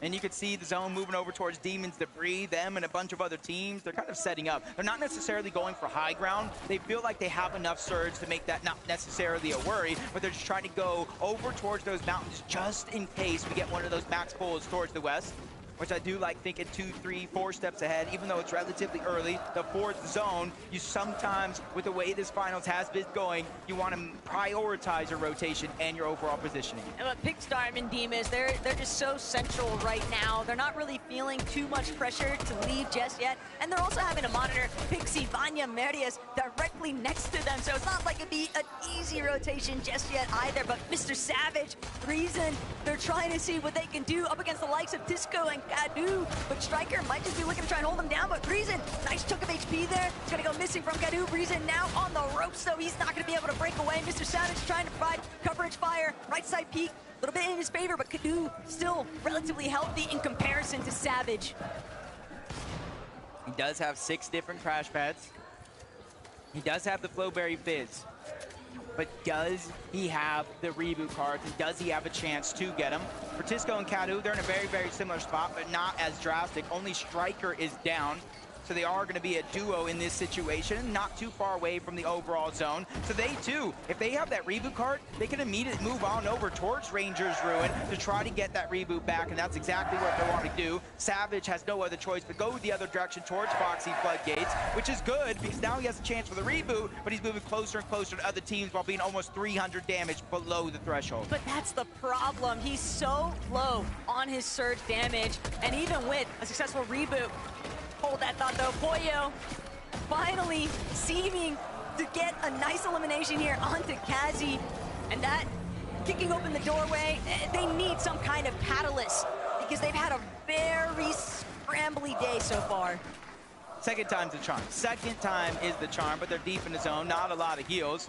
Phaser and King are both relatively low. You gotta hope they have something, but they have nothing. Phaser's gonna be the first one to drop. PHN realized I cannot be the hero. I have to go. He has no heals either. Even though this is a one tick, he has about 50 seconds on the clock to either find elimination or find any sort of heals, bandages, anything. Oh man, Merstash, does he realize what's behind him? But PA Zen, if he gets the jump onto Merstash, that could be very problematic still. Merstash at least has Swizzy and Queasy and a good replenish, but Merstash knows it's cooked from this point. He can't press forward any longer. Maybe there's a reboot later. Got the down onto Merstash. I don't even know how he was the last one to do damage. PHN did not know where Merstash was, and even if he did, he wouldn't have gotten the siphon, but he had heals. Merstash being down now leaves Queasy and Swizzy with a decision. Do we go back in the zone? Do we get our teammate back up because no man left behind, or do we continue on as a duo? Right now, all I'm thinking about is what Prodoxy, Pablo, and Chino are getting up to, Jacob, because they're really starting to make a tear into this lobby. Garu, Tisco, slight pause here. They pick up Striker, bring him back into the mix. Not a whole lot of resources available for some of these teams, though, that are just hugging the outskirts right now. There's been so many hiccups across the way. But Clixie, Yamzo, and Higgs, they've still managed to find their footing on the side of the mountain face at Canyon Crossing. Yeah, now they're positioned right next to Kanata. That's the knock they got earlier, where they were able to kind of accumulate a good amount of surge. Now they look towards the bottom side of that mountain. Balor, Mantor, and Adapter are the ones that are taking a lot of that focus, and they're inching closer and closer to Gabzera, Scarpa, and Way as well. Kanata knows and sees all the same things along with Rapid and Bolts, if he is still there. And they're all kind of targeting off the side of the mountain, just trying to take advantage of every team that's a little bit too slow to rotate. It's just so dangerous to go for some of these half-wall edits, the window edits. You peek too long, you might find yourself getting picked off along the way. But right now, Marius, Pixie, Vanya, all they're focusing on is how to find the best success in this last lobby. Doesn't matter how you start, what matters is how you finish, and that goes for day one here at the Global Championship. That stat was crazy. Even though they're at the top of the leaderboard, they've taken more damage than they've dealt. But that just goes to show, like, how risky they're willing to play in order to get those eliminations, in order to be able to stay alive and build up that Storm Surge. As I see Arc taking out Alex, Anon's gonna get taken down by School. Not sure if OCE is still alive, but NA West trying to bring themselves back into this. And just by the looks of it, zone pulling so far away, Queasy, Swizzy, they realize there's no chance to get Merstash back into the game, so we have to make our numbers count. But without Merstash, Queasy recognizes, hey, I'm gonna have to shift into gear and bring to light what kind of fragging capability I might actually be able to unleash, because some of these other teams that are just doing everything in their power to try and play catch up, you can never discredit what they might be able to accomplish. For Doxy, Chino, Pablo lurking at the very bottom of it all. They've got so much surge already. They can play fully for positioning, but Cold, Ritual, Peterbot, they are looking rough right now. They still have a good chunk of resources to actually bring their HP back up, but they're still just in such a tight position, and no one is even backing down. All day long, teams have been openly embracing the fight with Peterbot, Cold, and Ritual. Yeah, drop spot aside, this is a game with the loot and the loadout that he has. You really have to make it count. Teddy Apko and Panzer, 678 above the damage threshold. They may not know Resigns is getting ticked by Storm Surge, but if they were close by, they could probably hear the shields crack, as Victor V is close by as well. I did see a couple of his teammates go down in the feed. I don't know if he's entirely a solo, but hey, it's Vic. Oh, well, no, that wasn't my fault, Taco. That wasn't my fault. Okay, Ozzy. That was Ozzy. He's doing a watch party upstairs. It's definitely Ozzy's fault. Oh, for Doxy, though, on the other end, he's actually got a glimpse of Queasy up in the skies. Queasy having been spotted out. He knows this is trouble. We've got to start maybe working our way down. This is not the spot to be, but Gino, Pablo, Doxy, they don't care. They're looking to fully collapse. They see that Queasy is weakened, and they've actually completely overthrown the ultimate high ground position. But the fact that Queasy and Swizzy are still alive, Jacob, it's still the potential for placement points to keep building. Yeah, this is almost looking like a full circle moment, because remember, it was Doxy, Pablo, and Gino the ones that even took down Mustache in the first place and put him in such a rough spot overall, and they really haven't been able to recover from it since. Take a look at some of the action going down around the lobby. Kanata just taking matters into his own hands. The first knock, that was easy. The second one somehow was easier, and now Kanata's looking to pressure that third elimination. And that's something big for them, because you can see he's all by himself, still taking pressure, still taking damage from all directions, and quickly running out of builds. But if it resembles a shotgun, Ganada can still max it out, and that's all he's looking for. A couple of Flowberry Fizzes still left at his disposal. Seti, rather weakened, but his trio mates still way too healthy. Panzer and Yapko can just overtake that part responsibility here. Panzer now holding down the walls. Hoyo, Agers, Acorn directly underneath. The elevation shifts can be brutal, but for Gino, Pablo, and for Doxy, all above it all, they have no issues whatsoever, which is suppressing these lower teams. This is our time right here to move up that leaderboard and hopefully maybe even get into the top 5, especially being contested by not only Tayson, but as that fight ends, so many other teams moving over in that direction as well. Marius, Pixie, and Vanya, this is one of the teams that they have to potentially go through as well. As you're seeing, Vanya get another elimination onto Mountain. That's their second one overall. 254 above the damage threshold. They're not focusing on taking any fights that they don't have to. Yamto clicks, they both fall. Storm Surge is a huge thing that's taking them all out as the full trio's back to the lobby. Now Acorn's pressuring in. Marius sees him coming from a mile away. He goes up and over, dunking on him yet again. Now it's him versus Boyo. Zone's gonna finish the job. Marius with back-to-back eliminations. Marius did such an excellent job at just pushing them fully back. That is a huge come up here as Agers now forced to try and see if he can bring it together. But Marius, he's just not slowing down anytime soon. Just continuing to barrel his way forward inside of the mid-ground layers. Prodoxy, Pablo, Chino with height in their control. I just don't see a way for anybody else to actually jump up towards them anytime soon, and Chino just continues to spray all those teams making their way towards the front side of zone. And they even reinforced it on their way on over, patiently waiting for the zone to pull. It's going to work out in their favor for the most part.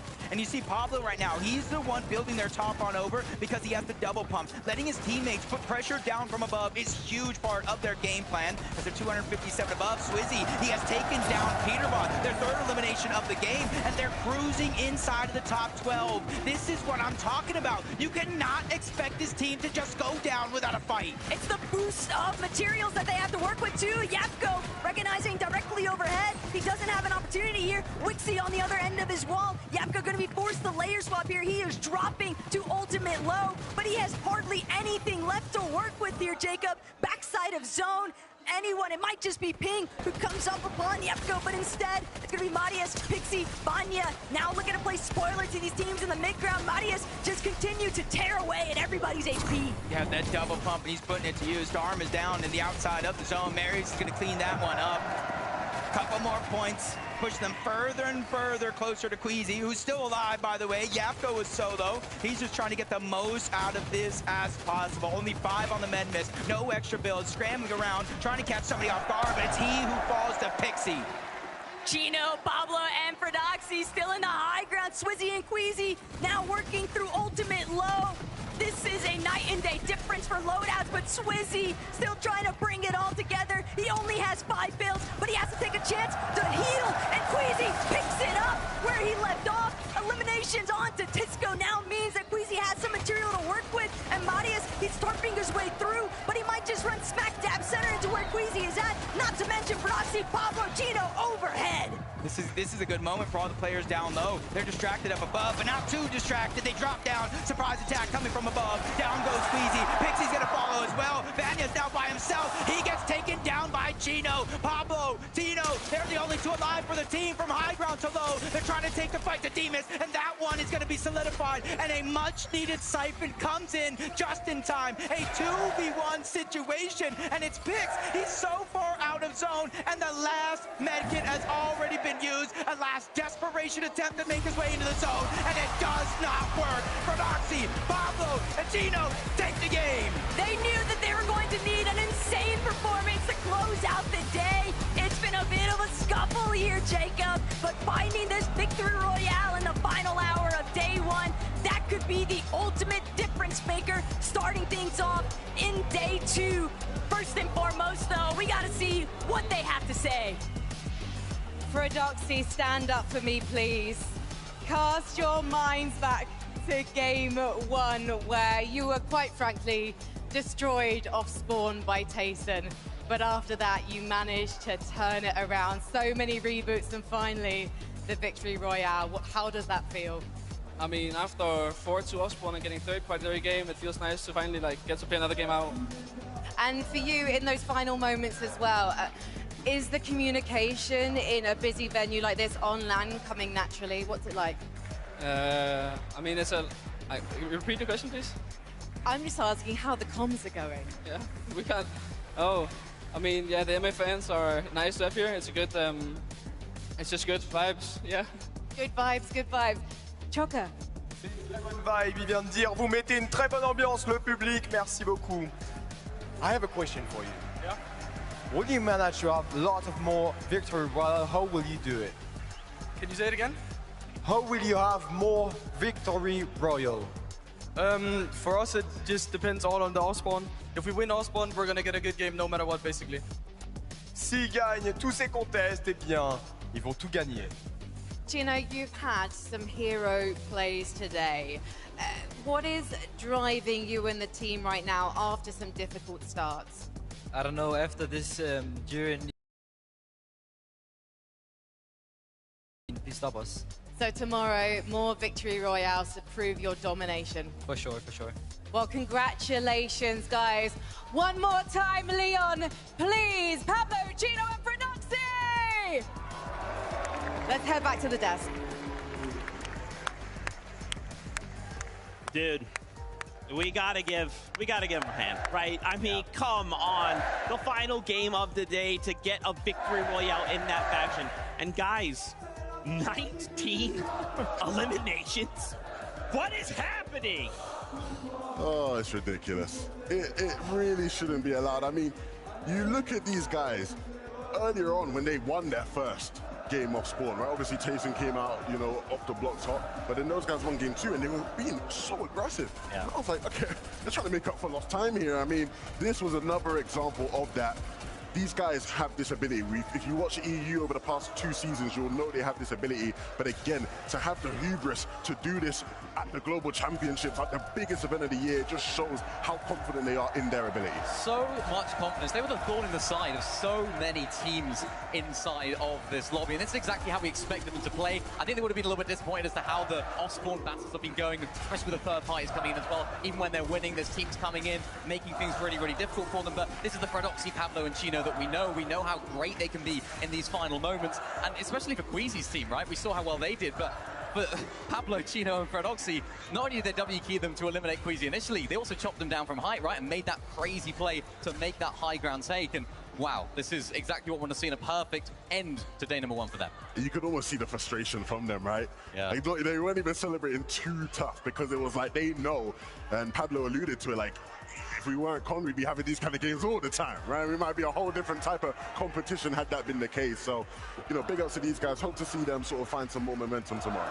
That's right, that's right. So remember, this first 6 games is about setting the stage going into tomorrow's games. Guys, I want to go to the top. Queasy, Murstache, and Swizzy. I do not know how this continues to happen, right? But guys, it cannot continue to happen like this, can it? It can. It definitely can. I mean, looking at this, 521 points for Queasy, Swizzy, and Moustache. I mean, what I love, right? We talk about the victory royales. 3 victory royales, incredible on the day. Huge amount of eliminations. What I love, their ability to pick up the pieces, even when things don't go their way. We saw it in game number 1. They set up a hype really nicely. Everything was looking good. The zone doesn't pull their way. They said it in the interview afterwards. We got unlucky there. We'll look out for us in the next games. And what did they then go on and do? Unbelievable stuff. In that game... Yes, Sister Audrey, I got most of my stuff unpacked. And then, of course, we saw Moustache going down in the storm. The fact that Queasy and Swizzy were able to do so well in that game just shows they have everything that it takes to go all the way. To me, that's actually the most important game. That's the game that if they go on to win the Global Championship, now you look back at that game and you say, this was it, right? Yeah. Because truly, a lot of people will look at a lot of their performance today and go, Levin, their game plan is so straightforward, right? You know, they're sitting up in that base at the hive. It's so easy for them. A lot of other teams can't do that, right? But they have a game like that one where the game plan gets interrupted. They can't do what they've been doing the previous 5 games, and they still find a way to deliver. Again, the makings of, you know, just an absolute goated team. It sends a message, right, to the rest of the lobby. No matter what's going to happen, even if we get into fights, they have the ability to sort of disengage, dip from the fight, find reboots, have that gameplay IQ that we know that this team can do. But now, going into day number 2, if a team's a little bit lower down, this drop spot that they have at the Hive, right? They have the Queen there. They have all of that great loot. We've seen it be so successful for them. Will they get landed on? I'm not too sure, but that could be a problem. And Levin, how many points back in last Globals? How many points did Peter Bob Pollo go into day number 2 with? Last year, after day 1, we were all sitting here going, wow, Peter Bob Pollo, man, these guys are going to go on to win the whole thing. They had about 440 points, right? These guys have 500 plus. These guys are rolling right now. I mean, 3 victory royales back to back to back. This is something we will talk about forever in Fortnite history, in the context of, 1, they still have another day to just keep adding to that total, right? You know, like they can still get more and more wins, but the 3 games in a row, you know, it's just mental to me. I mean, guys, we've got to hear from Queasy himself. Frankie is standing by right now to get his thoughts after the first 6 games. The king of the high ground has joined me and Choco back in the player lounge. Queasy, last year it was day 2 where you had to make up the shortfall, but on day 1 you're sitting clear at the top of the leaderboard by 101 points. The question is, can you keep this up? I hope so. I mean, I think we're going to change a lot of stuff for day 2, make sure our plans are perfect for like any sneak attempts and stuff like that. And we'll see tomorrow. So the changes is not because the current game plan isn't working, it's because of the fact that now you know that there's a target on your back. Yeah, I think so. But like, I mean, I feel like we're so far ahead that if people are like actually trying to land on us and do stuff like that, they're just like griefing themselves more than us. Because I don't know. Well, we haven't seen you contested yet. Yeah, we haven't. We will see. We've seen the Major 2 and Major 3. We have, but not on LAN. Choco à toi. And so you'll change maybe few things, but are you confident for tomorrow that you'll keep your consistency during the games?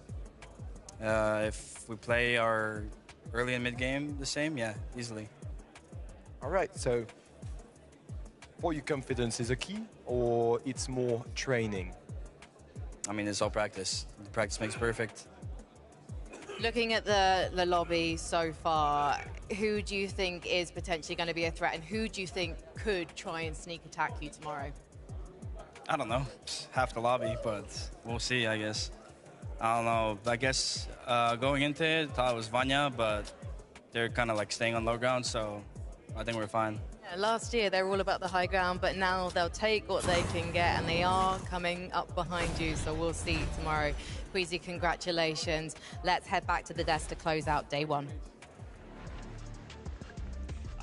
You know, one of my favorite things about Queasy is the fact that, like, even when you show up on the biggest stage that there is, and you win 3 games back to back, you're still ice cold. You know, you're still just calm, cool, and collected. I feel like if that's me and I just put on that performance, I'm geeking, right? I'm freaking out. I'm excited. I'm trying to keep the emotions back, but I can't. But Queasy's like, hey, look, there's still 6 games tomorrow to go, Zeke. If I want to win this thing, I got to stay locked in. first things first, you'll find any reason to geek out, Zeke. We know that. But most importantly, job's not finished. Yeah. Job finished? I don't think so. He knows that. Queasy knows that better. Queasy knows that better than anyone, right? He's had to go to the last game of Global Championships multiple times, so he will be locked and loaded. I like Frankie's line of questioning, though, because this is something we have to start talking about now. Yeah. If these guys keep on leading the way, are people going to start looking at the Hive? Is anybody crazy enough to decide, hey, man, we got to try catch up to first place somehow. Let's just land on them. I mean, I don't want to speak into existence, but it's always a possibility. No, you can. Feel free. We'd love to see it, right, as a neutral viewer, but I think for them, knowing Queasy, they would have prepped for that outcome, that possibility, right? They would have prepped every single possibility in that current off-spawn situation. So I don't think that'll bring them nerves at all. I think, you know, Queasy spoke really well in that interview right there, and you need that from your IGL. I know you're saying like, oh, I'd be going crazy, right? But, you know, you need that sort of calm force in the team, that calming nature that Queasy have is going to be so crucial. And like you said, it's all about that experience that he's had, maybe not doing so good, and maybe getting ahead of himself after day number 1, that's now forming this sort of personality, if you like, after this. Yeah, I mean, hey, look, ultimately, we might be looking at our next global champions, and I'm okay. Queasy, you can continue to be like that. Be ice cold. Maybe we can finally get EU a title. I'm just kidding, anyway. I'm Team EU, by the way, now. I've jumped ship. I'm on their side. They're not letting you on the ship no more, man. The ship sailed. The ship is long gone. Man overboard, and it's Zeke quite quickly. Well, Fortnite fam, that wraps up day number 1 on the Fortnite Global Championships. Tomorrow we return with 6 more games. After those 6 games, we will know who will walk away as global champions. Tomorrow we'll be back. We'll set the stage. We'll get some more games. And we'll wrap up with some incredible Fortnite action. With that being said, as always, until tomorrow, we love you, keep yourself safe, and we'll see you on that battle bus.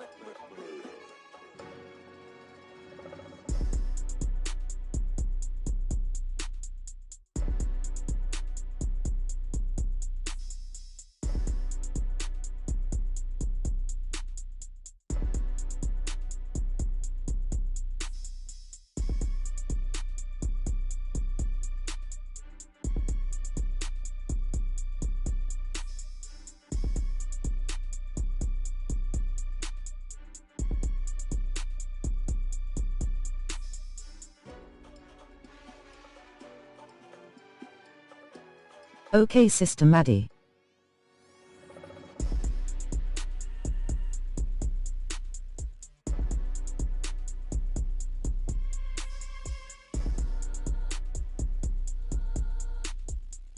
We both did make it home safely, Sister Maddie.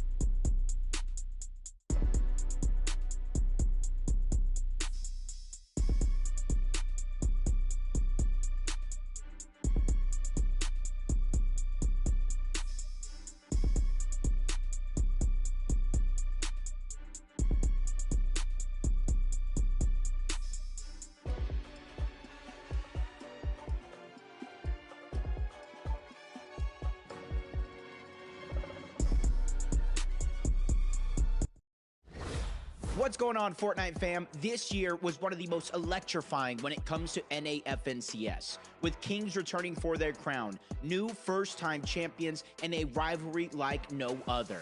Buckle up, because we're going to take you through all the NA teams you need to look out for at the Global Championship.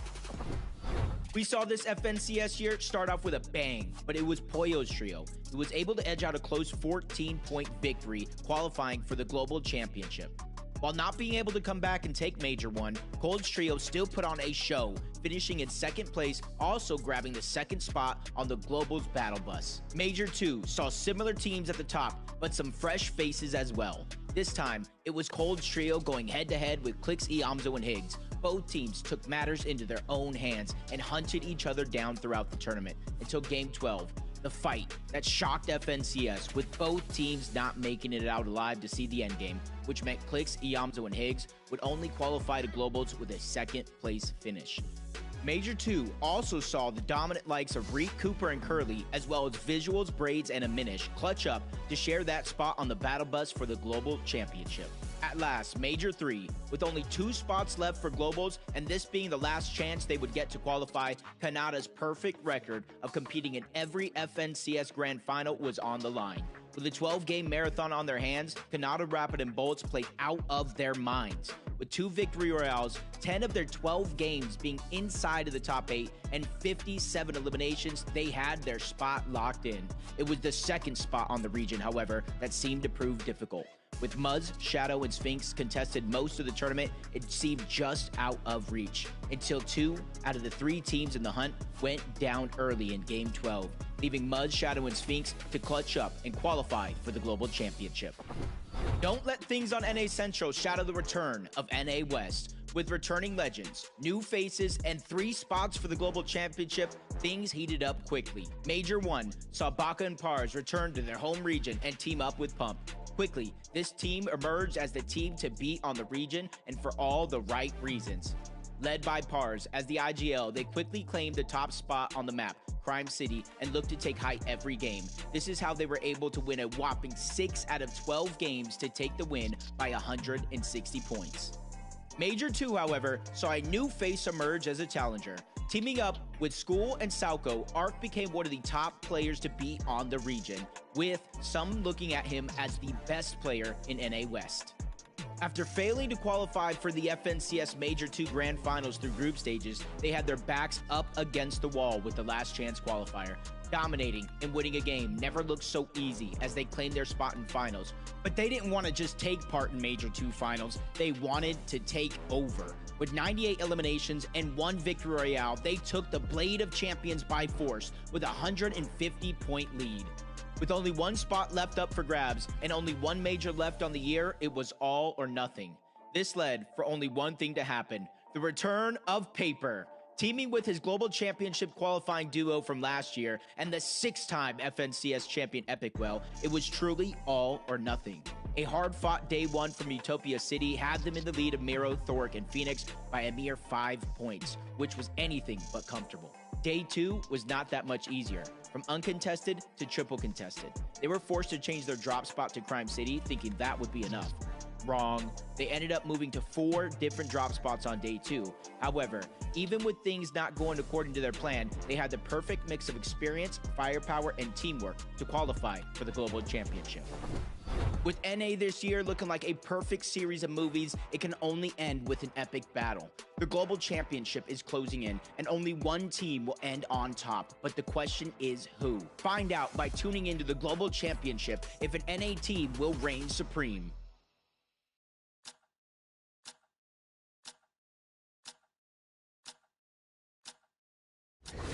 Europe's always been associated with prestige, but now it's time for EU to prove where they truly stand by taking the throne back from North America at the 2025 Global Championship. Let's take a look back at what went down in EU leading up to this moment. It started back in Major 1, where we saw a clash of titans in EU between Veno, Vico, and Flixie with Malabuka, Wax, and Ping that ultimately resulted in Veno, Vico, and Flixie bringing home the Blade of Champions. Ping, Wax, and Malabuka still earned their seats on the battle bus for the global stage by barely maintaining a lead over Vanya, Pixie, and Medius, but the real fun was only just beginning. Major 2 in EU was a roller coaster of emotions, and after having already suffered a narrow defeat last major, Vanya, Pixie, and Media's trio decided it was time to make history, solidifying the first ever FNCS championship win for Denmark. Meanwhile, Froxy, Chino, and Palomingo's last-minute all-spawn contestation stole the spotlight along with the seat to the global championship. But the shadows of EU would also harbor the uprising of Poland's new stars, Pixstorm and Demas, who delivered a crazy comeback on day 2 to make their way to globals. Despite all the chaos taking place, Queasy, Smizzy, and Mustache maintained. I just had some more milk. What the hell? I just got kicked out.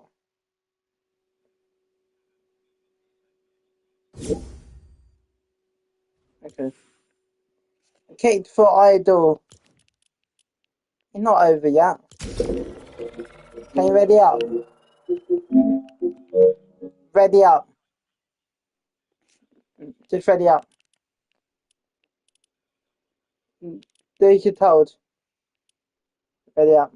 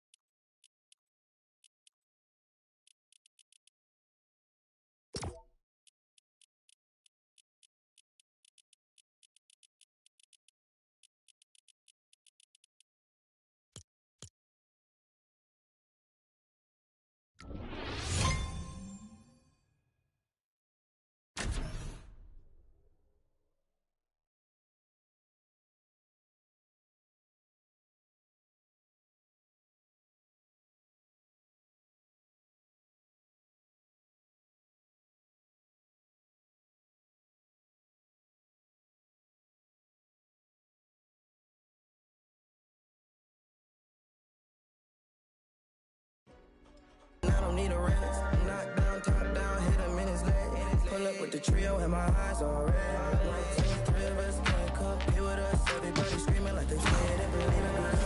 Believe in us, believe in us, believe in us. 2 hits on the wait list. I was armed and dangerous. Take a shot, leave him faceless. I was armed and dangerous. On a whole different level. I can see why they hate. I was armed and dangerous. I was armed and dangerous. You should have noticed. I've been focused. You should have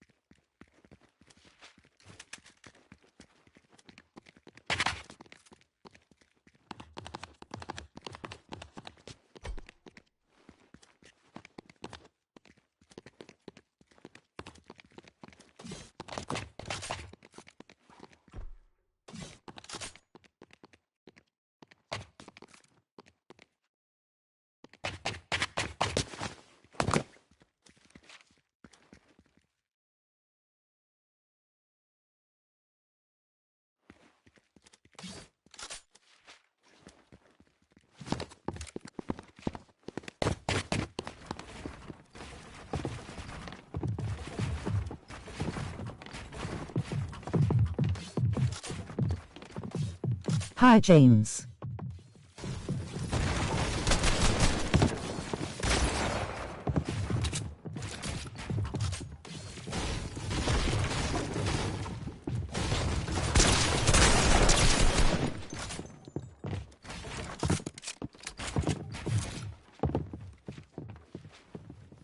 I'm Corey's sister.